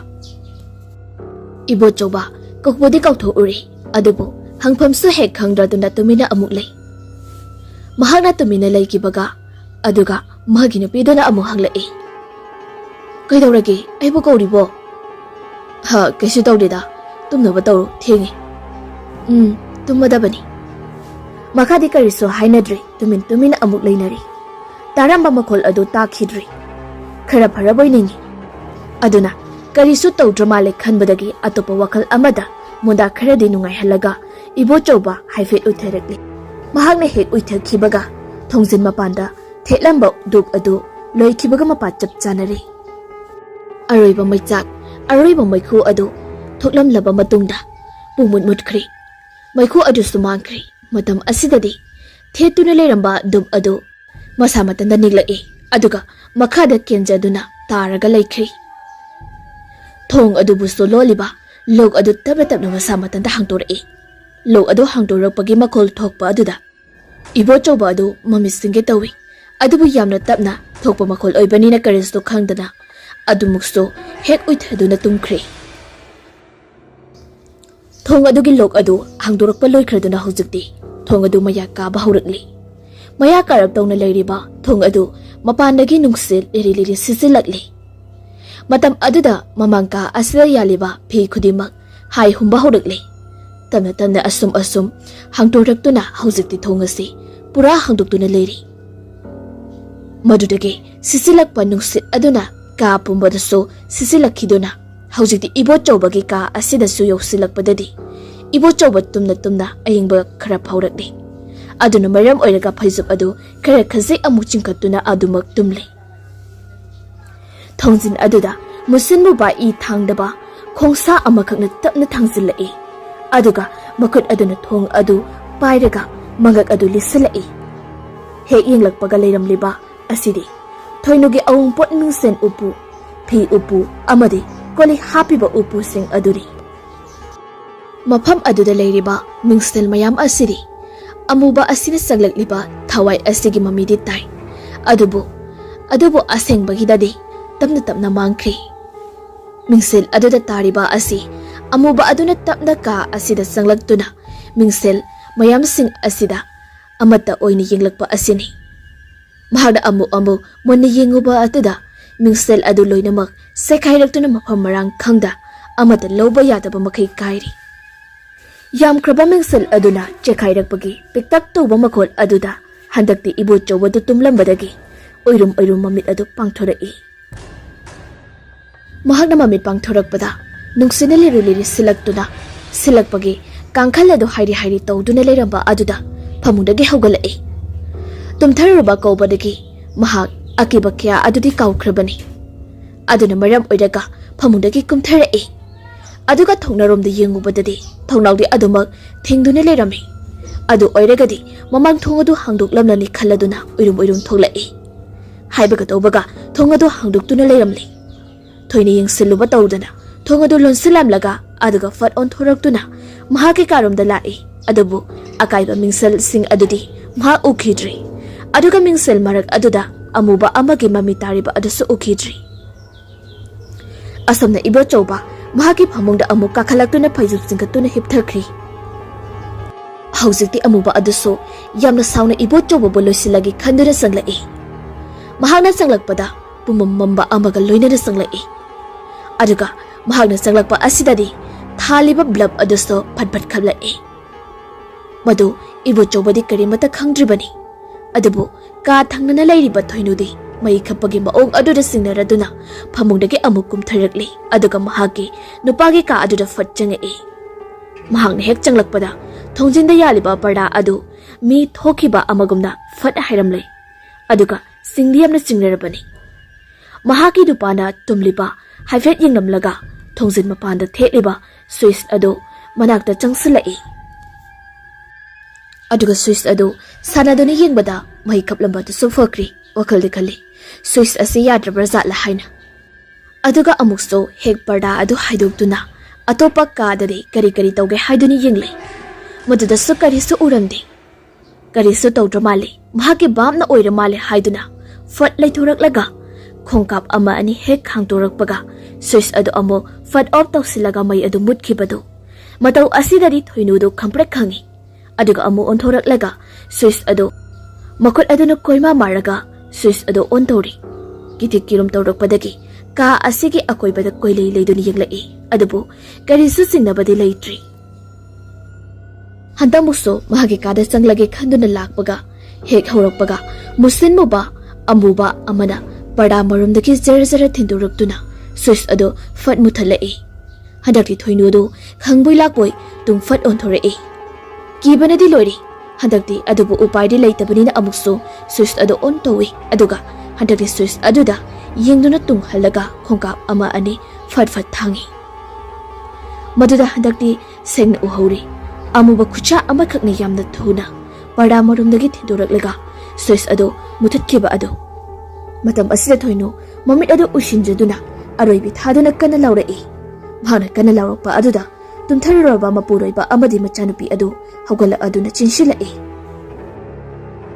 thoinu leiba makhada famdada mamai adu khomjinduna kaptunu leirami matam asida ibochouba amadi chingnarabani karigumba amadi tawramalani haibasi adubu mangale madi ingaw ngawri aduma thoino kamna mahangna ukhiba pumbadu tamle ibochouba su thembiri aduga karisu khangjadaba mangale masu kiri ibochouna haibagi matuk inam mama macha ani adu phamung de sangankhri aduga ibochoba karigumba khara tawdrabadi ngase tomba ngamlaroi khanbadagi kari tawsige upai therakpada thamai ama chukattaba yaroi khalai aduna maram oiraga matam kuina sizina rodraba phaklangda yanduna thamba lartin adu lawthorai kuirabanina sengdoktabasu yararoi aduna kudakta sengdo idugo soibadagi sinmi mingsel adu makudu yadkri I khara su thokpa aduda ibochouba phi amani sinduna I adu lepkina ba hotnai adubu I adugi manam tabada tumina leiraba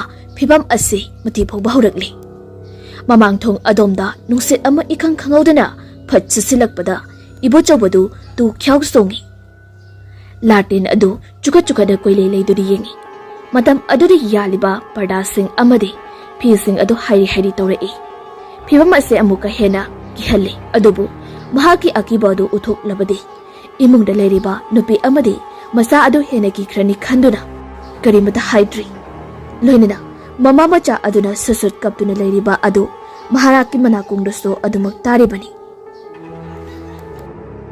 adubu marak asida yamna hainadaba makhol amanaso mahaki manakung aduda sonthanglena tarai makhol adu muna tasilubadadi mahaki maming adu nahebo kaiboy kaurakpa aduni matam adura ibochouba khonglei thona mahakna semliba adu losinduna mai adu prap sukhatle tanja hek chanana thalamba blab aduso mai muthokre mong amani haiduna khalle ibochouba mahaki nupi angang buki danaba khonjal khara horapna kaurae itabra mai jilak todi pharak tani noigine lemto thangalaga thamu ai thong thonause amukta sera lonsingi asi haiduna ibochouba latel adu pairaga ka atai aduda mathang sangba horai sakhumdomadi maning ithang thangba ka oibanina maduda paliba thongnaw madu fajana lonsale collection adu mafam chana leiribra marol ama yinglammi karisto tawraroi khanduna tholaklaga khongka amani kanthorakpada ngairi haujikta yinglamba kolik thamba adu makhada tarakpada khangprak khangladuna chongi maduda mahaki nupi aduna kaidorabano hangai ibochobana karisu tawde aina thengubagini khommi kidanabani haina adubu masina asana khumdokrasto kolik adu amuk pulap basket aduda hapsinana hotnari nakadar latel adu thamlaga asana tawrigai tunglomda amuba ama tamna paisilai aduga lengjum aduda paigadabadagi makut adu thingzilai matuda ibochobaso samin ama phanglakpadagi tung onthokduni yenglai matam asisa karisto leiramdi mahaki babna oira male khandoktuda pakhalambadu fakri abo ningaidana onsilalaga konsingado hapsinge tawbada mahaki mamai aduda yamna naksinana maya ika karaba mamit yaudraba nupi ama phamduna leirambaduda ibochowadu khaprak khangleduna lawgi tawi adubu yamna thuna nupi adugi makut aduna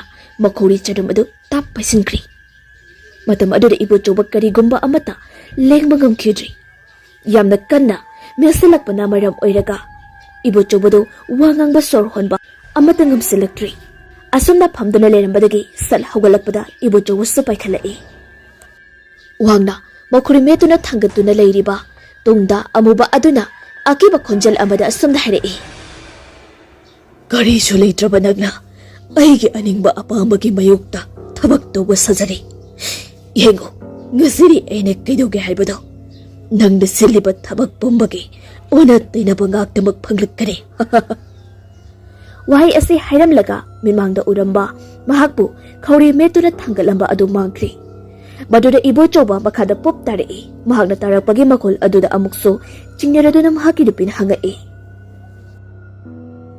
kaidorabano haiduna kudak asida muluraba mai adu sophat ngalai aduga ibochobade sor phungalabagi waga ngangba ingangamdri adubu yamna wana samsaraga kaisu tawba nate khanauda til ama changkhibaini khummi asana mahaki nupi agangbu yariba makhai kidanaba honaraba matungda haujik ibochoba mahaki ka aduda prap sanglai aduga makhet ama khetuna musama udu oktoksai wakalda asumna khale Hois, aina kauruba but aduda aidi mahaki sakthak piba kauridana.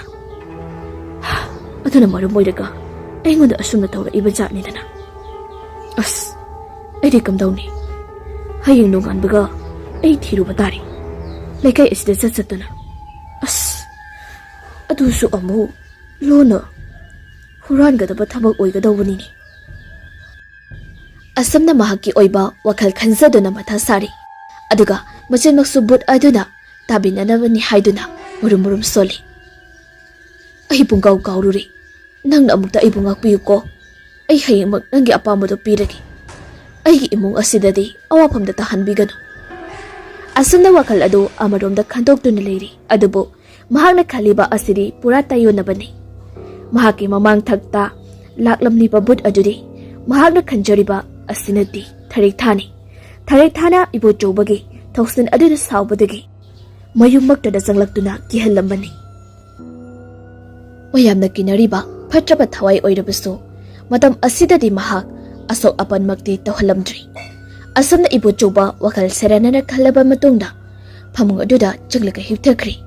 Mahaki wakalda hauzik khaliba asi batau karamna nawfam adu thiruni aduga fanglaba matungda kamdauna amo madu laugani haibasini.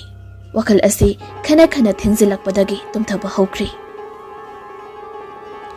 Nonghalakpadadi pibarel hanagumna mangalai magi thongal aduda cycle aduga tawraduna mangalai mabu tholakpa ngai. Ayuk yenda anganba asida tagat tekna thorakliba mangalai ma naha angang oiriba mapung marai fajarabi lesabi amagumna fajaribani. Madu ubada pibarel wakal soigigum tawrei yengsiluba matamda thamoi irang horakidi tawi. Adubu masamatanda fathajaduna mangalema maningi clear aduda tongak pangairi. Mangalema su cycle adu tongkhalai aduga cycle adu thoba hauri. Khara thoba horakpaga mangalema masadu pibarel da ngatharap tawrei aduga machal thokna asomna hairei. Dapiba ai ngasidi yamna wari ahing phajana tumhodri. Adubu pibarel kari sukhumde cycle du thofonga khangde maramde nongan badagi numit taba phawba thakduna saduna ngauduna leramba mahak asi nupi amatana asamna tawraktabani. Ngasi magmagonda tawrakpa asidadi masa adu thakatkhri. Mahaki masadaga asamna thenglakpa asidadi amukai henna hainadabadu poi. Aduga amaromda mangalai manasu mamit adu ushilaga ahing phajana tumhodabagi adugi awabadu kumnanaba hotnari. Mamitu ushinna pibarelgi wakal masa amasu khalai. Wakal adu atai karisu nati. Asu yamna phatena hainariba nisa yamna sabanina tukuchaniriba. Da pibase phana ngausinarisu mahaki mabukta aron athop thamdaba mingonda kajadaba ase phakreda. Ase haina khalai. Asumna tuition mafam yori. Tuition mafam aduda muktagi sakfam aduda mangalema nungaitaba phawi. Maramdi ngasingara muktana mangonda hanagumna ullamba nature adu ulakhidri adubu mangalema karisu khanjaludri. Amarumdana haino pambi adugi mathakta tharekta adu usa amada bakung adu yanthaduna kanagumba amabu lakpa ngairi. Mahakna ngairiba asi atai kana sunati pibarel buni aduga pibarel so haidau makong asi yoksalakpada tharik thabu ningsanglai. Mafam asimaktada tharik tha laikhidre haibadi khangi. Adubu mahaki haksang dumadi kadada laikhrabanu khangdri. Laifam dumaga khanglabadi mathong mangam ningthijana pangthokpirabadi mahakna wana asi lebakta leibangamdraduna mafam asida mayamna hainadana uriba asi uramloiko khalai. Aduna cycle adu haino makhong mapa asida khamduna munna yengduna lei. Aduga amukso tharikta so usa aduda tungduna pibarel bu yenglei. Matam asida di pibarel na tharik thabu udri. Maramdi ayung nungthil matam asida hanagumna tharik tha mingolda mahakpu uhanbagi pangal lesilakdri. Numidang khaktamakta mangairakli mahakna matik mathauna phongdokpa ngamliba ase. Maramdi mahakpu sikhlabaso mahakpu nungsibiba misakse sumsum leiraktragadi mahaksu matik mathauna phudokpa ngamde. Asamna tawduna haujikti pibarel Tharik thagi wakal khanjarabasu thamoidadi mahaki mafam tamna tamna mangsilakli. Aduga ibu chobasu hana phana khanglamdrabasu mafam asi tharik thagi thawaina koye yetle haibasi khanglakpadagi mahaki haizaba mahi amadi amaiba kaya tanaduna mahaki mayukta thabak tawrakpadagi haujikti tharik tha mapangan chole haiduri. Bibarel mundasum hainau pambi aduda yengduna leirambadagi cycle adu sat haitharamlaga khamli aduga ujau adugi makhong tamna sangsilai. Mamay adu nongkatuna ikoy koyni yengduna lei. Fajaraba saw sanglaba masa maring mayam adu ubada pukningda karinoma haifang khangdaba ama phawi. Aduga among non tharaktuna laimai aduda kuyingingi. Unawana mayamna koichai saiduna lei. Aduga sangna phampham thariba adugi mathaktasu hainau mana mayam ama kenduna lei. Maduda Bibarel khara sthitoktuna phampham ajuda famtharai. Aduga ningthizanaga tharaga lei. Asumna phamduna leiringai wakal ama lai. Maduda mafam asida tharik thagi aroiba matam oigibanina mafam asidagi panglap laptana mahaki haksang adu leirangani haibasti khalaki. Aduna mayram oiraga mafam anakpa aswaida mahaki khudam sangdam phangani haibase khalaki. Aduna maram oiraga Bibarel phuk amu hogatli aduga akoibaduda kuyengeng bhaurai. Mafam asi nabisu yamna songba mafam amakhakni leibak machet ama phauba udi. Khuru muwangba nabisu yawi aduga khara amana inem nemba khuming muktang wangbasu yawi. Bibarel thoina tawdaba yadaba thaba amagumna mafam asida koichat chattuna ukhong adudagi akoiba ada kuyengyengi. Karigumba chingnaba yaba amatadi phangde. Kamainabu phangani haigi mahakti karimata oiba misaksu natana. Karisu phanglaktaba asidadi matumta amuk mahaki apangba wakhalni haibasi khanglai. Aduna maram oiraga amuk mafam asidagi thorai aduga mayumda hananaba semsarai. Maduda amuktang aroiba oina ujau asigi akoibada sum jinglubada mafam amadi napi singbi marak mahau thokna fazana hauribada urai. Madu ubada atay mafam singaso manaramdi. Bibarel wakhalda jingnaba ama phaurakni. Cycle thauge tawramba adu cycle adu amuk khamlamlaga mafam aduda sanglai aduga napi khara songba fazana hauriba adugi manakta leptuna munni yengduna lei. Asomna yengduna leiringai tungdagi nupagi khonjal malap tawba malikana khangkau korai. Oi bai. Bibarel tungfat ondhoktuna yenglubada malika oiramli. Khambadi khomdri yengbada mak yengi maduda malika amukasu makatane korai. Bhai, kaidorino adudana tandro du sangidubo. Handakti aikhoigaso nanga iput pundri.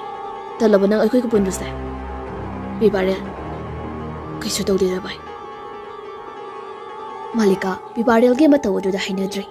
Hadagumna amata tawdaba yamna change tawgiba manba mataw aduda waso wamaka amata taramdana adumak chatkri. Bibarel su mahakne khanba wakal asage matung ina mafam aduda famtharaklaga napising adu khara phoidokli. Matam ajuda laibak to hop laurami. Masida amuke hena chingnerakpadagi Bibarel do apang ba chiti watik miyamna tawraga mafam asi kothokpa horai. Mahangna asomna tawringi labida chatliba achat awung maru oina angangsingna ubadadi angangsing adu jibon Bibarel do haino makhongda laibak kholdauri haiba waising asi murum sola duna chatnakri. Adubu Bibarel di mahaki thabak asida mai onsin khibana lepti ganana mangonda yenglibano ganana ukrabano haiba amata khande. Khara sum kothoklaba matungda phut animu pharakpadadi phi manba ama thengnari. Matam asidari amuk hena chingnari. Phi adusu khara sangba mali maduna ina pi soidana oigani haibase Bibarel khangba wafamni. Mataw asumna yamna kana hotaduna kothokpadagidi manungda leiramliba adudi angakpada pik thankri. Saru machet masit phi machet masit phanglakpa asidadi haujik Bibarel adu masak munak hangdrobasu chap chana khangli masi tharik thagini haiba ase. Asuna thamoi sokna leiringai lambida chatpa achat awuk singna haifet yinglamlaga angawba leiri Bibarel singaure haiduna chatnakri. Adubu Bibarel di singnari kanana mafam asida asiba haksang adugi mathau mangam tawduna phamjilibano haina asumna khanduna leiringai ꯑꯊꯥꯞꯄꯗ ꯅꯣꯡ ꯈꯣꯡꯕ ꯑꯃꯗꯤ ꯅꯣꯡꯂꯩ ꯅꯨꯡꯁꯤꯠꯀꯤ ꯃꯈꯣꯜ ꯇꯞꯅ ꯇꯞꯅ ꯇꯥꯔꯛꯂꯤ꯫ ꯃꯗꯨꯗ ꯆꯠꯅꯔꯝꯕ ꯑꯆꯠ ꯑꯋꯣꯛꯁꯤꯡ ꯑꯗꯨꯁꯨ ꯃꯁꯥ ꯃꯁꯥꯒꯤ ꯃꯌꯨꯝ ꯌꯧꯅꯅꯕ ꯆꯠꯇꯨꯅ ꯆꯦꯟꯅꯈꯤꯕꯁꯨ ꯌꯥꯎꯔꯤ꯫ ꯑꯗꯨꯕꯨ ꯄꯤꯕꯥꯔꯦꯜꯗꯤ ꯃꯍꯥꯛꯀꯤ ꯃꯈꯨꯠꯇ ꯄꯥꯏꯔꯤꯕ ꯁꯔꯨ ꯃꯆꯦꯠ ꯑꯗꯨꯒ ꯂꯣꯏꯅꯅ ꯐꯝꯗꯨꯅ ꯋꯥꯈꯜ ꯑꯃꯗ ꯎꯪꯗꯨꯅ ꯂꯩꯔꯤ꯫ ꯁꯅꯥꯁꯨ ꯃꯌꯨꯝ ꯑꯗꯨꯗ ꯃꯆꯥ ꯍꯜꯂꯛꯇꯕ ꯑꯁꯤꯗ ꯂꯩꯐꯝ ꯈꯪꯗ꯭ꯔꯤ꯫ ꯇꯧꯔꯛꯂꯤꯕ ꯅꯣꯡꯂꯩ ꯅꯨꯡꯁꯤꯠ ꯑꯁꯤꯗ ꯃꯆꯥꯒꯤ ꯂꯝꯆꯠ ꯁꯥꯖꯠꯁꯨ ꯌꯥꯝꯅ ꯁꯥꯊꯤꯅ ꯍꯣꯡꯂꯛꯄ ꯑꯁꯤꯗ ꯍꯦꯟꯅ ꯄꯥꯈꯠꯂꯗꯨꯅ ꯁꯅꯥ ꯃꯍꯥꯛꯀꯤ ꯃꯆꯥꯕꯨ ꯊꯤꯕ ꯊꯣꯛꯂꯛꯂꯤ꯫ ꯃꯍꯥꯛꯅ ꯊꯣꯔꯛꯄ ꯍꯧꯔꯛꯄꯗꯗꯤ ꯅꯨꯡꯁꯤꯠꯀ ꯂꯣꯏꯅꯅ ꯅꯣꯡꯁꯨ ꯃꯔꯤꯛ ꯆꯨꯔꯛꯂꯤ꯫ ꯑꯃꯨꯛꯀ ꯍꯦꯟꯅ ꯅꯨꯡꯁꯥ ꯊꯤꯔꯗꯨꯅ ꯊꯣꯔꯛꯄ ꯂꯝꯕꯤꯗ ꯆꯦꯟꯅꯔꯤꯕ ꯃꯤꯁꯤꯡ ꯑꯗꯨꯅ ꯃꯆꯤꯡꯗ "ꯄꯤꯕꯥꯔꯦꯜ ꯉꯥꯎꯔꯤ, ꯂꯩꯕꯥꯛ ꯈꯨꯠꯂꯧꯔꯤ ꯍꯩꯅꯧ ꯃꯈꯣꯡꯗ" ꯍꯥꯏꯗꯨꯅ ꯆꯤꯕꯣꯟ ꯉꯥꯡꯅꯔꯝꯕ ꯑꯗꯨꯗ ꯍꯦꯟꯅ ꯄꯥꯈꯠꯂꯗꯨꯅ ꯍꯩꯅꯧ ꯃꯈꯣꯡ ꯑꯗꯨ ꯇꯝꯅ ꯆꯦꯜꯂꯛꯄꯅꯤ꯫ ꯃꯐꯝ ꯑꯗꯨ ꯍꯦꯛ ꯌꯧꯕꯒꯁꯨ ꯎꯔꯤ ꯄꯤꯕꯥꯔꯦꯜ ꯎꯪꯗꯨꯅ ꯐꯝꯂꯒ ꯂꯩꯔꯝꯂꯤꯕꯗꯨ꯫ ꯃꯗꯨꯗ ꯆꯪꯁꯤꯜꯂꯗꯨꯅ ꯃꯆꯥꯕꯨ ꯀꯧꯖꯩ꯫ "ꯏꯕꯨꯡꯉꯣ, ꯏꯕꯨꯡꯉꯣ!" ꯄꯤꯕꯥꯔꯦꯜ ꯌꯦꯡꯕꯗꯃꯛ ꯌꯦꯡꯊꯣꯛꯏ, ꯈꯨꯝꯕꯗꯤ ꯈꯨꯝꯂꯛꯇꯦ꯫ "ꯏꯕꯨꯡꯉꯣ, ꯂꯥꯛꯑꯣ, ꯌꯨꯝꯗ ꯆꯠꯂꯁꯤ. ꯅꯣꯡꯁꯦ ꯃꯑꯣꯡ ꯇꯥꯒꯗꯕ ꯃꯥꯟꯗꯦ. ꯂꯥꯛꯑꯣ." "ꯏꯃꯥ, ꯍꯥꯎ, ꯂꯥꯛꯑꯣ, ꯆꯠꯁꯤ ꯏꯃꯥ ꯏꯕꯨꯡꯉꯣ." "ꯏꯃꯥ, ꯊꯥꯔꯤꯛꯊꯥ" ꯑꯁꯤ ꯍꯥꯏꯗꯨꯅ ꯃꯈꯨꯠꯇ ꯄꯥꯏꯔꯤꯕ ꯁꯔꯨ ꯑꯗꯨ ꯐꯤ ꯑꯗꯨꯒ ꯎꯠꯂꯤ꯫ ꯃꯇꯝ ꯑꯗꯨꯗ ꯁꯅꯥꯁꯨ ꯈꯪꯂꯤ ꯃꯆꯥ ꯑꯁꯤꯅ ꯎꯠꯅꯤꯡꯂꯤꯕ ꯍꯥꯏꯅꯤꯡꯂꯤꯕ ꯑꯁꯤ ꯀꯔꯤꯅꯣ ꯍꯥꯏꯕꯁꯤ꯫ ꯑꯗꯨꯕꯨ ꯀꯔꯤꯕꯨ ꯍꯥꯏꯔꯨꯅꯤ, ꯀꯔꯤꯕꯨ ꯇꯧꯔꯨꯅꯤ ꯈꯟꯗꯨꯅ ꯅꯝꯗꯨꯅ ꯃꯆꯥ ꯑꯗꯨ ꯆꯤꯡꯈꯠꯇꯨꯅ ꯊꯣꯔꯛꯄꯅꯤ꯫ ꯈꯪꯍꯧꯗꯦ ꯅꯣꯡꯂꯩ ꯅꯨꯡꯁꯤꯠꯇꯨ ꯍꯦꯟꯅ ꯁꯤꯠꯆꯤꯜꯂꯛꯏ꯫ ꯐꯔꯛ ꯇꯥꯔꯗꯨꯅ ꯃꯈꯣꯏ ꯑꯅꯤ ꯍꯩꯅꯧ ꯃꯈꯣꯡ ꯑꯗꯨꯃꯛꯇꯗ ꯆꯪꯁꯤꯟꯗꯨꯅ ꯅꯣꯡꯂꯩ ꯅꯨꯡꯁꯤꯠ ꯑꯗꯨ ꯉꯥꯛꯊꯣꯛꯂꯤ꯫ ꯄꯤꯕꯥꯔꯦꯜꯗꯤ ꯋꯥꯈꯜ ꯑꯃꯗ ꯎꯡꯂꯤ꯫ ꯑꯗꯨꯒ ꯁꯅꯥꯅ ꯃꯐꯝ ꯑꯁꯤꯗꯒꯤ ꯀꯝꯗꯧꯅ ꯊꯣꯛꯁꯤꯒꯦ ꯈꯟꯗꯨꯅ ꯀꯣꯏꯌꯦꯡ ꯌꯦꯡꯂꯤ꯫ ꯑꯁꯨꯝꯅ ꯂꯩꯔꯤꯉꯩ ꯃꯊꯛꯇꯒꯤ ꯆꯣꯠꯂꯤ ꯇꯧꯕ ꯃꯁꯝ ꯈꯔ ꯎꯈꯣꯡ ꯑꯗꯨꯗ ꯖꯔ ꯅꯥꯟꯊꯔꯛꯏ꯫ ꯃꯗꯨ ꯄꯤꯕꯥꯔꯦꯜꯅ ꯍꯥꯏꯐꯦꯠꯇꯤ ꯎꯔꯤ꯫ ꯅꯣꯡꯈꯠꯇꯨꯅ ꯌꯦꯡꯂꯨꯕꯗꯗꯤ ꯊꯥꯔꯤꯛ ꯊꯥꯒꯤ ꯑꯀꯤꯕ ꯁꯛꯐꯝ ꯑꯣꯟꯗꯨꯅ ꯂꯩꯔꯝꯂꯤ꯫ ꯄꯤꯕꯥꯔꯦꯜꯗꯤ ꯀꯔꯤꯁꯨ ꯑꯀꯤꯕ ꯄꯣꯛꯇ꯭ꯔꯤ, ꯃꯔꯝꯗꯤ ꯃꯍꯥꯛꯅ ꯃꯔꯝꯁꯤꯡ ꯑꯗꯨ ꯑꯅꯝꯕꯅ ꯈꯪꯂꯕꯅꯤꯅ꯫ ꯑꯗꯨꯒ ꯊꯥꯔꯤꯛ ꯊꯥꯁꯨ ꯆꯨꯝꯅꯒꯤ ꯃꯍꯥꯛꯅ ꯃꯐꯝ ꯑꯁꯤꯗ ꯂꯩ ꯍꯥꯏꯕꯗꯨ ꯎꯠꯅꯤꯡꯕꯒꯤꯅꯤ꯫ ꯑꯎꯕ ꯃꯤꯅꯕꯨ ꯐꯤꯕꯝ ꯀꯥꯏꯔꯕ ꯌꯦꯡꯍꯩꯗ꯭ꯔꯕ ꯕꯨꯠ ꯑꯃ ꯑꯣꯏꯅ ꯂꯣꯏꯅ ꯎꯕ ꯉꯥꯛꯇꯅꯤ꯫ ꯁꯅꯥ ꯅꯣꯡꯂꯩ ꯅꯨꯡꯁꯤꯠ ꯈꯤꯇꯪ ꯐꯔꯛꯄ ꯃꯥꯟꯕ ꯑꯗꯨꯗ ꯃꯆꯥ ꯑꯗꯨꯕꯨ ꯆꯠꯅꯅꯕ ꯍꯥꯏ꯫ ꯑꯗꯨꯕꯨ ꯄꯤꯕꯥꯔꯦꯜꯗꯤ ꯀꯔꯤꯃꯠꯇ ꯂꯦꯡ ꯑꯣꯠ ꯇꯧꯔꯛꯇꯕ ꯑꯁꯤꯗ ꯑꯣꯟꯊꯣꯛꯇꯨꯅ ꯌꯦꯡꯂꯨꯕꯗ ꯂꯣꯡꯅ ꯎꯁꯥ ꯑꯃꯗꯒꯤ ꯌꯥꯟꯊꯔꯛꯂꯤꯕ ꯑꯀꯤꯕ ꯁꯛꯇꯝ ꯑꯗꯨ ꯎꯕꯃꯛꯇꯗ ꯂꯋꯥꯏ ꯂꯨꯇꯣꯟ ꯁꯥꯠꯈ꯭ꯔꯤ꯫ ꯈꯪꯄ꯭ꯔꯦꯛ ꯈꯪꯂꯗꯨꯅ ꯃꯅꯤꯡ ꯍꯜꯂꯒ ꯐꯝꯂꯒ ꯇꯥꯏ꯫ ꯑꯗꯨꯒ ꯑꯀꯤꯕ ꯁꯛꯐꯝꯒꯤ ꯃꯇꯧ ꯑꯗꯨꯅ ꯃꯈꯨꯠ ꯑꯗꯨ ꯇꯤꯡꯊꯣꯔꯛꯂꯒ ꯄꯤꯕꯥꯔꯦꯜꯕꯨ ꯁꯣꯛꯀꯗꯕꯒꯤ ꯇꯧꯏ꯫ ꯄꯤꯕꯥꯔꯦꯜꯗꯤ ꯌꯦꯡꯕꯗꯃꯛ ꯌꯦꯡꯗꯨꯅ ꯂꯩ꯫ ꯑꯗꯨꯕꯨ ꯁꯅꯥꯗꯤ ꯃꯗꯨ ꯌꯦꯡꯕ ꯉꯝꯂꯛꯇ꯭ꯔꯗꯨꯅ ꯄꯨꯛ ꯍꯧꯒꯠꯂꯒ ꯃꯆꯥ ꯑꯗꯨꯒꯤ ꯈꯨꯗꯥꯡ ꯑꯗꯨ ꯇꯥꯞ ꯄꯥꯏ, ꯑꯗꯨꯒ ꯈꯪꯁꯤꯡꯗꯨꯅ ꯃꯐꯝ ꯑꯗꯨꯗꯒꯤ ꯆꯦꯟꯊꯣꯔꯛꯂꯤ꯫ ꯄꯤꯕꯥꯔꯦꯜ ꯊꯥꯔꯤꯛ ꯊꯥꯗ ꯌꯦꯡꯂꯕꯁꯨ ꯃꯃꯥ ꯑꯗꯨꯅ ꯆꯤꯡꯕꯗꯒꯤ ꯑꯗꯨꯝ ꯆꯦꯜꯂꯛꯂꯤ꯫ ꯅꯣꯡ ꯃꯔꯛ ꯑꯗꯨꯗ ꯌꯨꯝ ꯐꯥꯎꯗꯤ ꯌꯧꯔꯤ꯫ ꯑꯗꯨꯒ ꯃꯆꯥꯕꯨ ꯑꯁꯣꯛ ꯑꯄꯟ ꯑꯋꯥ ꯑꯅꯥ ꯅꯪꯒꯗ꯭ꯔꯥ ꯄꯥꯈꯠꯂꯗꯨꯅ ꯑꯁꯨꯝꯅ ꯄꯥꯈꯠꯄꯒꯅ ꯍꯥꯏꯔꯛꯏ꯫ "ꯏꯕꯨꯡꯉꯣ, ꯏꯕꯨꯡꯉꯣ, ꯅꯪꯕꯨ ꯒ꯭ꯌꯥꯟ ꯇꯥꯔꯕꯣ? ꯅꯪꯕꯨ ꯒ꯭ꯌꯥꯟ ꯇꯥꯔꯕꯣ?" ꯄꯤꯕꯥꯔꯦꯜꯗꯤ ꯃꯄꯤꯔꯥꯗꯨ ꯆꯦꯟꯗꯨꯅ ꯂꯩꯔꯝꯃꯤ꯫ ꯑꯗꯨꯕꯨ ꯁꯅꯥꯅꯗꯤ ꯃꯆꯥ ꯑꯗꯨꯒꯤ ꯄꯨꯛꯅꯤꯡꯗꯨꯕꯨ ꯊꯦꯝꯖꯤꯟꯕꯤꯔꯤ꯫ "ꯏꯆꯥ ꯁꯣꯛꯄ ꯄꯟꯕ ꯌꯥꯕ ꯅꯠꯇꯦ. ꯂꯥꯏꯒ ꯃꯤꯒ ꯁꯝꯅꯕ ꯍꯧꯅꯗꯦ ꯏꯃꯥꯒꯤ ꯏꯕꯨꯡꯉꯣ. ꯑꯩꯒꯤ ꯏꯐꯝꯗꯒꯤ ꯏꯆꯥꯕꯨ ꯀꯅꯥꯝꯇꯅ ꯄꯨꯈꯤꯕꯁꯨ ꯌꯥꯔꯣꯏ." ꯋꯥꯍꯩ ꯈꯔꯁꯦ ꯍꯥꯏꯔꯝꯂꯒ ꯁꯅꯥꯗꯨ ꯍꯤꯛꯅ ꯂꯥꯎꯅ ꯀꯞꯂꯛꯂꯤ꯫ ꯄꯤꯕꯥꯔꯦꯜꯁꯨ ꯋꯥꯔꯤ ꯃꯁꯛ ꯑꯃꯠꯇ ꯉꯥꯡꯗꯦ꯫ ꯃꯃꯥ ꯑꯗꯨꯕꯨ ꯀꯣꯟꯁꯤꯟꯕꯗꯨꯅ ꯊꯝꯂꯤ꯫ ꯑꯗꯨꯒ ꯎꯄꯨ ꯑꯗꯨꯒꯤ ꯃꯤꯡꯁꯦꯜ ꯑꯁꯤꯗꯗꯤ ꯊꯥꯔꯤꯛ ꯊꯥ ꯆꯞ ꯌꯨꯡꯅ ꯂꯦꯞꯇꯨꯅ ꯂꯩꯔꯤ꯫ ꯃꯇꯧ ꯑꯁꯨꯝꯅ ꯅꯨꯃꯤꯠ ꯑꯁꯤꯒꯤ ꯌꯥꯆꯪꯂꯛꯄ ꯃꯇꯝ ꯑꯣꯏꯔꯤ꯫ ꯄꯤꯕꯥꯔꯦꯜ ꯃꯉꯥꯜ ꯂꯩꯃꯕꯨ ꯇꯨꯏꯁꯟ ꯂꯧꯔꯨꯅꯕ ꯁꯥꯏꯀꯜ ꯑꯗꯨ ꯏꯟꯊꯣꯔꯛꯏ꯫ ꯃꯗꯨꯗ ꯁꯅꯥ ꯑꯗꯨꯅꯗꯤ ꯆꯠꯈꯤꯗꯅꯕ ꯀꯟꯅ ꯈꯥꯝꯂꯤ꯫ ꯑꯗꯨꯕꯨ ꯅꯝꯗꯨꯅ ꯄꯤꯕꯥꯔꯦꯜ ꯃꯉꯥꯜ ꯂꯩꯃꯕꯨ ꯂꯧꯕ ꯆꯠꯈ꯭ꯔꯤ꯫ ꯉꯁꯤ ꯋꯦꯗꯔ ꯑꯁꯤꯁꯨ ꯌꯥꯝꯅ ꯅꯨꯡꯉꯥꯏꯕ ꯑꯣꯏꯔꯝꯗꯦ꯫ ꯅꯣꯡꯊꯤ ꯅꯣꯡꯃꯪꯕ ꯏꯃꯝ ꯃꯝꯁꯤꯟꯕꯒꯨꯝꯅ ꯇꯧꯏ꯫ ꯑꯗꯨꯅꯤ ꯌꯥꯝꯅ ꯀꯟꯅ ꯂꯥꯞꯄ ꯅꯠꯇ꯭ꯔꯕꯁꯨ ꯈꯔꯗꯤ ꯂꯥꯞꯄ ꯃꯐꯝ ꯑꯣꯏꯕꯅꯤꯅ ꯇꯨꯏꯁꯟ ꯃꯐꯝꯗꯒꯤ ꯃꯈꯣꯏ ꯑꯅꯤ ꯁꯥꯏꯀꯜ ꯑꯗꯨ ꯊꯧꯔꯛꯂꯤ꯫ ꯈꯔ ꯈꯖꯤꯛ ꯊꯧꯔꯛꯄꯒ ꯉꯁꯥꯏ ꯇꯧꯈꯤꯕ ꯑꯗꯨꯒꯨꯝꯅ ꯍꯟꯗꯛꯃꯨꯛꯁꯨ ꯅꯣꯡꯂꯩ ꯅꯨꯡꯁꯤꯠ ꯑꯧꯔꯛꯀꯗꯧꯔꯤ꯫ ꯄꯨꯝꯅꯃꯛ ꯑꯁꯤ ꯊꯥꯔꯤꯛ ꯊꯥꯒꯤ ꯈꯨꯖꯤꯜ ꯊꯧꯔꯥꯡ ꯉꯥꯛꯇꯅꯤ꯫ ꯁꯩꯈ꯭ꯔꯕꯁꯨ ꯊꯋꯥꯏ ꯑꯁꯤꯅ ꯄꯤꯕꯥꯔꯦꯜꯕꯨ ꯃꯍꯥꯛꯇꯒꯤ ꯑꯣꯏꯅꯤꯡꯏ꯫ ꯑꯗꯨꯅ ꯃꯔꯝ ꯑꯣꯏꯔꯒ ꯄꯤꯕꯥꯔꯦꯜ ꯊꯋꯥꯏ ꯑꯁꯤꯕꯨꯁꯨ ꯃꯍꯥꯛꯀꯤ ꯃꯅꯥꯛꯇ ꯊꯝꯂꯝꯕ ꯄꯥꯝꯃꯤ꯫ ꯃꯔꯛ ꯑꯁꯤꯗ nupi amaga asum loinaduna leiba asida hena tharik tha adu mai hobu makhe sauribani khara khajik cycle thorakpa asidadi nong kana kana khunglakpa aduda pakhat aduna makui ani nong churak lagadi thopam ama oigedaba mafam therakpada hana dukan phamlamba hojikti phamnadraba sang ama leiriba aduda sangduna leiri nong sukana kana haitharakli aduga lambi aduda mana gamngamdaba gari thonari makoi ani sonum adu thoptuna leiringi sang adudagiri karigumba thodok ama thoalakadori mangalai madu kibadi kiribani adubu karibudi hairuni karibudi taurani nong mamit amumu khalakpa asida makoi anigi hek matungda amuba wangtrang wangba awangba ama leptuna lei nong mamit khalakpa khudingi amuba adu pibaril gi matungda tap nafsina changlai aduga nakong maya aduda yamna kwana sur hunbagumna holakpagi sahum ama phaurakpadagi pibaril du phat onthoktuni yengi adubu kari so leiramdi pibare khalkharadi singnari mafam asi adubu mangalai makki khrani haiduna karimadadi haidi mangalai masu thengsilakpa asida mamsilakpa sidagi kiraktuna asumna pibaril da haire dapiba kamaina hanni ibani de nongso adom kana taraga leire ngek mohongingsi aduga sasi mangalai ma aduga dorage mina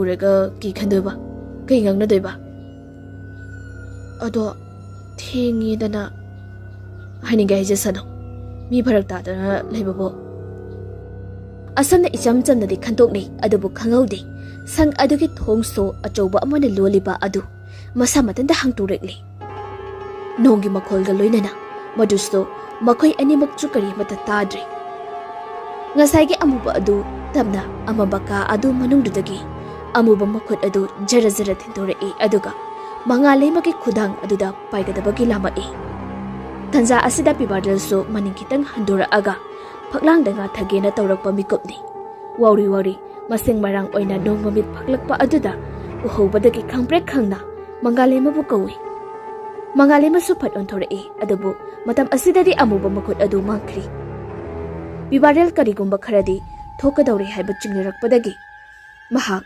mangolda aso apan thoklabasu migi macha asidi so aningde haiduna nong tarabasu tarana halasira hangi matam asidadi mangalai masu nong asi pharak tarani haiduna ngihaktang yingkhise haiduna lei bibarel tofong khangdre amukaso kari leiribanu haiduna thongadudi yingi ngasai ahan balak padadi thongadu so lodnuda leirabadi adubu so yauramdaba asidadi pungangaklami khangdadi khanglage haiduna yengdadi yenglage haiduna thongjin mapan aduda hairap changsili aduga manungduda khara yengsilubani karimatadi ubanati adubu moina sum yengsilubadadi kachin waida amuba ama phambadu urakli asumna munna yenglabadagi amuba adu mami khangpang pangthorei madu nong mami khalakpaga mapa chapchanaraduna pibareladu khangprek khangliduna chungni mangalai masu kaidawrage haiduna hanglai pibarel handamukti khudong thiba nangadra pakhatpana loire aduna mafam asdagi chase hairei nongdo khitangdi patharakpa mapaga oibanina mangalai masu yare asama theli taba nong marik asida makoi animak cycle adu thorakli somdadi ibo choba pakhatpana loire atai khandraga thengzilakpa madam asida karibu thoklamdoino khanbada haifam tawfam khangdri pumamamba haibadu oirabani nongsu taribani hena nungsa thiraduna tawfam khangdraduna thongal fau yengluge haiduna satin pairaga tholai thongal aduda leiraga kuyeng yengbada kanasu udi adubu nagyet amadi mamangda leiriba palising aduda soro tawbagi makholdi amuk tarai moduda ibo chobuso hena mi baiba pukli kanagumba amana lumduna mangunda yenglakpagi samen phangba adudadi hena singnaba puklakpadagi khara amuk chathorakli khara sathorakpa adudari amuk sukhalai thangai sengna hawduna ngari sinabagumna macha adu pibarel da sinabaga chapmanarabra khalai sum khanjilibada matomtadi hena dumna sauninglakli asana sauna lakpaduna hainong makhung aduda mamit adu he uri Matam asida swai hek lawi. Amba mamarak asida, noglak asida thorakpada, mayamna hainaba mafam asi yoksilakpada. Khara khawtak ti sari, adubu, masado halaktaba asidadi, mafam ado lanthoktunadi yamna chatninglibani. Laibak phabadagi amma mamarak asida, makoy anido lakpado, kharadi ori. Labi mapanda satin tuptuna ngairiba asi, mangalay minaso mapani haibado khangli. Wadu khangbaduda, hena dum pakatli mahakti. Asumna manak yoksilakpadadi ibo joba, pana sounding labaso kharadi fathari aduga, masado pusinduna sangkri. Nasay makay nonglak asida, wana pujirakpa, bibarel budi mising thabiramdi. Bibarel mayum aduda, wakal nungaita na sanglakpani, adubo, mahaki mama adudi, mahak na kauruba matamda, imong asida laytaba amagumna, karigumba amata kumlagtri. Bibarel pakal ado ni imungda ka khudinga sang dunya ingubani. Mahaki mama ado phamong mathak aduda mamitung gurong ongkhatuna makhong makut ado stingtiktuna leirami. Bibarel sangsilobada mama ado laikat nai. Uchinya sina mahakna khanjaba lausing kayana mama ado bo gyani tahali. Gyan tarakpa matamda asamna mama ado sor thabet honduna hairei. Hais. Ay di siram daw rin na.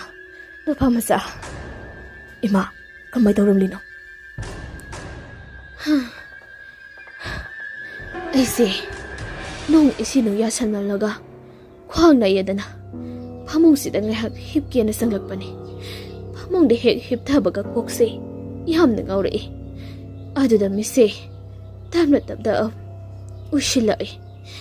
Ay nane, nung ay man rado na misi, tap na samu silaga ngayak khang bani adubu misi he pang thukno ba matam dadi ai gi hek ithakta masamada ipa phaba nupi abakak pai do ne leirami ai na mit pang thorak pado ubada mahak maya do ka thorak laga ingonda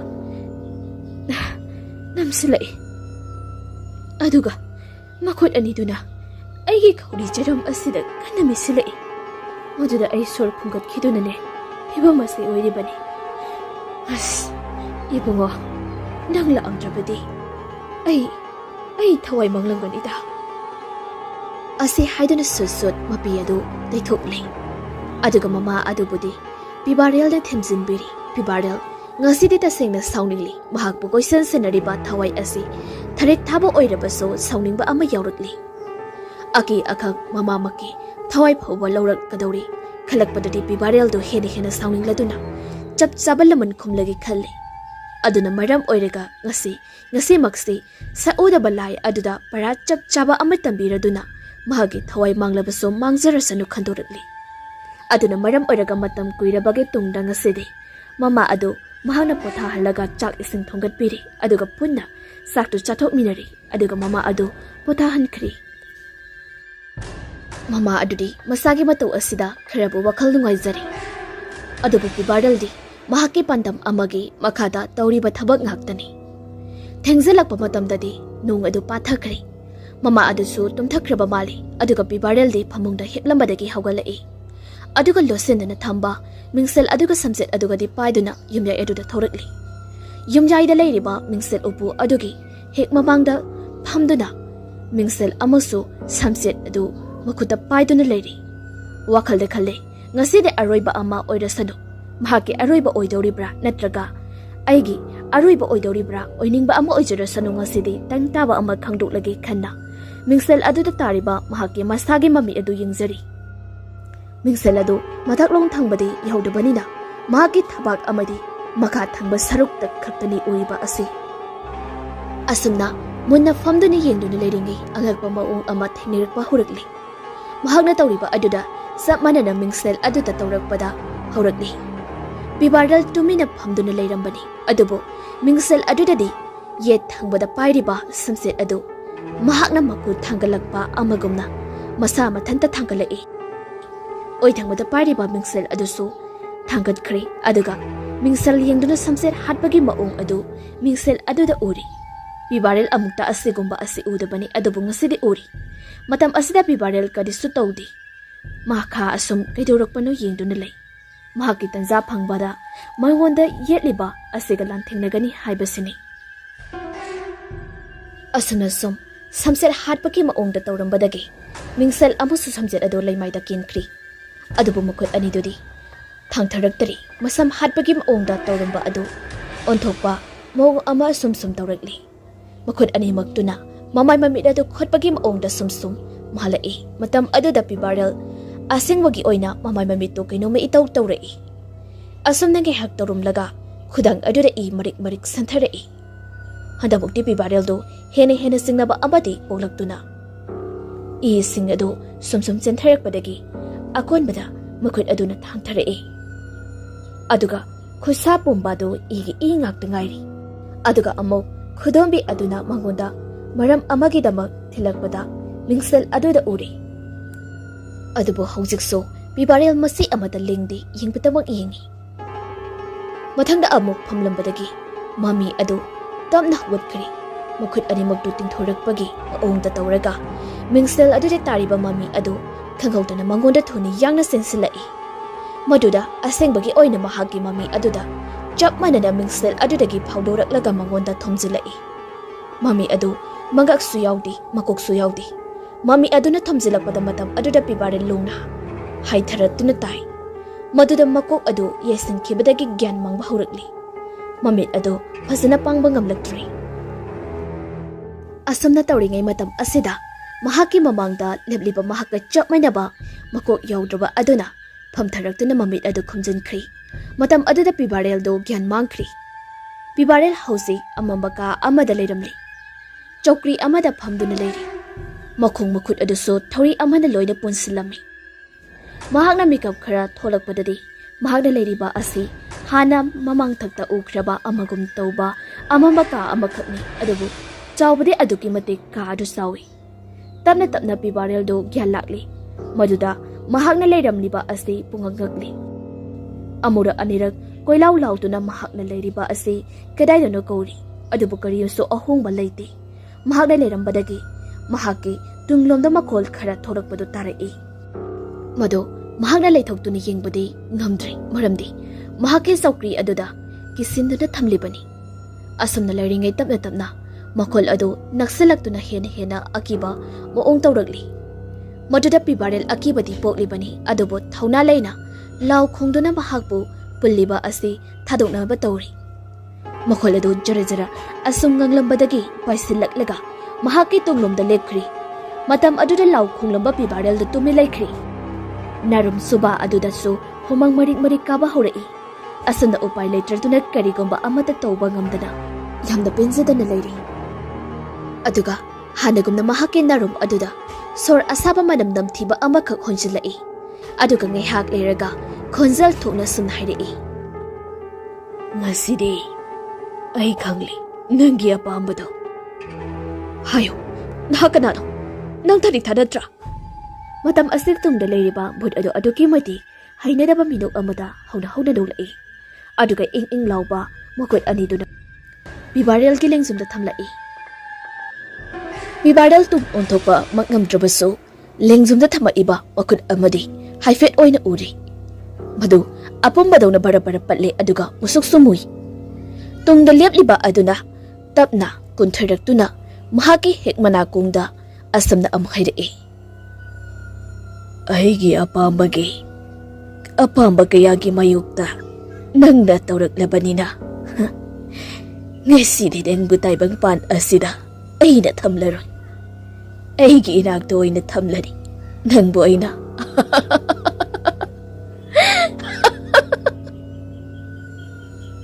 maduda bibarel hena dumna sauningladuna asomna khonjel khara kalamda chairei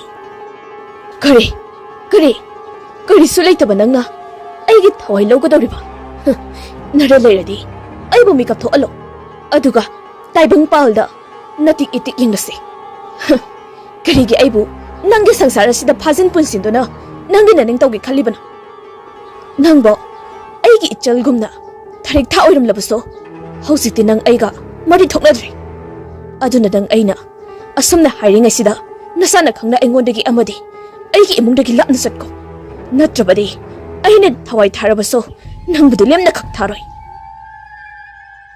kari hujiksu dang aigi damak wakal masit ama pauba khanbide natra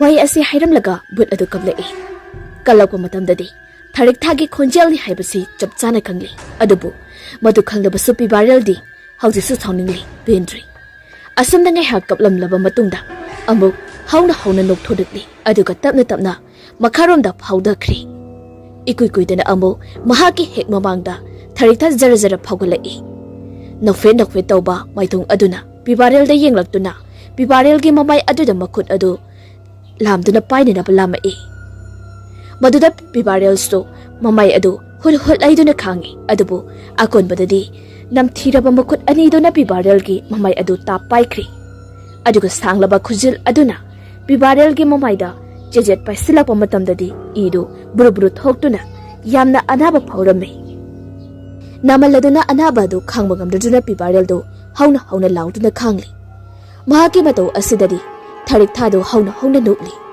adubu amukso makatana khobi ani aduna pibarel gi mamit aduda thinjinnabagi damak tamangwanda tawrakpadada pibarel akiba sum helai adubu mamit adu yodringai gi tunglomdagi nupi amana khangkau kaurei aduga sinsilai nupi adu mahaki mamani khudak aduda mama aduna songsilaktuna tharik thage khudang animakto tapai maduda tharik thage makhut animakto saudorakpagumna maninado bang karaduna saktherakli aduga amuk pibarel gi makhong makhut pun sindliba adu lauthorei tharik thari kapna launa phidring onduda khangli asamna saukri aduda punliba kaya adu hek lauthorakpa loibaga pibarel do sor sangna thingubagi sor adu sangna hondorei aduga mamitu supangthorei maduda mahagya lagli mahagna phamambadagi longna leimaida taduna leirambani mama aduna thorakpada asamna taramba aduda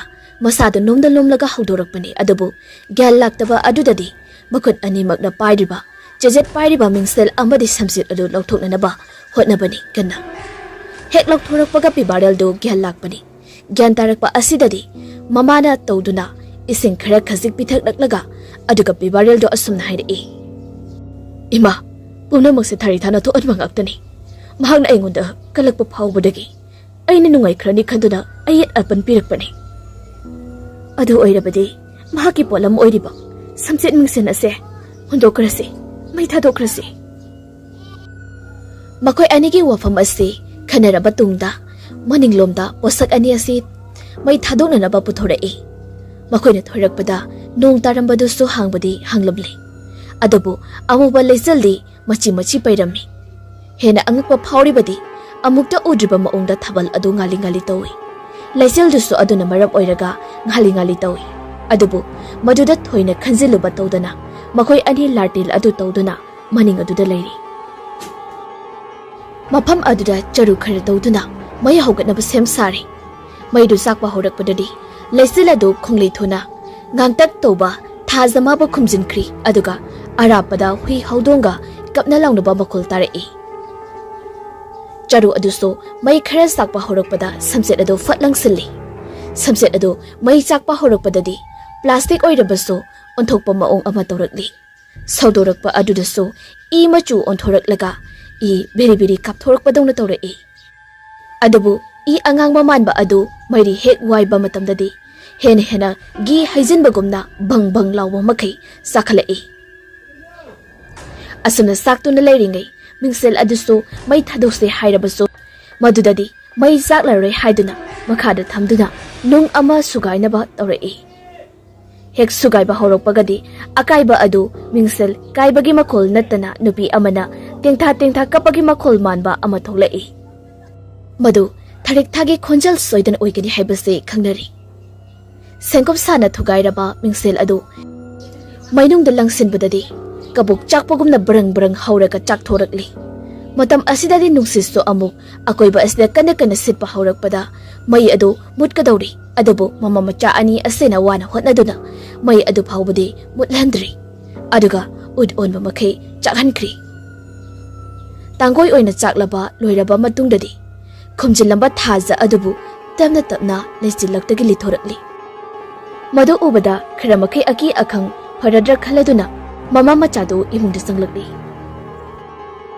Adubu amama marak asidadi yamna sauna leptuna lehori thari tha adudi tamna tamna sangsilaktuna mahaki tangoi onkraba posasing adu yingduna lei adubu mahakna sangsilakpa matamdadi maitan khaga onduna leiramba adu phawba khudak asida thari thagi sahumna pungmun mutkri mairi khaga thoamba adu phawba pungmun mutkiba asidadi yena kha asida thanduna leiriba blab adu phawba phatphat khalamlaga chakre mutkri mamit aduna yamna sauna khana imungda yinglamlaga phampham adudagi maikhu onduna mangkri imungdadi mama macha ani asi ne tabogumna famduna reri mama adudi phana haiduna su nubi oibanina khara hena khanjingali khara hena kigali aduna masanu pada hanglai ipungo hausipu akhoi sipo karisu tawridra nang baji hoi nama chobi hoi korubana pharoidra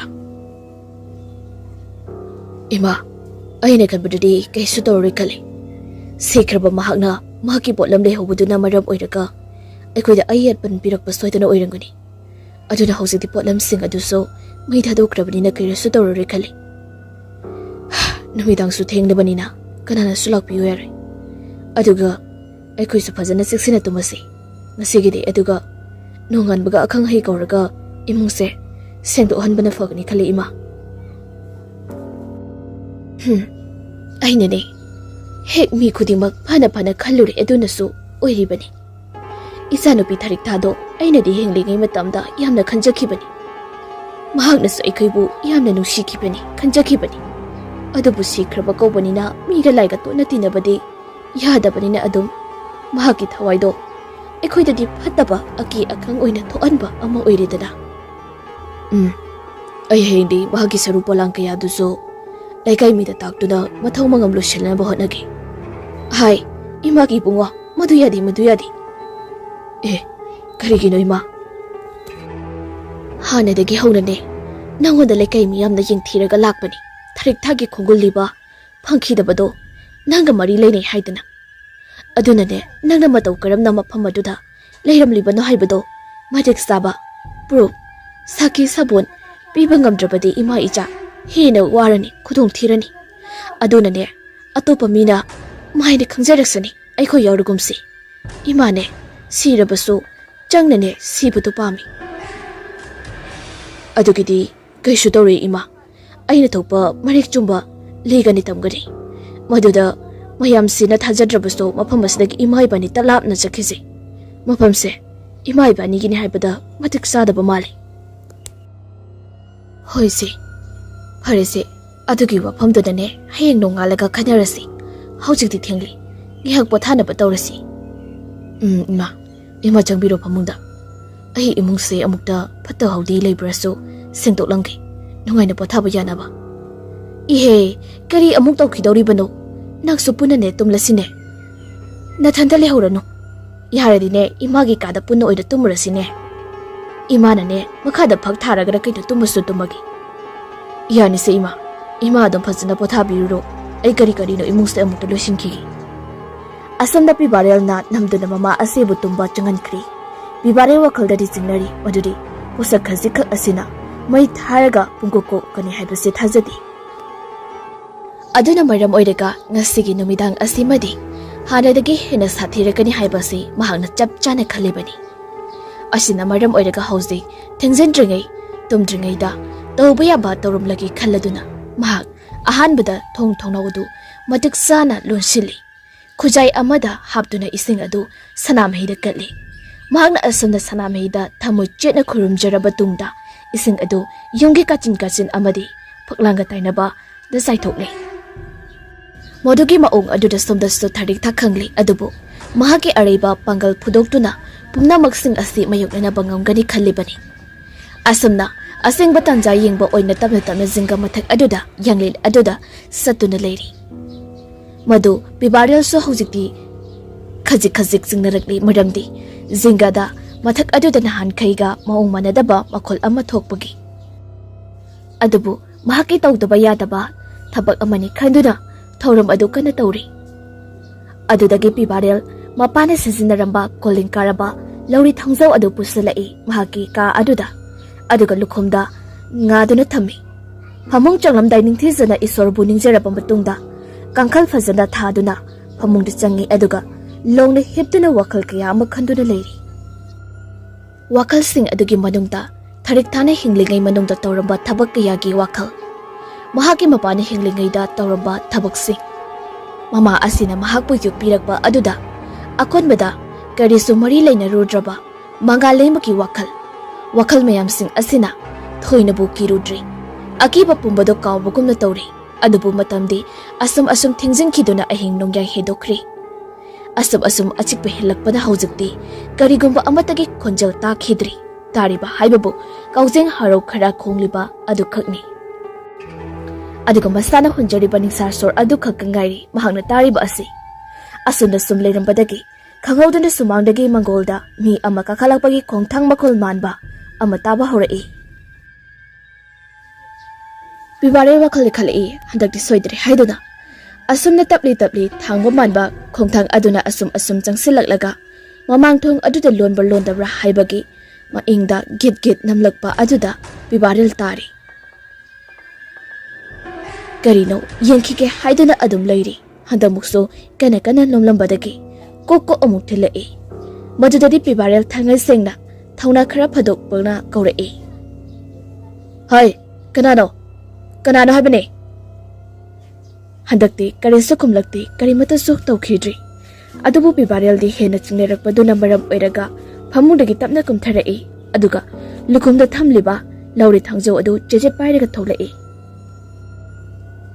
mahakika adudagi tapna tholakpaga mai ithing nungaina thandrabaso mapanda phariba thabalgi mangal aduna phujilakpadagi thongjan makha aduda khajik kaba aduna mi ama lepagi mami tabadudi uri mi oiro hatlani lai oiro hatlani haibagim ongda amuka hena jejet paisindra thangadu wangna thangali aduga makhona mala thongi puna adu tapna hangdoi matam aduda masama thonda mapandagi sisilakpa ayingba nuksit aduna liri humjilakpada thong adu masama thanda tapna haidorai aduga hojikti thong adu loinama hangdorakpa loirakpadadi mapan aduda kana suleiramdri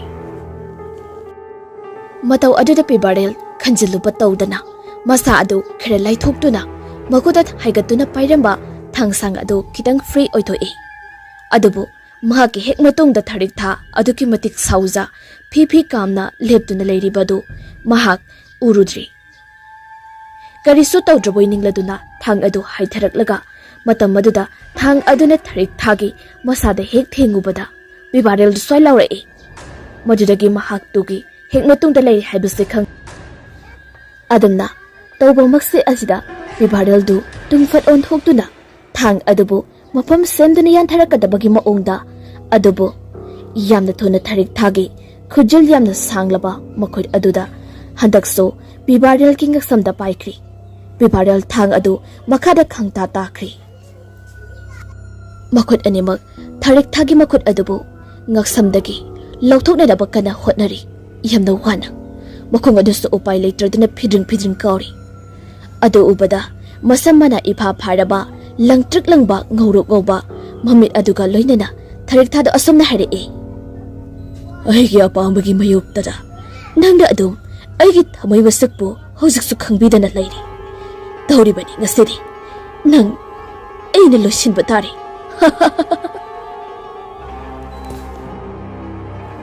wayase hairamlaga makhot adu hena jejet paisilakpada ngaksam unsa adu khujin aduna fauzilakli aduga isu tamna thokpa haurakli bibarel madugi chaina adu natna sor honba ngamlaktabadagi mamit adu mosing marang phajana uraktri manakung dudaso phajana taraktri yamna waraba aroiba makeup ki matam adu oigadawrabra khalai adubu upa leitraba makhot aniduna haitharaklai tanja asida wakhalda fatning singlai madudi mahakna tharik thagi saru machit ama yeptuna purakhibani mahaki mokhwangdi yepsinduna anama matamda loinabani haibase ningsinglakpadagi makhot namana koima maduna yengbada saru machit machin tumba adu yorumli madu lauthoknaba hotnabada makhot adu sto khara yakhiduna sokli adubu madadi thoina khanjaludi saru machin tumba aduna jejet paisendada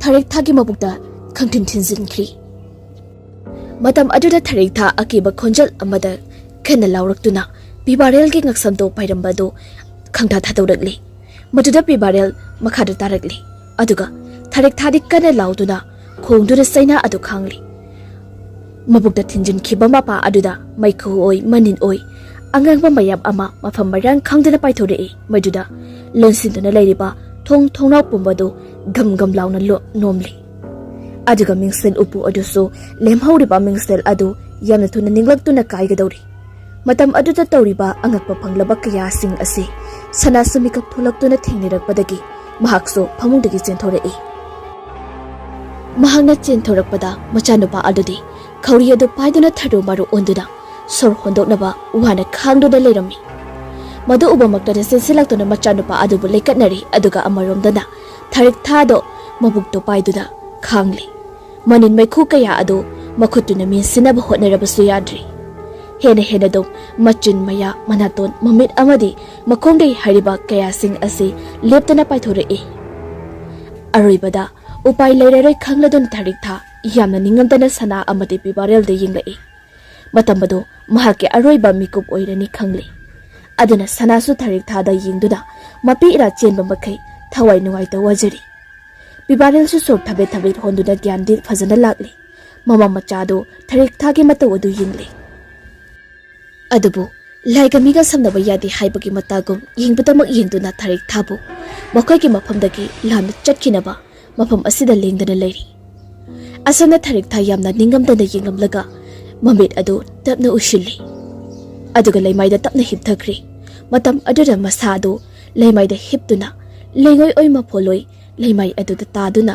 mangkhiwagum khudak asida mangkhri matam aduda mafam marang khangdana sitlamba nuksisu phakri thong thongnaugi makhol takidri adubu mingsel upu adugi mingsel adadi mai loina chaptuna loba amata yakhidri kaiba mukti kaiba natrabaso akaiba mingsel ga chapmanari handakti pibarel amadu sana makhoi anina thajari madudi tharik tha makhoi anida amuk hana yela aru haina asamna wakaladu iyang yang na nungai thokli mata madu nungsungan gadori adubu pibarel di hanagomna mangale mo thinbiruni haibado amuk khalle tumthabadi pharak tarani yararoi khalladuna mama machadu nongan bangai minari nongan baga pibarel du chenanaba samsare adubu sanana khami ibunga nangbo imana hairibase amukta dilawni ngasi phawa imana haibada nangna lawtabaini ekhoina waribase nasado loina sokotari gyantana amukta di potharo mige pakhondanabu pakhonni adum chetlaga leini haibasu leiti adunane hena nangi mangzabaso oirakani ima aisi lekai mamangda yana phattaba macha oirabasu karigumba kharadi ai afaba thabak tawningi tanza asida kana noma mapandagi makhoibu kauraduna sangai masakti ibo choba amadi thoinoni sana thoino noila ira ise ibo choba ibungo pibarel ngasidi ibungo so nungai na pothajaru nachanu piso masanga maude nangso ngamamaro haina la ibanine ibungo se aina so hojikta haidami bani masa se ikan kana udena asamna makhoi pona wari sanari pibarel gi mahakti wari thoine yaudaba amadi masado yamna sokthabaga mahakti kadu da sangdun hipkri aduga ibochoba amadi thoinuna sanada yamna thajadaba wafam amakak so hawdore madudi pibarel sini sacharabasu phana ngausineraso amakpa wakal fattaba wakan khanbagi mamitade aduna sembada mi thokadauba oibanina makhoigi mihanupa oijarike haire pumnamak ase pibarel amasu sanabu nungsibibadagi hairakpa wafamni aduga manga leimabusu jeksina senabiba amadi loinabiba ngamgadaba se pibarel oigani khanbadagi asamna makhoina haudorakliba wafam ase sanana suyakri loinana manga leimasu hujikti mahaki phamung asida hiptuna yamna thuna pibarel gi wakalda lipsin kiba ase maso masama tomda ngaksari mahaki mamita uriba ase pibarel gi matam kuina kakludraba koi amadi masam aduna nong marakta nong chotlubagi amukta makhutuna sem sabada oirakpa sakham aduni manjuna raba fijol selabaso Mongumar chumba tik tik lauba sabal adunaso amuki hena mangale magi thamoibu mangonda lupsinkibani jingsinkibani. Adubo masina makagi wari oikrabaso ahanba yening honjakhiba matam kuina sagasarikpa asa Pudita mangjung chungbagumna kaukhaiduna kaikraba muktagi asa simadi kanana su khangbiraroi. Phongdoktaba nungsibadi papki masakni losindana thamlubadi pangdabagi machatni amadi yaho thengmada nuksiba pombado kanana su khangbikhide haibasi mahak haujikta sabsana khangli. Adubo karibudi tawroni pinthokpa haibasi natana mahakiri.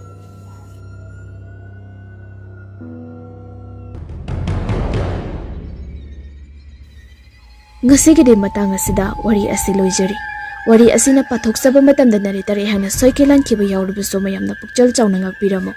Hayeng mayamgidamakta anoba wari amuk puduna laksagi.